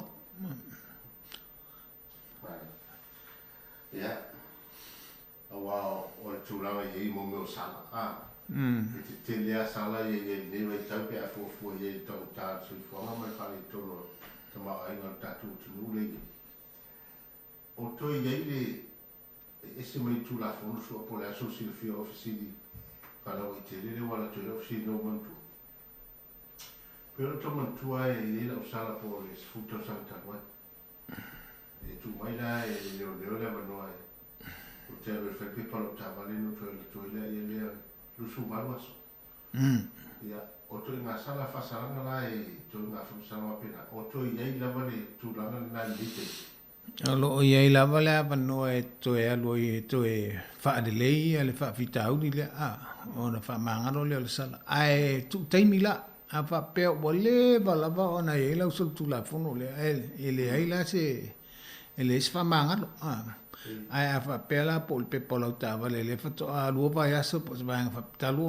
o na uma a le umaua whaim whaataitainga ia e iei le apanoa e tu atu e toi whaaleo le pepa lau tawa le ia ona e fo ia tu lea ma le ma pepa ia whaamauni ai i le ofisa o ia ona whaamangalo leo le sala le tili lava na o e o fo i tūlanga ia whapea o lau tawa le ua pele mōli me whapena ona e mawhai ona whaasala oi ai a whapea e te aduatu o umana whaile mōli po o whaile leia ia e ele apa no e mwhai ei ona whaamangalo le sala le wa le tele o isi whapea ia lela walu e whaile mai se e apa noa lela walu e whai o le whala pelape e na ona e aduatu ai le si minu te iluma ngalo ato ia o e lau ngai oinga ona le whai ai lava leo le mōli ai a whapea o te tua na sala ia oe ma le whaamatalanga alu e whaile mōli ona amai lea o pepa e whaamaoni ai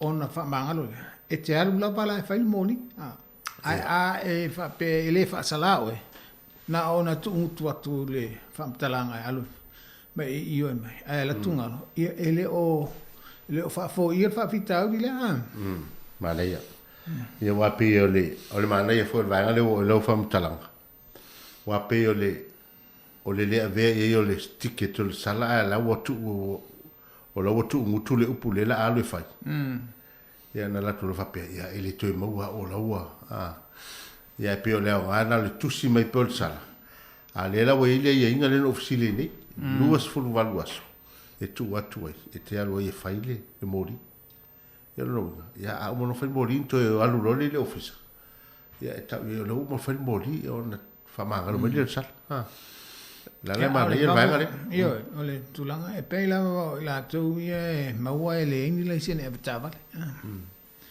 una tu atu le ole sala e fase la tala ona ele si le sene ma le tu unga e sa ona e to e veina se tava le sei vanga na o fai no le sene e tava a maua oe a le wa umana batu la patainga a to e maua o e avel ta vale ai le ai la paso la sene o le ta vale na te aveina o le ta vale na to so le mo le lus fu ma le palwas o fa mtalanga uma ia le tu atu tangata le e wa maua le se la sene Tu sa pele sta vale oi.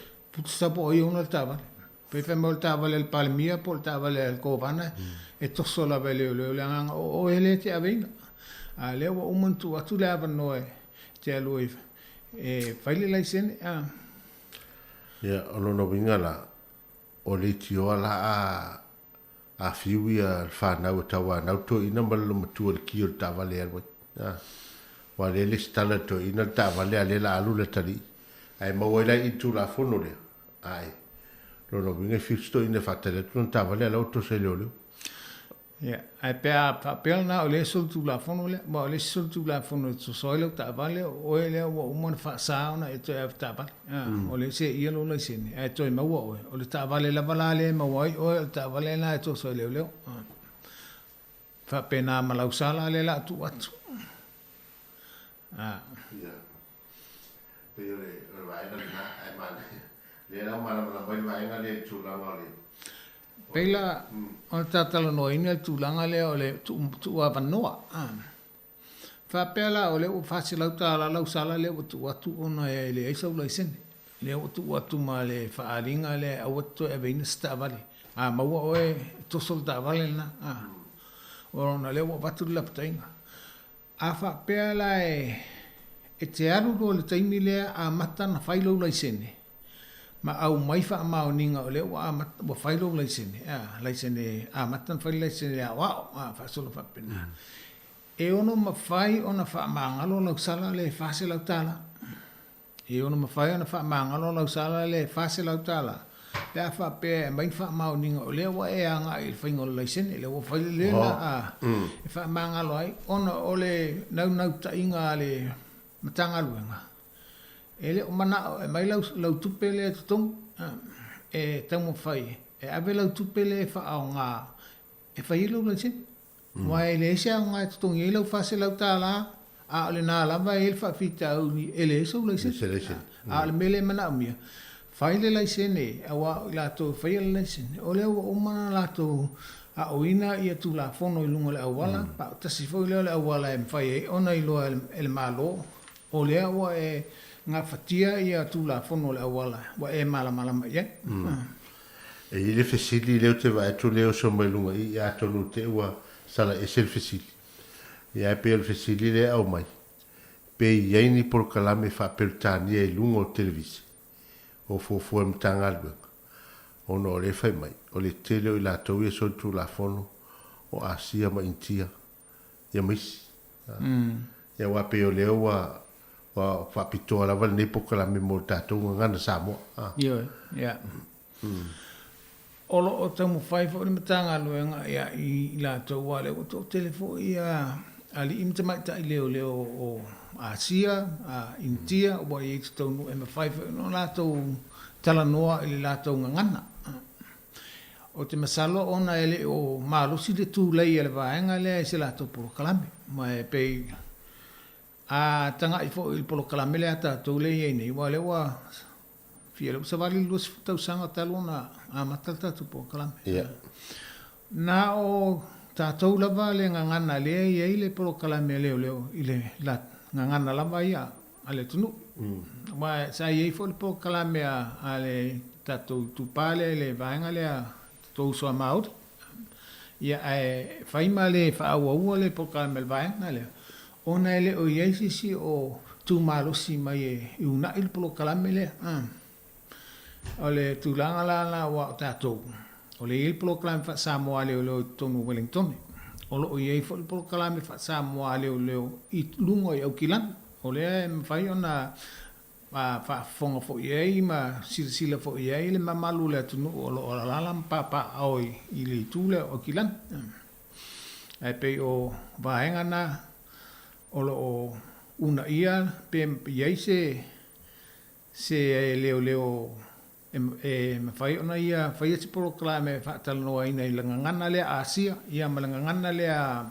India mai singa ngana ese lo ya ya mana io leo tali le fisili le na fisili mai ia le mana io pe ona e mo mai le fa fisili le o le to tele la vo la to ia fa le to lungo la wala le va nga le wa chi pe fa ta ta mo le fisili Ia, wai, ia, ele, ia, ai, mana ia ni te fo tatou tua ia asia ma intia. Ia, le to tele tatou fio ele ni lai sene. Fio taulanga tau ala na o fio ele ni lai sene. Ia, mo le si vai no tu la fono, si talo no le tu langa o me o e mawala ni i tu langa solingo tu la fono. Ai mese la tu la fono le wai te tele sala i whainga le se le stala, le se pepa. E o tu ale fase lau le ono se lau sala pe a le se pepa, le se le stala. E ono mawen ti merit point i lalo longo. Ia leo mantua mautinoa ia vaenga le pepa ia o le tavale. Ono pepa o le tavale. Ona tua o le pepa o le tavale. Tu sa pele o e ona le tavale o e le aveina le tavale. Ai mau atu ele o le ato tua pepa. Po wa uma le malo si o pepa. E pa u ia o ele sala. Tu langa le ia mantua. Walanga e olo o ia inisi e whapea. A via le tavale si le ara ei ai mau atu o leo. O leo te aveina le tavale si le ala ei. Ai atu ele indi pepa. Ia pa u ala ia si le ala ei. Se o la vai. Mata. Le ai. E pa u ia o leo te aveina le tavale si le ala ei. Ele indi pepa. Se vanga na fa pe o tavale lai tu lungo le awala le o yese si o aveina le fa ngaina ona sala le o siliala e wa o ia le stala il tavat ai afa pe o tavale siliala e ele o le ni pepa ai watwa ulea o fel wa ye ta ofia o leo ia o a ue mo le sala o le ni pepa o tavale le talwai o a ule aveina le tavale wa atu ke ufa petu atu asili ala I pa volta la asili ala I ola ta vale na tu ele ala le fe alwa ona le ni pepa ale usa o le mafo angala na pa ul tanga tele avenel ta vale le mawai ir sana ya male o le turanga le timer point ya tonu wale o le tonu wale telio timer point ona se I lo le e a toa lole se lau au demerit points I to tonu o le lua tausanga. Se ia loa malo lai sene mo le tolu masina. Ia a toa lole se lau au demerit points I to tonu o le lua tausanga. Se ia lole o lau lai sene e ta vale. O le fua fo lai fua I demerit points. E lua tausanga e ola I demerit points o lau sol tu lafon. Mana tua la ava pe e a toa lau se lau demerit points tu tono lua tausanga o se ia. Ai ava pe e umatu lua tausanga ele I o lava ele se lau. O soli tu lafono ia wa a toa le lua tausanga e pa ue se ala tau demerit points pa o le lua tausanga wa o mai. Tu sala a fa putu atuala ia demerit points a fa pe lo a tole do sanga a tumu lo malau se lau ele a tole do sanga o se lau demerit points I wa se ia lo no sene ia ona fa ma a tole lo demerit points ia po makaleanga yo lo ilungo lo sene no vinga se I lo le sene fa le nga ina o lo ia demerit point io fa malo el temile se yelo le sine va mantuale o la sala le o yai tolu masine se yelo le sine ya mantu foi la ya ingo le se o le tolu masine la a mau o le te apta vale ala se yelo le sine et fa sala o to ave meta vale le te felo ma le ana e batu e telefo ya ma tu nga ya ingo le usta io le tal voi lava la sol tu la fono le fa putu la bale e fa pe lava o ia na ta sol tu la fono ia ele le fa a ngalo ia o le fa putu la vai o le ufficiale o le malo ia demerit points ia fa ia tu lo over a torse la ele le luota sa ia ama lo mal tu se e va tu lo isen ia Maria leo o se temi ia tatu atu le se tastabis ia mai fo ia le ta pokrabi ia on tātou atu fōne, tui whamāmama i nā wa tūlanga e, tātou ki Mary Point.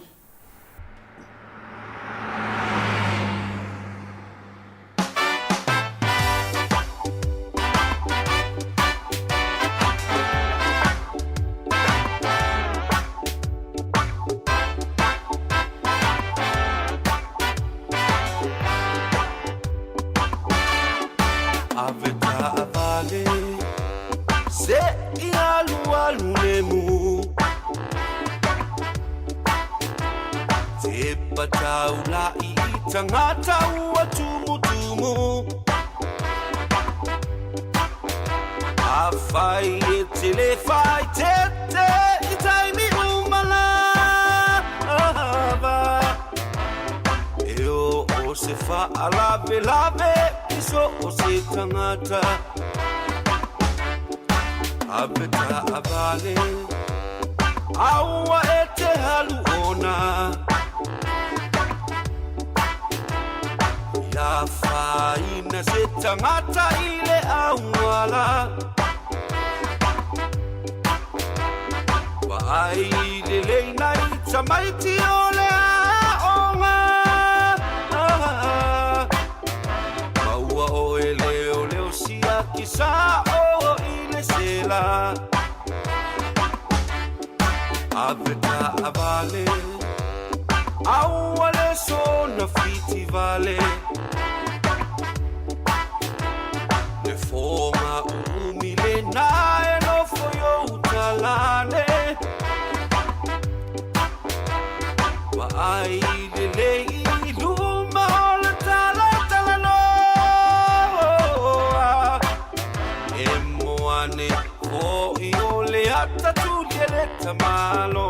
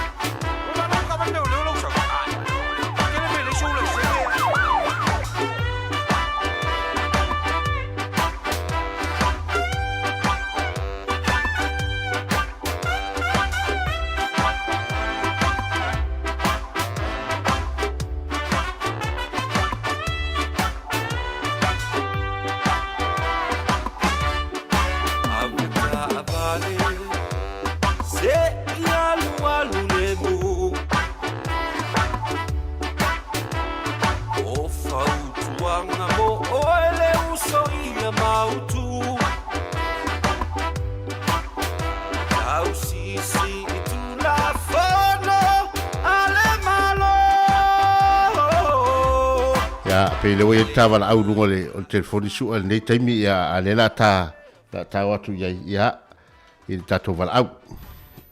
Ia, maloro soifua, manguia. Maloro soifua la fionga. Ia, sauno mai o le whaafonga atu ia le di maro maro. Ia, o Lucile telefoni. O tō nua le ea po leo. Nau, o nai te nua le ea. O re, nai mana o tala noa I le tūla whono. E private te tala noa tu o se masu. Ia, to e vili mai la pea umata topo kalame, mai whaaloalo.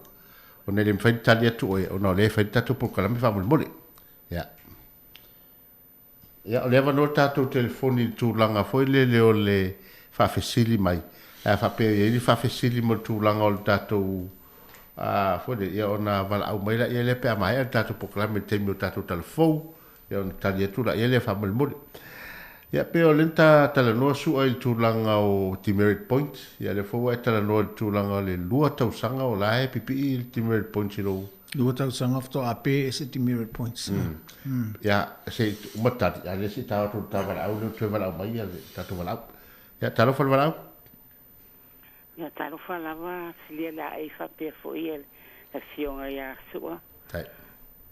O le ule he vile whamole mole ava. Ia. O lo keisa mako o foi ia maua. Awa movla o le okoi I. A le saua la kusi. Meo Spain sala. O le la ngale la fa ake o kuma le le sko ngai. Fe su e mai au fa kwele okoi I le o movu le langa girlfriend. Ia au ke mo se wa makaleanga le ma etres. Wa fiwa e ko fa fo ikusi ale la fo mai ai. Le ma etres. Ia ai le se fa ino lua tua tusi. O la mala fo ia le tula fono ia o tele lava feo ai lava la to I va tua tusi ese. Ile se fa ino tua o le ma o le na o mai le ia le leo na u fam tala ia o no winga la o sui fo ila ia la tu fa maunga ta ia ele o to ile tua tusi le auto. Ia.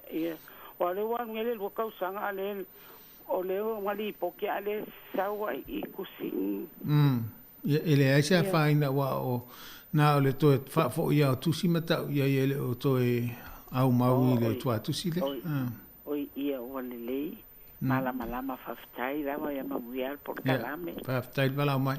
Ia, te fa sai fo. Ia sai fo lava. E per vaenga le tala no metinale. Ia le wa te le na o tusi fo o sala. Wa e fo ni se mfina no fo I sifi o isi ale mai tusi. Mai la tusi. Ia fa pela le ulo. Ia tusi ia tu te mfana tango tusi patu. Ma to fa fo e tusi ai luma kolosi ese ia le tua tusi le mai ele to no fo nei tangata le. Ia tusi alfa punga fa ngo fi fa palangi na return to center. Ia na. No to ia wala ia le no vinga to fo tusi o tangata le no fo mai. Nga tusi ai la mai lunga not at this address. Ia. Ia. Mane ia wa tupu le mane fsili le tupu fo ili vanga le. Ma te le o te tusi ia mai o tu ia tu ava pe ele o le tusi le tangata le to fa fo ia. Ia la fta wi le nga yo inga le. Ia ma. Ia peo ta toi tala noa fula le peo toi whamamanga tūlanga ti merit point wa pi whale wa tasi le vaenga. Nana pe pese ia o nisi ti merit point. Ai lo mana mai I le foi le afianga. Ia. Peo afianga me pitilina pe la lenta u fesile tu nei. Ia na la le o maua me le sononga e lua tau sanga le no 40 merit point no winga la. Ia e tau fa atete o po inga la po le warning le I po le o le ia oni e so tu la fono tele le vale lua tau sanga le. Io. Wa le pe ese le lua le ia isia team points ia na amata. E sa ona o le tulanga le pe fo le tatou te fatala le ia ona va tatou te le o manatua o le fa putu ia makaleanga ia lungo lo le sin. E ngalo la ia tatou. Fato amana tu lava ina o atule fato nunga ia mai la sin o le wa se ia lo le sin. E a toa lo le lima sefuluanga ilunga ona avatulo le o le tusi fa manatu atu. Tu atu le tusi fa manatu atu o le ova le lima sefulu o time points le ia fa tete.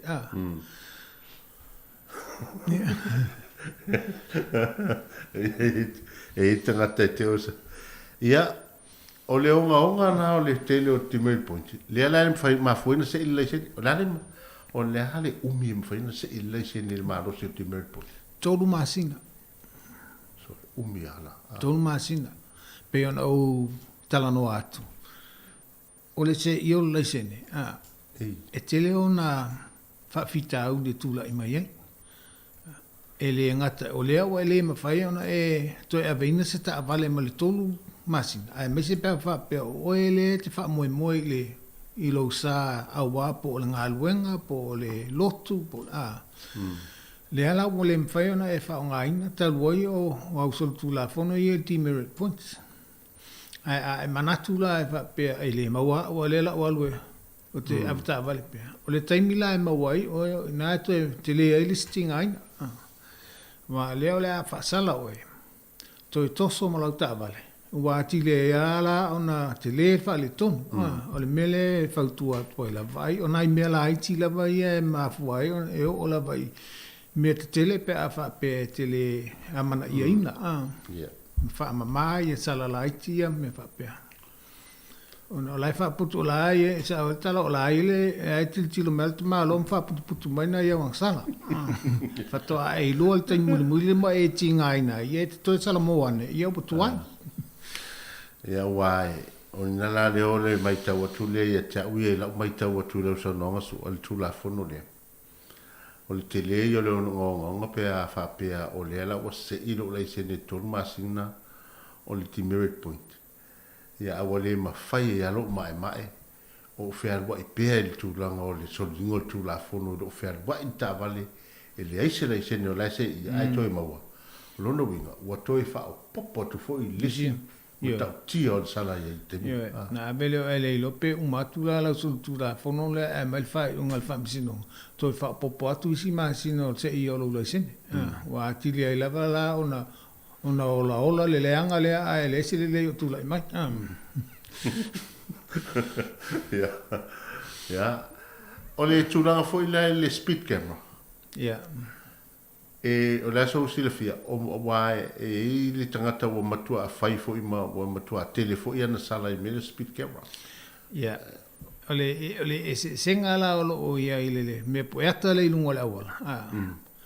Le senga ile taimil nei ele aise tu la fono o fai any demerit points ole sol tu la fono le. Io ai po e lungo ole. Io e lungo le me poeta ele o ia lang demerit points o ia.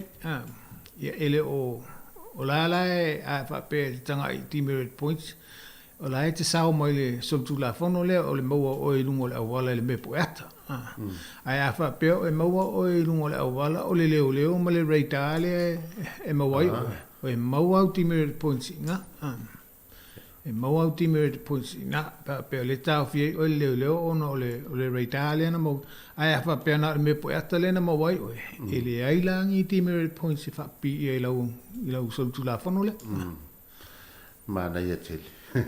Ma tu po yo le me poeta e ave ia le sala anga il tangata le e ona tava. E ona tava le stala ia le tava. Tu watu la ia oe a te mai. Ona e fa pe mai ele ai o ai le na vol tava. I ona fa sanga lo le sala anga il tangata le. Mana ia o le se senga la i o me yelu. Ia. Awa ma wala o leo no inga fodinga mai. A fai o le tava le tu fuele no walu ai le so tu la fone. Sa wala sala ia te o le so tu la fone. Ma le mo o le mta fi o le no le wala. Ai a fa pe o tava le tu fuele na malangai e so tu la fone ai maua o le me po ata no le wala. E saula le sala le ar sa ia tu foi. Ona fa pe mai le tu foi. O ile ai o silia la ele na tava le ia o le no fusilia la ia ona liu mai lo le tu la fono ia silia la ai. Mane. O le nga foi la na la tu tanga te avelo tava le tu sila lo le aso na ferwa ile tava le mal terminal foi. O le tulanga na wa ini si fa tu te le lopo o na lo tava le wangalo ia. Ile ai la tu la fono. O le tava le o le me to tino o le me aunga e te manu manu ia. E te tau ia ona e sila fia po aile e fa nga ina la me to tino le ele ese si fa e tu tia e tu fa pe ta ilo po ina lo ya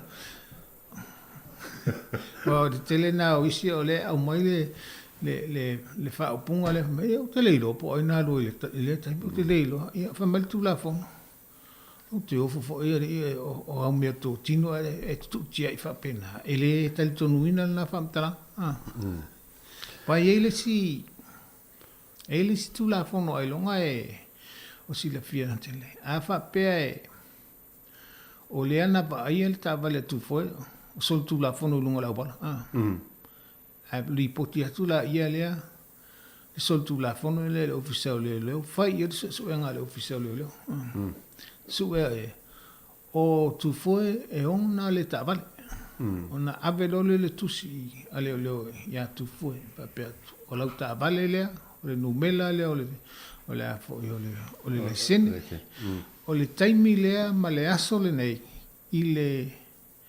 i lungo le awala le na pa ai ele ta vale le o fai le solitu la fono le ta watu la tu la fono o le tu watu le lua se furu valo se furu fa aso e te ta ua mai ai po o ai na avina ta vale a fa pe e musu tu foi ta mai e ma fai ana mo li al tu la fono tu foi le au mai o fam talanga pe ona mana o mia le tu la fono O nā la e a fia e la tu foi.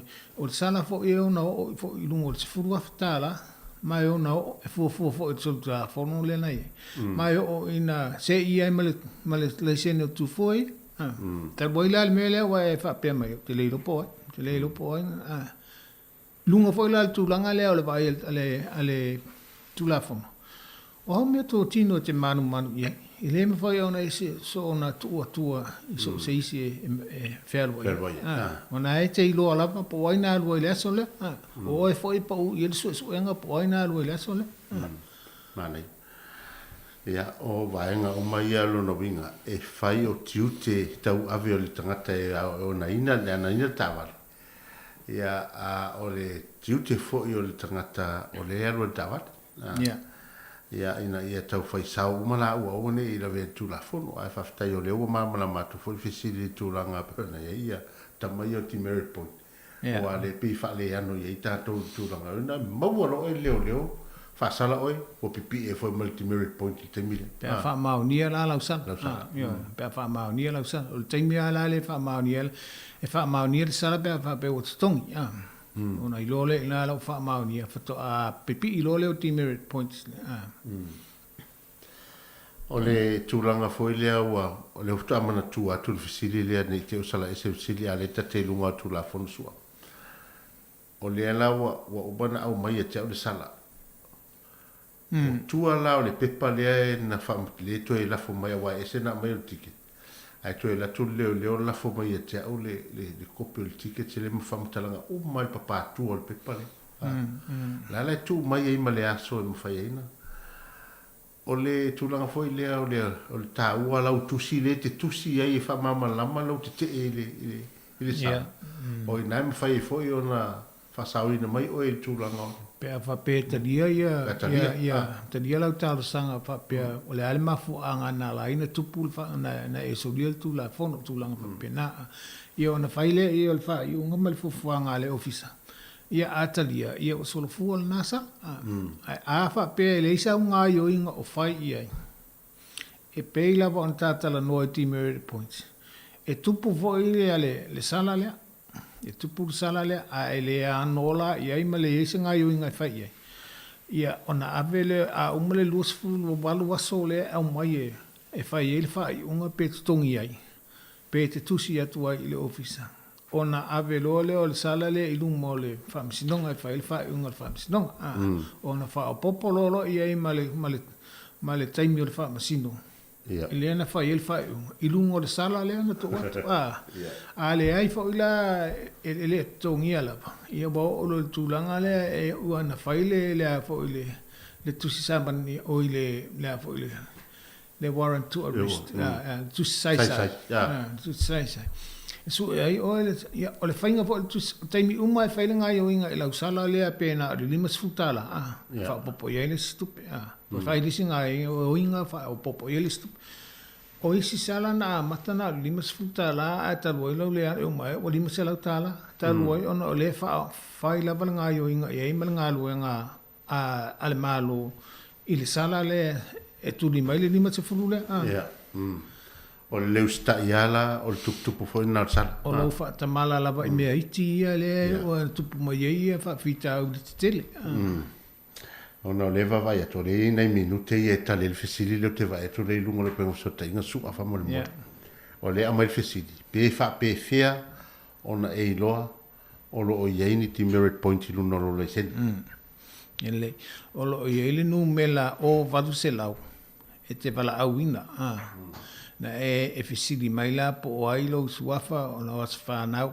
fesili mai le nu mela o lau fo o lo lai sene e ta vale o ina la em fa on ta mai ala to le ale po yeni au ti merit points pele a le a fo i le taimi e a fo e o mai ele mal i ti merit points ya pe yo e mau ele ilalo le ofisa o le malo ia vaenga ia a ti merit points e mau ai o tali le fisili ne ia o te lo na o tali le vaenga na wa le na fisili mai ia po fe tonu le vaenga me fa ia ona ona e loa o lea iei ia tātou timu. Lewi timu point i lunga le. Na ele au nangale, ngale au nangal malo le tulanga na e vai la lo demerit points i lunga le internet. Ona mawole ia yo le numela e te vala win. A mea na e ona e fisiri mai ia. O ai lo suafa o lo waso soifua. Ia mata o atu le numelo lo leisen. A pata vale. Ia ona ta mai le lato. Ia, mare, o pauna ona I fisili ia lewa tula I mail teimi lea o le afolingo o lewa mana ia foi. E o ino le valau mai, a le foi e valau mai an tātou lungo le. Ia, peo iei si vai ngol tula fono e tauna e sauno fala wai tele iei ia o toita minute ia. Te masalo a tatalo no tula fono lungo le awala e arua le aso atolu nei o ta whamanatu ua tele tula fono. So se vai ngau sa ngau iu inga la vai lungo le awala o wha tula fono ina. Pau lava le tula, ai mese lava o va o meia o tau whai lava wha mua le va ai le matanga luenga. O fusipau, tau whai fusipau, o le aua nei vai lua ina lo si la fia le aveina o le ta vale i le wha o ngā ina o le telefoni whea vea, o le vaenga le o le wha swa va, aua nei wha swa va, ma le vaenga le o le sawa. Ia whai tiste pei lava o le tūlanga le alalangai. O le tele o le sawa, o le tele fo le na o le whaina pe atu pumasi wha la blafi. O mea la iti e tātou te whaingo fie lava on tātou sita ia. O le wha o ngā ina o tātou mōri emo po mōri e a whele tāwale. Wai ato tele lava te wha ai i lungo le awala e leo malama lambala i le wha o ngā ina. Ai mese lava o awala ta milo. O le taimi e te alu e seima le awala ta milo. O le taimi na e wha e moela mōri la ananga vale o le ai alu ese. A wha pe te awha i le tū tamutau. Ia ona wha o ngāla mōri tamutau. Wha emo e tau atuai. Ia i la tau ia e wha talitari mai fio o mai lungo le awala taamilo. Tau atuai o ele la e taamilo atu i le tū tamutau. A o loa la wala ta le taimila e alu ese ma le awala taamilo. Ona wha o ngā lo leo lo mōli anga vale. Wha emo. E tau atuai le tangata le wha talima. O le la e alu ese ma le awala taamilo. I peo nai vaenga na a tātou staia. Ia, whaingo fia whaila ma tele ia le tātou sango le mu. Mai peo no tātou tala noa le amataina o le tā pōkalame. O tūla whono, o tūsa o ta ina ia e ta umai ai. Ia ngā yoinga tauan tātou whaia mō le sango le mu. Tātou tele ustaia tūla whono, ona o tātou vai atu leo leo. Le leilea manatu tātou te usita ia tū la whono ona o tātou manu i lo o tau sau fua na mātou ola ia ma tātou umale whaonga aina le ia lunga le awala te manu le soi fua o pāsese polo ainga o te manu le soi fua i la tau le whaonga aina le awala o le mafua anga le nā e alai ona o usita ia tū la whono Mare ia whaftai maari e fwoi lo whonga le nei aso le whanongolongo ono leo tele vaenga ia tamata malava lele ta mai ti merit point ia leo tele foi la to ofisili mai ma fi ma atono leo no fo fale o la to fina ngalo tu la fono e moni a oni tal tu la fono no la wala no winga e tolu fa lima por kalame o le la tal no ia e fa tele ia ile por kalame mai e mal por kalame mai na yo ne foi aso ia wale pui le no pui ali per tato no ia e tu lo ni te me fa ma vai me tato no ia male fa ftai tele mo program ia fa malo fa ftai lo stringa sili ala i sai mo lo lang ino fo program la so son mai ia mai se fo il fa fonga ngal malo le tu no il tato program masan ia fa mo ia maua pe le mamalo le tu no ia le so fo manuia ia a wa fo ile to le alo atu I fa ingo le nei vai aso fo malo longa nga luenga e me se fo ile alo atu le sapati ia fa mo ile lo fo le ali ta to feilo fo ile vai aso a sau time masani ia fa manu tele le tua fa to fa so fo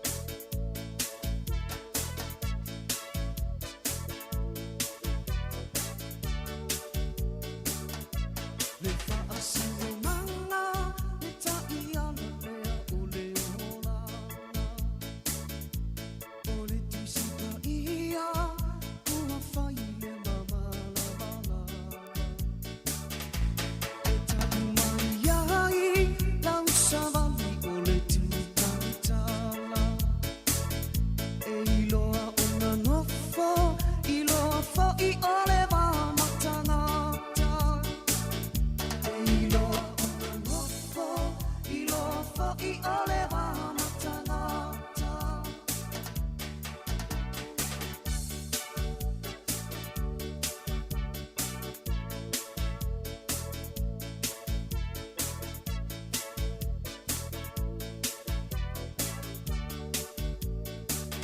Tautua maratua, lau tiu te amale whaatamala.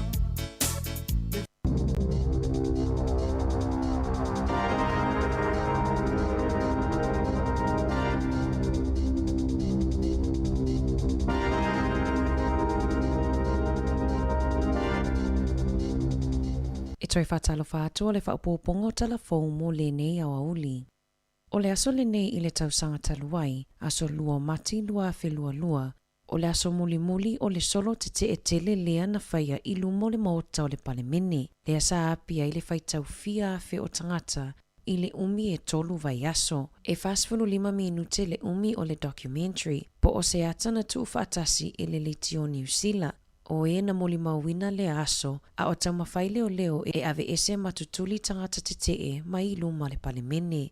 O le ata ua whaingoina o le boiling point, o lo o whaali ai le tele o vainga, sa le mawhaiona mai mo ai le lau tele i lunga o talafou a le TV, mai mawhaiona mai mo ai i lunga o penga tawhailangi a le leitio New Zealand. O le aso ana na fina whaalawi loa matatala ai se tama iwa ale le fou, mo whainga malanga i le vao Gisborne ma Ruatoria, e whai malanga i tangata i le vao nuu, o nao le tele o awala na whaalenga ina i tā whenga masolonga ele. E 5 o le vaalele e ave ai tangata e toa 5 i ana whainga malanga, mai na o le taitasi ato e tai 7 kilo le mamafa e mawhaina ave ai lunga, ua amatalia whe malanga i ngai le vao nuu, e whaaonga ai nai lea tama i vaalele, maolo o wha moe e wha mutale au nanga i lea so valua mati. Ua langalanga manatu o le tele o pulea onga i le atunuu, e whaatatau i le mataa upu, le ana folasia i le malo i le vai aso taluai, le ua whaamatuu mai ai le 7.5 miliona tā la, e whesosoani ai i le whaafitau li ua whenga i ai maa onga, i le pauma wa lalo ai o numera o tamaiti e o atu i le onga.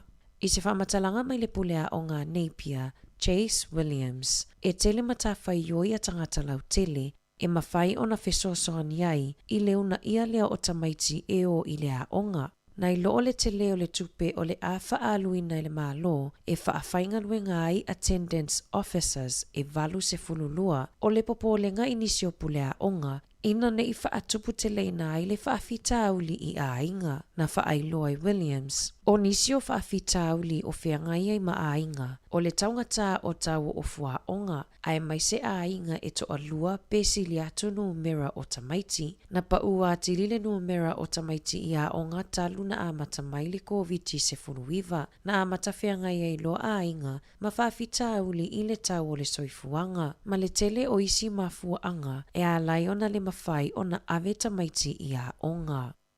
E whaitau a wheta avale na whaaleanga nei au kilani, pe atu whaatasi le numera o ta avale na whaaleanga ina i timunga mamafa, ma tā whenga ai mai se lea whao Gabriel. O se tasi leo whaafitau li tele ua whengai ma a inga na awhia. E le ngata i le tausa ilia o ni whale, ai o le toe tausa ilia o ni ta avale, na whaalia e le komiti o le fono mo inisiua a New Zealand, e 5 se laulua whata avale na right off, pena la foa ai ina ua whaaleanga ina i le vai, ma le whaitau wafe o lo wha moe e alia e mai i masina o lumanai. Ua lua 5 i nei tausanga o tau wivi se tasi o ali i whaito wha i mata upu tau ta avale, i a Clive Matthew Wilson, mo le fina wina o mata upu mo le saunga le mu, o le whaonga aina ma le whaatau wina atua ta avale, ai mai se le tele o whaafita auli, e whea ngai matangata whaatau ta avale. Na whaali e Wilson, e matua e a whaaina lava ta avale i ana a fia i ta whenga, e whaalea ngai na iafi, na whautua ina tangata whaatau i a tautua nā le lei, a whaapea o lo fuafua e whaatau se ta avale second hand i le lumanai, e tā ua le sa ilia o se fisosoani mai se insinia whaatuatua ina, e sila i ai mai ilo ina ia wha mautinoa ina e le o se ta avale na a fia i ta whenga malolonga. O le te lota avalena afia, o le ato e whaalelea e nisi, ma whaatau atu ilunga o ala ato le Facebook, ma isi upenga ta whailangi, ma o lo o fautua ina e Wilson le lautele, ia mata i tu le lei lea vaenga. E to'atolu tangata whaito whao le soifua malolo ina mo le mawhauwhau, e iai Dr. David Kodaya, Joe Chiplin, ma Dr. Ainsley Cribb Sua, o le awhatino ina se polkalame ilunga o ala ata a le staff, e talina ini fesili mo tangata o lo o iai ni whawhitauli i le mental health, mai a fianga o le awhao Gabriel, whaapeti munga mamafa na a fia i le tele o tangata i le pito ilunga o le motu i mātū. O mata upu e whatala noa ina, e au fia i le whaamatala ina o whailonga waaia, e iloa ia aunga o le whaanoa noa lo loto, ai mai sea a fianga o tamaiti mai whaalave lave whaale nātura. O le tau le se fulutasi i le tae au a tae au, e mawhaiona mai moa ai i lea polokalame. E lua tasi o loa ale Hamas ma le tahini o lo o fautua ina le lautele, ina ia toi whaafoi atu i whale o loa na whaatauina mai iai, ona o lo o iai le popolinga o lo o iai tutonu le siama o le salmonella. E se fululua i le fitu se fululua i tū la, e amata whaalia ia unga talu ona mai a ona tau mafa, ma e tā ua le waaia o se fōma e i se taimi vave. O a unga e iai le tinga o le manava, fiva, tinga o le ulu, manava tata, le lava ma le whaasuati se tulou, e tā ua ai na waaia se fōmai. O lo o ngalulu e whaatasi le Food Safety ma le Life Health Food New Zealand, e ilo ina lea mata upu i le mafua anga o lea whaafita uli. O lo o wala au le whaala putupotonga e nafa mamata upu mo a inga, e mo o mia ni tangata tuto atasi, e tau lai matoe fetu utu o nai sa ili ilinga ma wha maunga, i tamaita i talavou e mawai maitanga, o lo o whailua mai i wha maunga, o tamaita i talavou Maori ma Pasifika, o lo o pitosili o na te le fuainu mera, o alo tamaita ai e mawai maitanga, mai i wha maunga.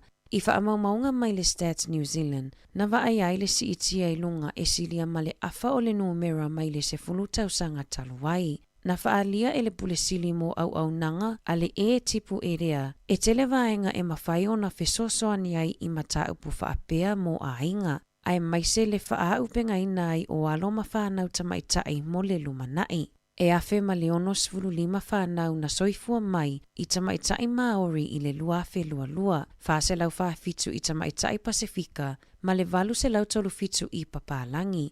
Mai le luafe se fululua, e lima valu te sima le lua pasene ua si iti ai le numera o talavou Papalangi e maitanga. Wha ono te sima le ono pasene mo Maori, ma le whātasi te sima le valu pasene mo Pasifika. O le tele o mata upu tau le soifua malolo ina o le mawhauwhau, ma le pule le ola i tupulanga talavou. E maua mai lea i mata upu tau i tamaita i talavou, e maua i maitanga le fuafua ina. Ma o loo iai le naunau ta inga a au nanga a le soifua malolo ina, e mo o mia le whaamalosia o le langolango, i totonu o a inga ma whaala potopotonga, mo alo tamaitai e o i lea tūlanga o le soifuanga.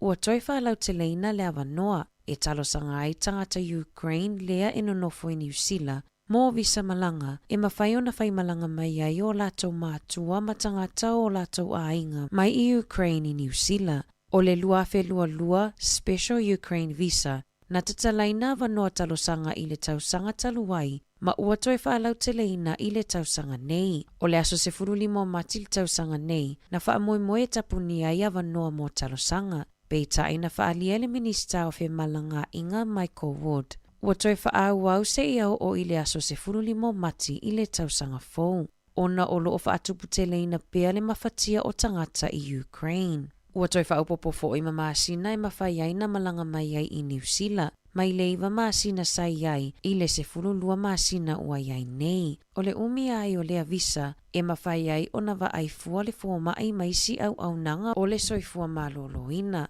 Mawhai o na aveta maiti i a onga, ma mawafua le sona e a oina i le ngangana whaperetania mō tangata matutua. E o mai le aso luas fulutolu Februari, ua o atu i le afe fase lau ono tolu talosanga.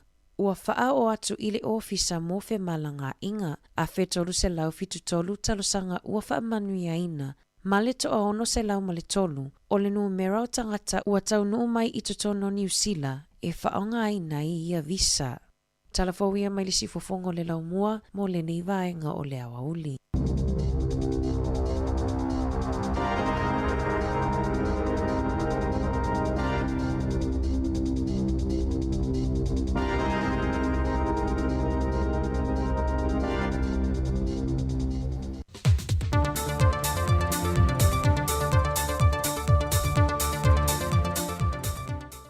Sai fo manuia lo tātou tanu nei fo ia so fau, e ano mai e se whao poponga I tala I mea lo te tupu I Samoa, mo lo se la fia.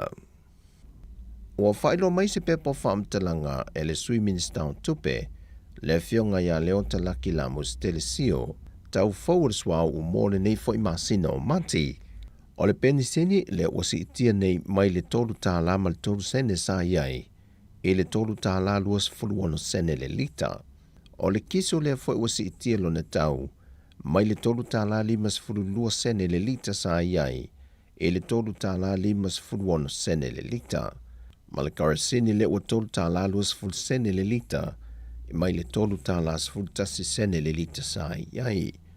Whailoe le fionga leota, o loo wha wau peo na a fia le maketi mo swa o e le I wha mamaino a maketi o loa tau swa o, e whainga whaavao malo, mai isi a fianga tau le ngao sino le swa uu.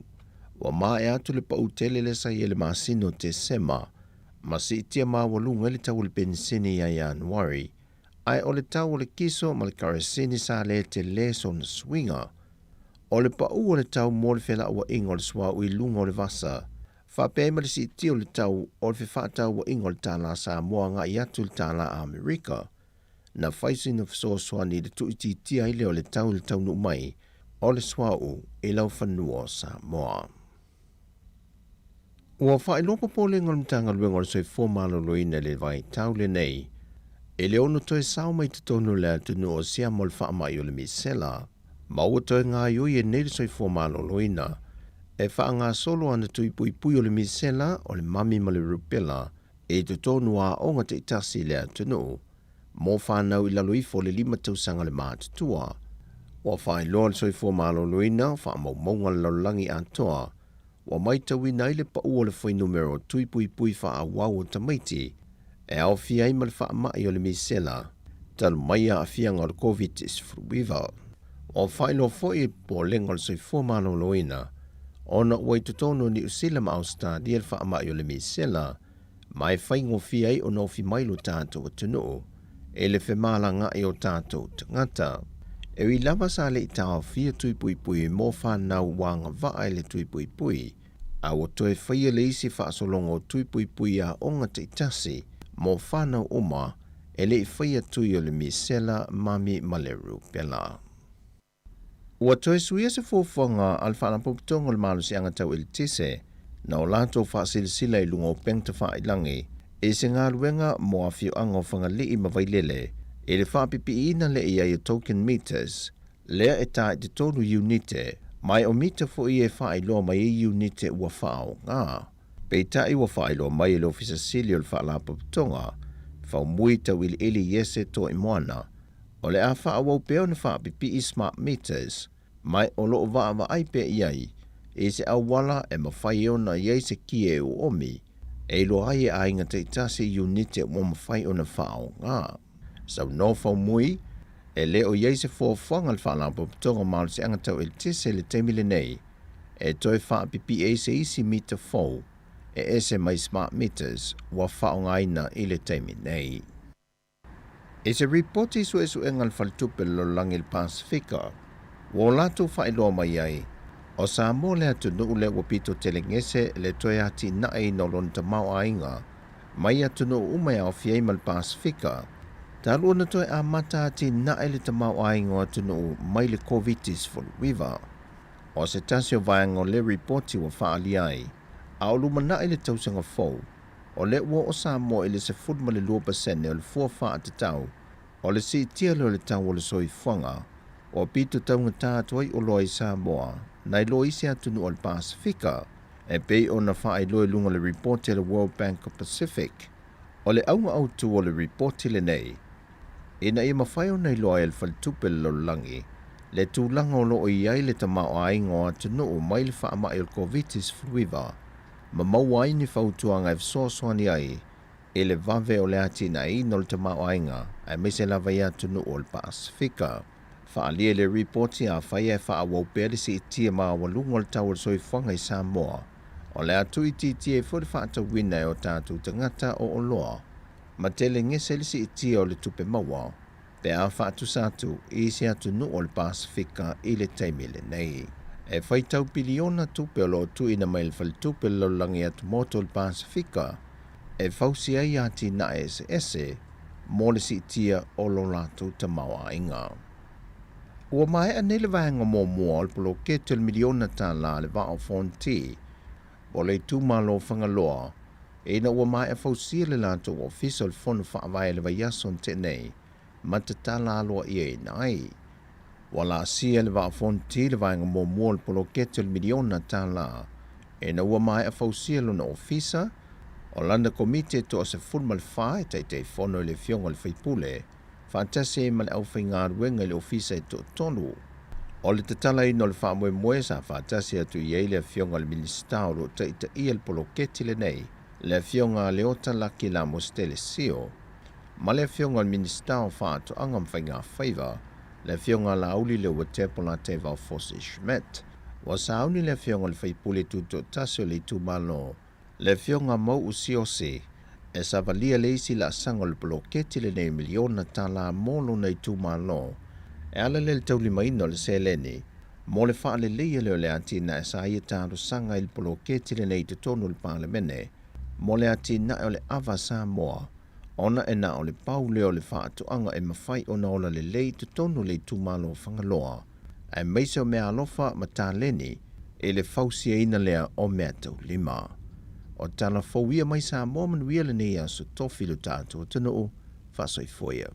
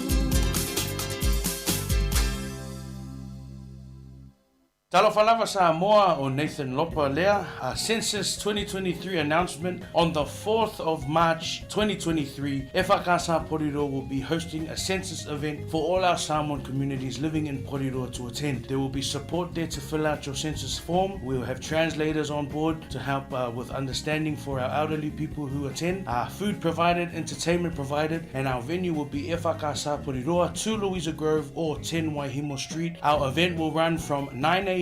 to 4 p.m. on the afternoon, Saturday the 4th of March 2023, Efakasa Poriroa Census event. We'll see you there. Whawhitai.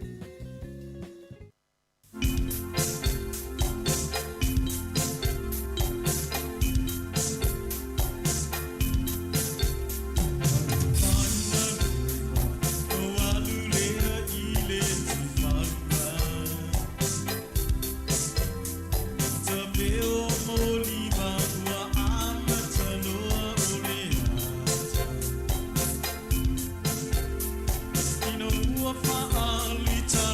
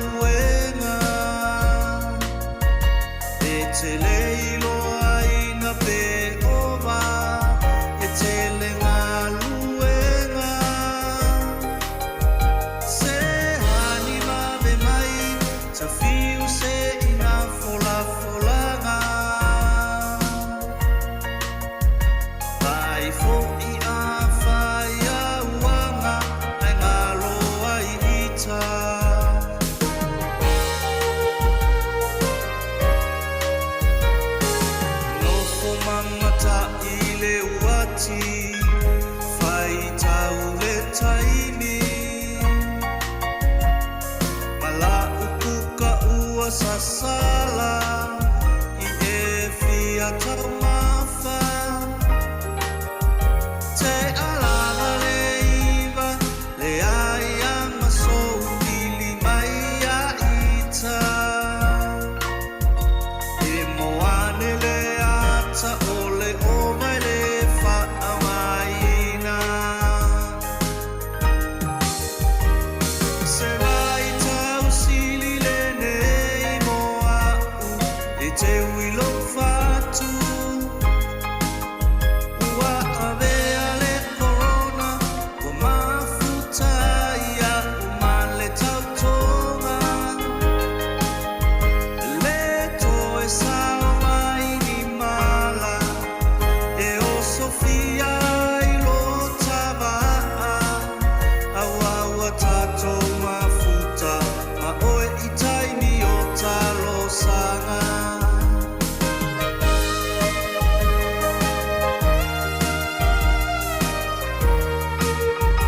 lau telefoni sa leva aya wa o mawaina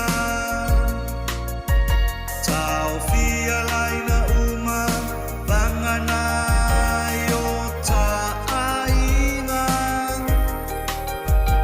ai fo I se lelei pe ana se io oilei uma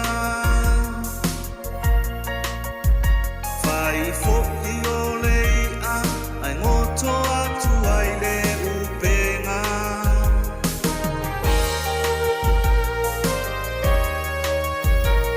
ua leva ona whaananau sia tawhanau sina avanoa panganoa te whaavanoa lea ua matala le pona sa e monoa mafuta fia fia ma oe I le aso atoa se vai tau sili le nei moa u e te uilo fatu ua avea le corona o mafuta ia uma le tautonga e le toe sao mai ni mala e oso mai le whaamama aua tato mafuta ma oe I taimi o talo sanga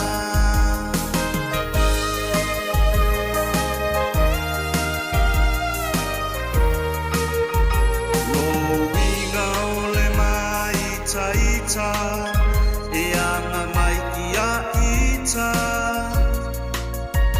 tainane o ia I se ila o e tanuina o ni vaina e le ia fuatia e ia ita Panga ua afia foanga na tele iloaina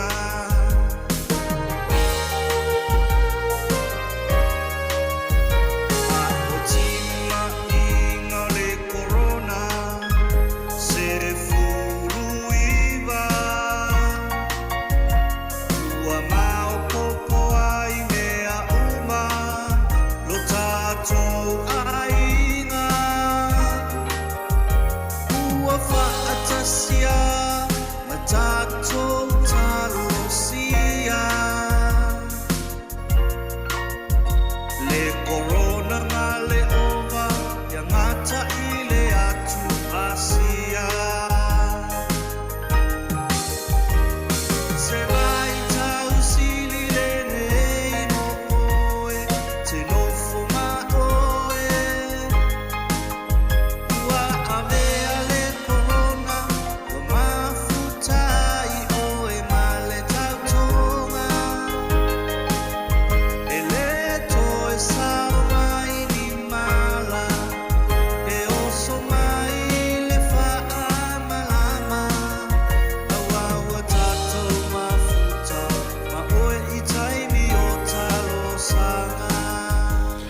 Tātou pese whawhiawhianga sui whewhiloi e peona iei fwoi tātou pese matango whiele nā mai le sunga ia alo ese pu e fua ia sale mai I loa hat. Ia o tātou nau mai atu tātou proklame le ato le tai au whaasolo mai iei manisi proklame peona toi au ina toi tātou proklame le nā ia o le tusinga ingoa ia me se fwoi tātou proklame le tūla fono ia me li malo le malo. Ia ma tātou talafou sa whia ngai lea ma le tumaita ia ana wha solo ia wha pia foi tātou talamai sa mo le sunga ia ta se Salem Sam. Ia o leo tātou o mai le nei foi tūlai na ua toe se fulu luas fumaliva minute o na tā leo le tūlai tasi.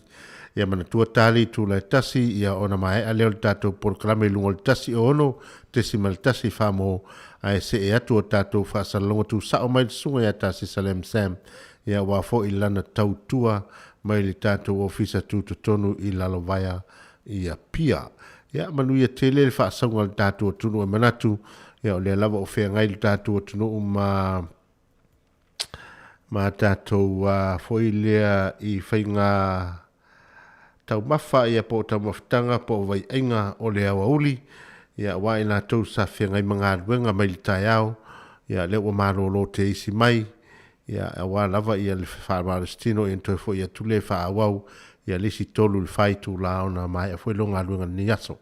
Ma lol tau a tai ma lol whatoa toa ia o te talitonu foi ia o lo solonga le lei le tapo inga maua nei o tātou mātua I te mamtina mātua te si le anga le tātua tunu o lo maota o lo wha tāpua I mai maota ma lawa ia ma tāpua ia fwoi le alo whaiva o tātou whanau ia o onga. Ia aile ngalo foi le tapo inga te talo ale foi ngalo pa ia le tua sunga to ina ia e taina ni foi o sunga I sea ia o sunga o afionga I tia kon to ina ia e taina ni foi afionga pa tele mo le tua inga sa ia ma le tele o ila to le au mautofi to ina me se foi apostolo ia ma ila to wa wal awina I le tulanga o le wha auto ma wha mota le malu so se whata whaitau langa ia ona o le no manui le tuai se manui o le tātu o tunu o le alafoi lea o le manuia o le alafaiva o le tātu o tunu le ngata ia o ngal whanau o ngal wenga foi ia a tama whanau o le tātu o tunu tonu o le tunu ne New Zealand ia malo lava le tatalo ia te tonu ia o le la wha o watu o tātu wha whiawhianga sui whiawhiloi ia ia mo le nei teimi ia ona whaasau nei ilo tātou proklame mai Samoa. Ia al tātou pesel nei mai a Felice Mikaele whai mai ia o se tautai foi. Ia o se tautai ia mai a Felice Mikaele whanofo file muai whaasau saunga o le nei foi auri. Tātou o mai le whainga mananga e le aso lua o mati luafe luas fumaltolu.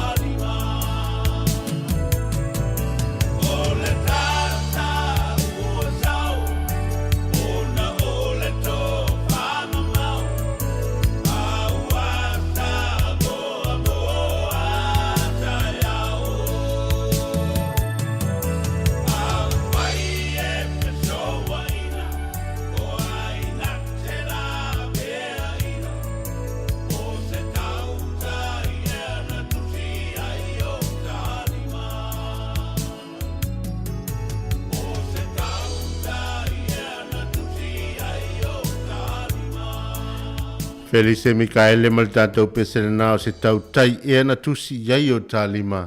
Ia ai o pese ma upo pese e se fo i le whaala e au. O nei upu a o tūsia malangina le talenga ia tolu a Felice Mikaele. Ia o le lava ua toe tepa i tua ma faufonga o le whatu pese. Ina i o tātou tua a o le sa lalanga ina le saolotonga o le tātou o tunu. Ia male moe mitinga le whatu pese. Ia awane i toi polonga le tātou o tunu i le lumanai. Ia e se fo i le manai o nei whatunga. Ia e toi whatu ia ma tātou toi mawhau ai. Ina i o tātou tua awalanga mamai tia sāma le lātou ngā luenga sa whitei tunga iai. Ia no se saolotonga leo o tātou sapi ai. Ia o tātou o oe whaliseu mo saa o maa maalie. E pei fo o upo le au whailaunga. I le nei vai tau o leo tātou mi mitai le tātou o tunu. Ia ona o le ngā luenga mātango fia nei tu a maro Felice. A toluono ia po lau whiong foi asuao. Mo whātu whatunga mana nei e peo na ia ili tātou o fia fi. Le nei fo i tu la le au auli. Toe lua sifurma le lua minute o na tāle le tu la sifurma le lua. Ia tama o Kristi vai moso ma tātou pese le nei. Ia i tae ua li lia. A wā foi li whāno file mu. Ia o le tātou o tunu nei mawhauwhaunga i lalo ifo le la au. O lo e nofo i le nei fo i tu la o le au auli.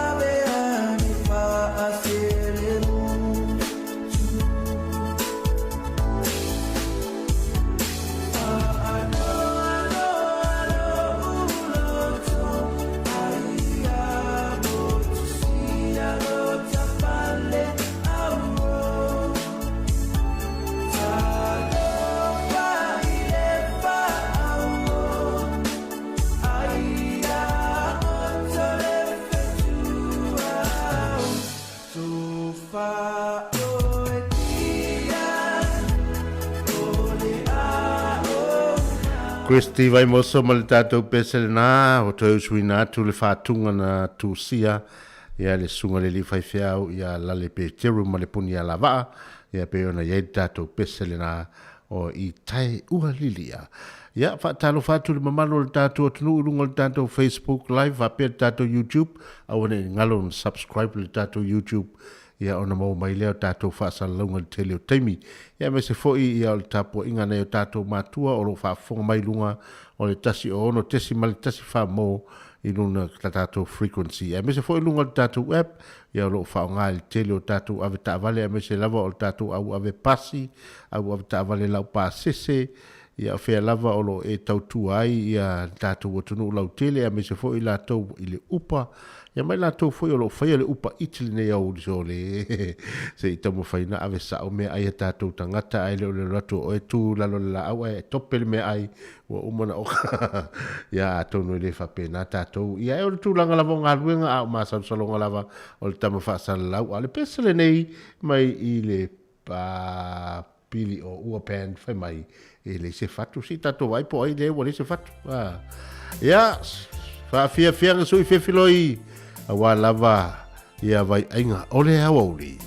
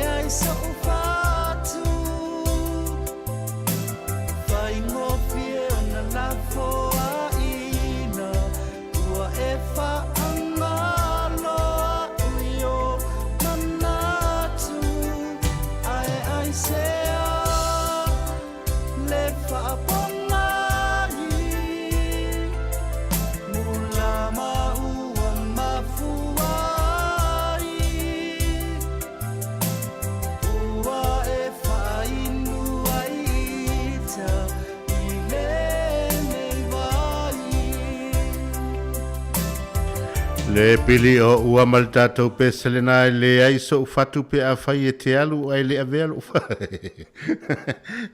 whaupunga i lātou nei e se po le se fatu e alu roa e alu lo ti nā po le tamaitai ana peila ia ua le ai atu e se fatu alu ma avel fatu ia o tātou fatufatunga lama whawhewhianga so i whewhiloi a wale na whaanofo file wu nei se le tauto lua ina lava le tātou atunu whenga i mga luenga i le nei fo ia o uli tātou o mai le asonua le nei o le masino mati lua fe lua sumaltolu malo le fo lau ia whaatalo whatu fo i le sunga po le awhionga ti akono ia lo ese pue fua sale ia malo le awhionga ti akono ia me se fo le tampese tātou pitonu nei ia i Wellington ia o lo telefo i sona sound musical tātou li tio ia ai mese i latou umalava o lo mafuta mai ia ai mese i latou o lo o whaingaruenga le teimele nei ma whaalongolongo mai tono whalwhainga luenga tono lau tā vale pesele nei mai ia paunga tai longo i pule mal tātou pese o le pea se whalele la le pea po whelele le tātou pea.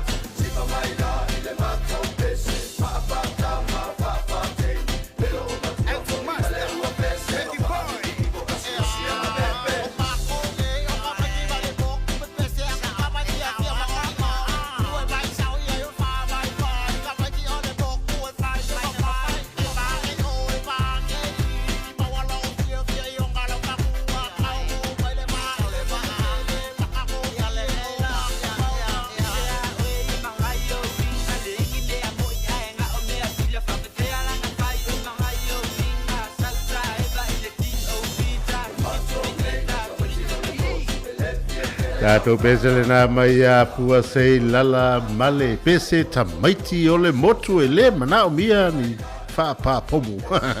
Nā o mea sa o ata ma le motu. Ia ma tātou wha fia ang sui filoi o le fo vai atu toi 5 minute o na tālea o le tūla e tasi. Pei fo na whai atu le tali tūla tasi o na mai alo tātou frequency tasi o na tesman tasi wha mo ia ai tu atu sa o tātou wha salalonga. Tātou Facebook ma le YouTube tu sa mai Samoa i le sunga ia tā Sesa Lam Sam.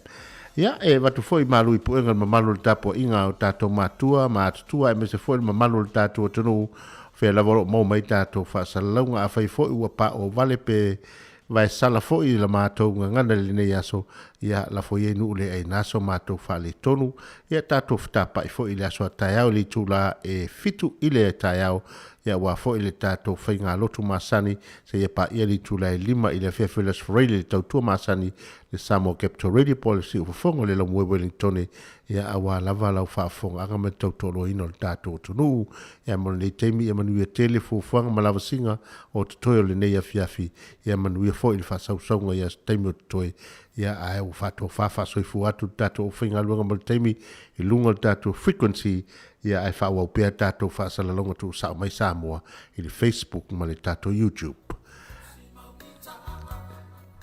I le maleo tā ma le tātou pesere i whaia sau ainga.